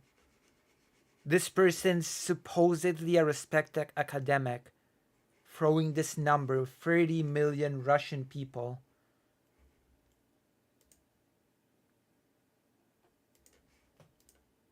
You starved to death. About 4 million Russians, POWs. Russians? Oh, Russian prisoners of war. I guess all Soviet soldiers without exceptions were Russian in this guy's head. What about your debt? No exception. To Russia. If you're so the Soviet Union was just Russia. Ambivalent about Israel. What about ambivalence towards Russia? I just can't believe what I'm hearing. The illiteracy at the display. Again, this person's supposed to be a respected academic. And I can understand that his focus is Israel-Palestine. But if you don't know something about a topic, then don't talk about it so confidently. Just don't. Just shut up about it. Don't talk about it. No, that's unacceptable. I'd spit in his face if I saw Schultz. I'd like to see him stop me. No, he's not talking about Ukraine killing Russians. He's talking about Nazi Germany killing Russians. And he's throwing out this number. Nazi Germany killed 30 million Russians. Even though he's basically just taking the Soviet Union as a whole, calling all Soviet citizens and soldiers alike Russians. And there we have it. It just calls it a day. Even though the majority of the killing, the majority of the starvation, etc. happened in Soviet Ukraine. But who cares about that, right? Who cares? Who gives a crap? My father was in Auschwitz. Don't lecture me. Don't lecture me. What do you think where the world is heading to? We're heading in a very bad place. Obviously, everybody's saying it because it's true. The far right is gaining momentum. How is this person respected? How is this person respected? It's just beyond me. Hold on.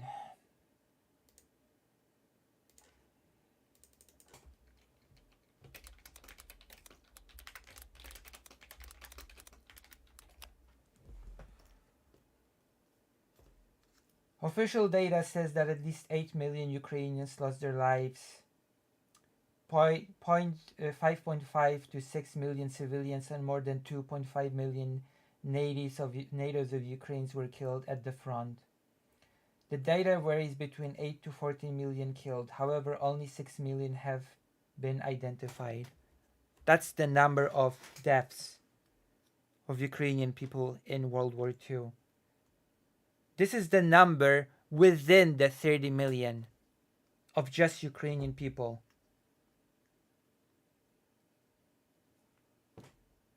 This guy just does not know what he's talking about at all.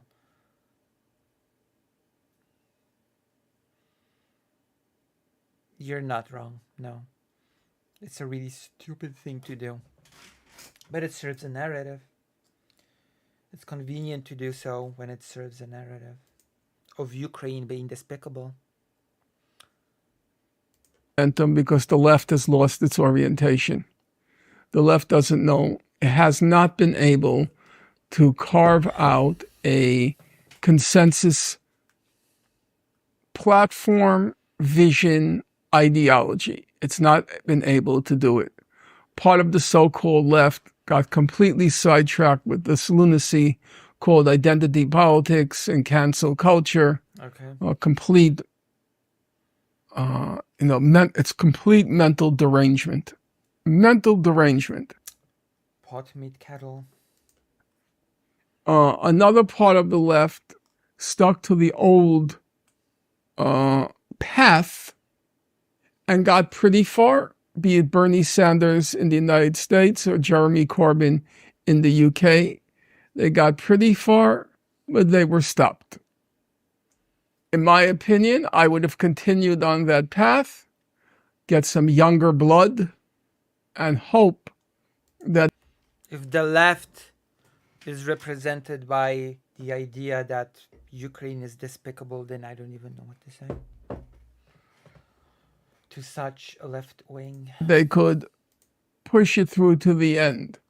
Yesterday, my team spent time in Manhattan, and we saw the glitz and glam and the sparkling lights. And for us, especially coming from... Okay, that's enough. That's enough of FinkleStein.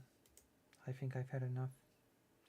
Might as well, as the last thing that we're gonna do today, we might as well talk a bit about well, the EU Parliament elections. We already talked about how I'm gonna bring out something. We already talked about how there's a little bit of a change happening with Hungary, how the Fidesz party has gotten a little bit less, like there's this trend of people seeing an alternative to the domineering party of Fidesz, and the alternative is the opposition party created due to the horrible child abuse scandal that has, quite frankly, shook Hungary as a country and has led to ongoing anti-Orban protests. So that's basically what's happening with Hungary. In Germany, we have this very unfortunate turn of events of lunatic parties like the AfD gaining a lot of votes. In France, the right has gained so much ground that Macron has dissolved the parliament and did a sort of this quick thing. So France and Germany certainly are not in a good place when it comes to these things. But there are many aspects to this whole European Parliament election thing. In Poland, the Civic Coalition, by a very, very small margin, defeated the Law and Justice Party. But silver lining, at least from my perspective, is that the far right lunatics that got into the European Parliament are not big enough in numbers to meaningfully form an anti-Ukrainian coalition. So that's good.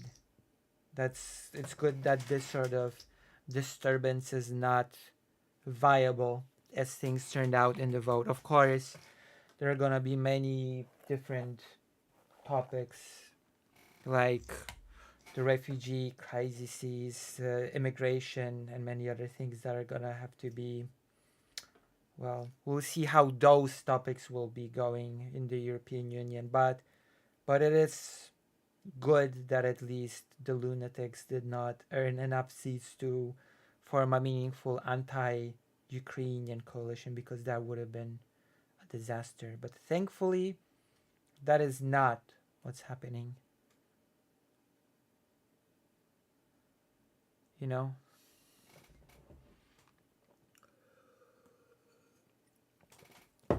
There's a nice article at Kyiv Independent. European elections, far-right gains, center holds, Ukraine skeptics flounder, which is a thing that I like. I like it when Ukraine skeptics flounder. Interestingly enough, Ukraine skeptics actually lost out pretty significantly when it comes to the European Parliament in Slovakia, which the Slovakian government has been pretty vocally anti-Ukraine. So that is also a pretty good development from my personal point of view. React. Let us take a look at the article and see what we can glimpse from it.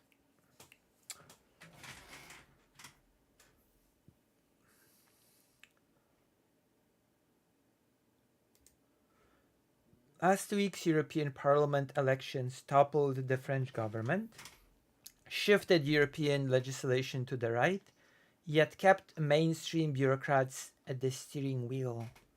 So in other words, the far right has gained, but not quite enough to cause a big upset, thankfully.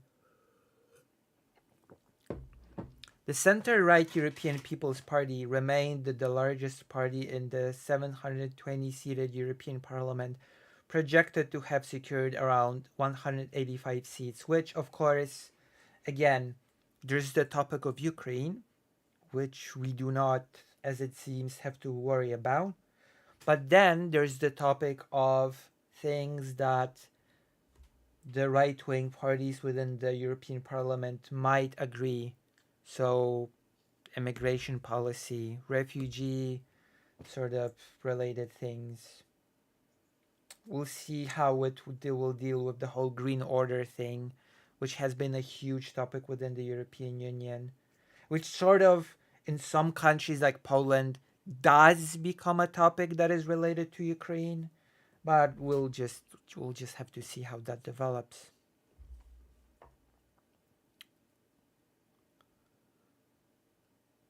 Good night, Gatorade. European Commission President Ursula von der Leyen, a member of the EPP, was unequivocal in her assessment of the results. We won the European elections, von der Leyen said as the results were still being tallied on June 9th. This election has given us two messages. First, there remains a majority in the center for a strong Europe, and that is crucial for stability. In other words, the center is holding. Centrist parties retain a majority of votes following European Parliament elections that concluded on June 9th. The three mainstream parties, European People's Party, center-left Socialists and Democrats, and the Liberal Renew Europe, will receive over 400 seats, allowing them to form a majority and nominate the European Commission. Yet the far right made significant gains. particularly in Belgium, Germany, and France, where the results have rocked the domestic political scene. Belgian Prime Minister Alexander De Croo accounted his resignation after a right-wing surge in both the national and European elections, while French President Emmanuel Macron calling snap parliament elections following a bitter loss. You can see this is like the results, which again, thankfully, the far right has not gained enough to push an anti-Ukrainian coalition. In France, the far-right national rally emerged as the projected winner, prompting Macron to unexpectedly call for snap parliament elections to be held at the end of June. Macron explained that he wanted to give the French people the choice of our parliamentary future through the vote. Macron's party, Renaissance, came second in European elections, gaining less than half of the national rally vote, with 15% and 31% accordingly. Macron's decision came as a surprise, his party leading an unstable yet workable minority government wouldn't require to compete in elections until 2027 if not for the president's decree to dissolve the parliament. Marine Le Pen, National Rally's parliamentary leader and former chair, said that her party was ready to take over power if the French give us their trust in the upcoming national elections. Le Pen has had a mixed track record on Russia, having repeatedly supported Russia and President Vladimir Putin before the beginning of the full-scale invasion of Ukraine. She also made a number of controversial statements about Russia and Ukraine, such as the assertion that the illegal annexation of Crimea was justified. It was not justified. Like that's not even up to debate. That was unjustified. While Le Pen has claimed that she had changed her mind on Russia since 2022. Like, let's even begin with the fact that Crimea had a certain amount of autonomy within Ukraine, right? It has a special autonomous status within Ukraine, and with Russia, that's just not the case. So that alone is a pretty stark difference.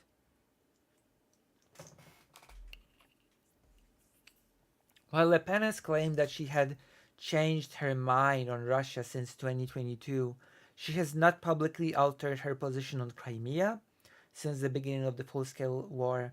At a hearing in May 2023, Le Pen characterized the illegal annexation, which is widely condemned across the EU, as reattachment. Just reminded that Crimea wanted to be an autonomous region. Jordan Bardella, the National Rally's leader, has largely opted to lean on anti-immigrant and anti-Muslim sentiment, leaving foreign policy issues out of his party's campaign.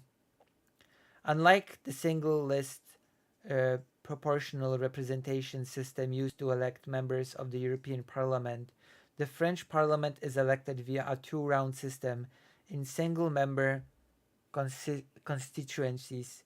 In the French system, a candidate must get over 50% to win the election, with the French president placing a bet that far-right candidates won't be able to get. Right expand in Germany, Italy. In Germany, the controversial far-right Alternative for Germany, AfD, gained 15 seats, while the center-right conservative Christian Union, Christian Social Union, CDU-CSU placed first, slightly short of 30%. And all the other, while AfD is a bunch of lunatics and it's very worrying, other right-wing parties also recognize just how much of a lunatic party the AfD is, and they just simply refuse to work with them. which is also a pretty good thing, all things considered, that the AFD is so bad that other right-wing parties outright refuse to work with them. German Chancellor Olaf Scholz's Social Democracy Party came third. Italian Prime Minister Giorgia Meloni's party, Right-Wing Brothers of Italy, won the most votes in Italy's European Parliament elections. Meloni has been publicly supportive of Ukraine.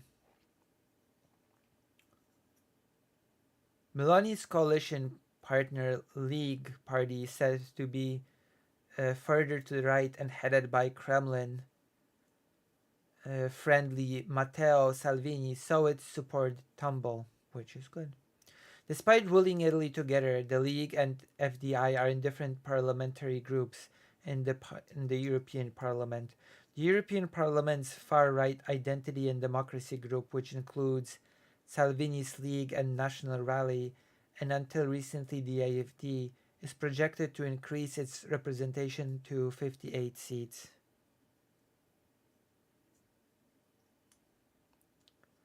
In total, the far-right Identity and Democracy, nationalist conservatives and reformists, and the unaligned pro-Russian populist groups can account for over 200 seats, which is very bad.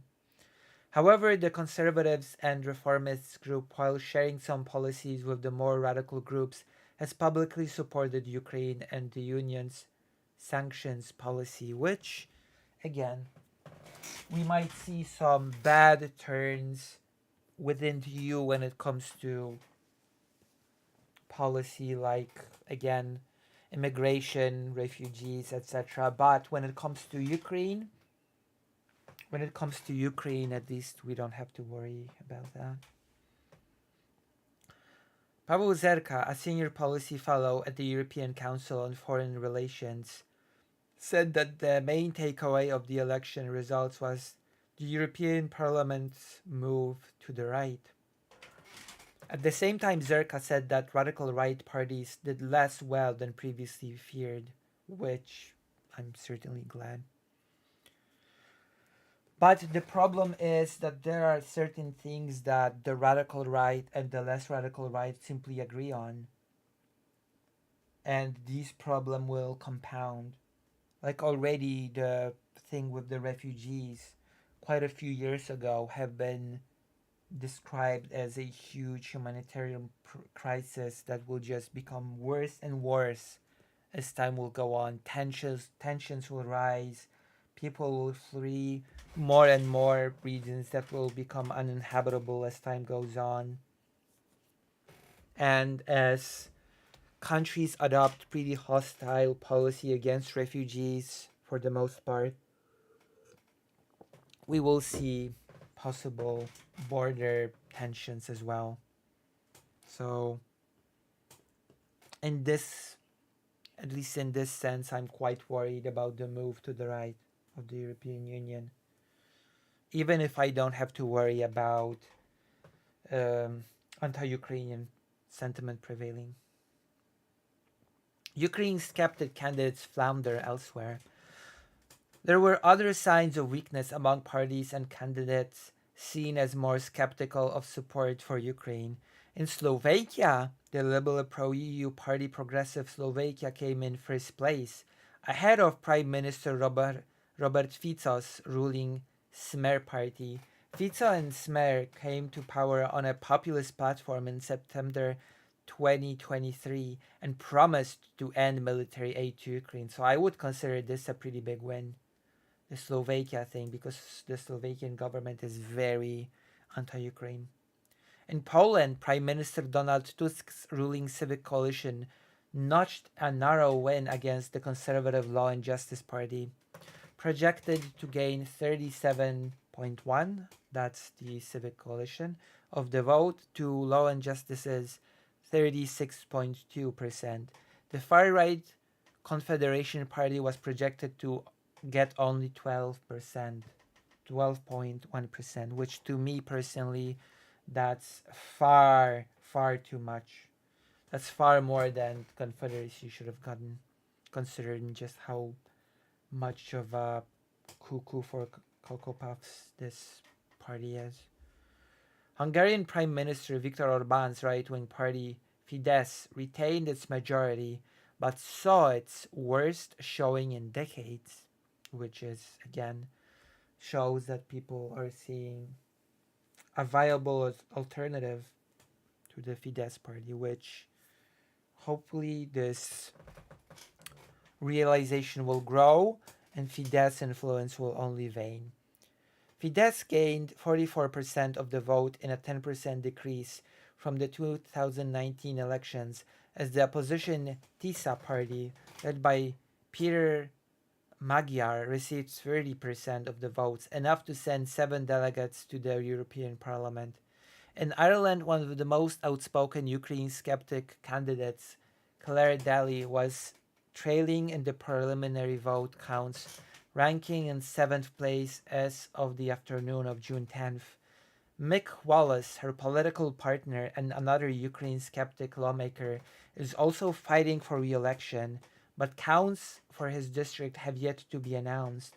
Wallace and Daly are both on the far left on the political spectrum, but have nonetheless regularly defended Russia, refused to support resolutions condemning the full-scale invasion, and voting against sanctions. Unfortunately, there are countries in which the far left, as we would call it, is showing pro-Russian, anti-Ukrainian sentiment, which is extremely bizarre to me. I mean, I understand what it's all about for many of those people, but it's just completely backwards. Fighting Western hegemony, Western imperialism by supporting Russian imperialism is just bizarre. In a statement explaining her decision not to vote for a resolution to condemn the full-scale war, Daly said in June 2022 that she opposed the illegal aggression of Russia, but said she disagreed with a one-sided narrative that excuses the Western role in what is now happening. See? This is what I'm talking about. Fighting imperialism via supporting imperialism. Brilliant. Daly also called for a ceasefire and said she would not support the flooding of Ukraine with weapons. I mean, I will certainly support it. I would say that Ukraine is not being flooded with weapons enough. Ukraine needs more weapons. Daly also called for a ceasefire and said she would not support the flooding. I already read that. In an interview with the Irish Independent released earlier in June, Wallace said that he and Daly condemned the invasion from day one, but then went on to repeat Russian talking points, saying that it is a US-NATO proxy war, and claimed that NATO going into Ukraine provoked Russia. The final results of the elections in Ireland may take several more days. So there we go. Here we have it.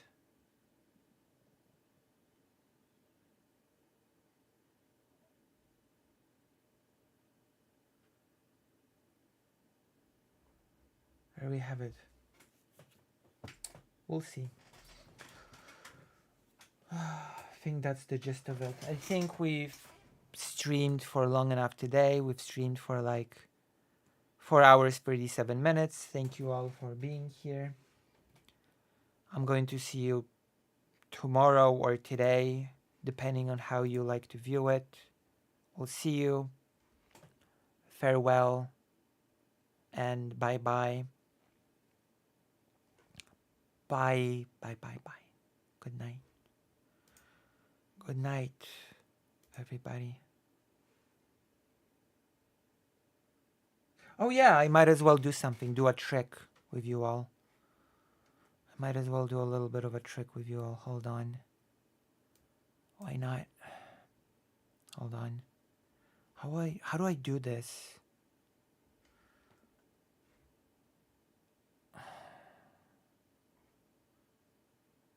Oh no, too little people to count.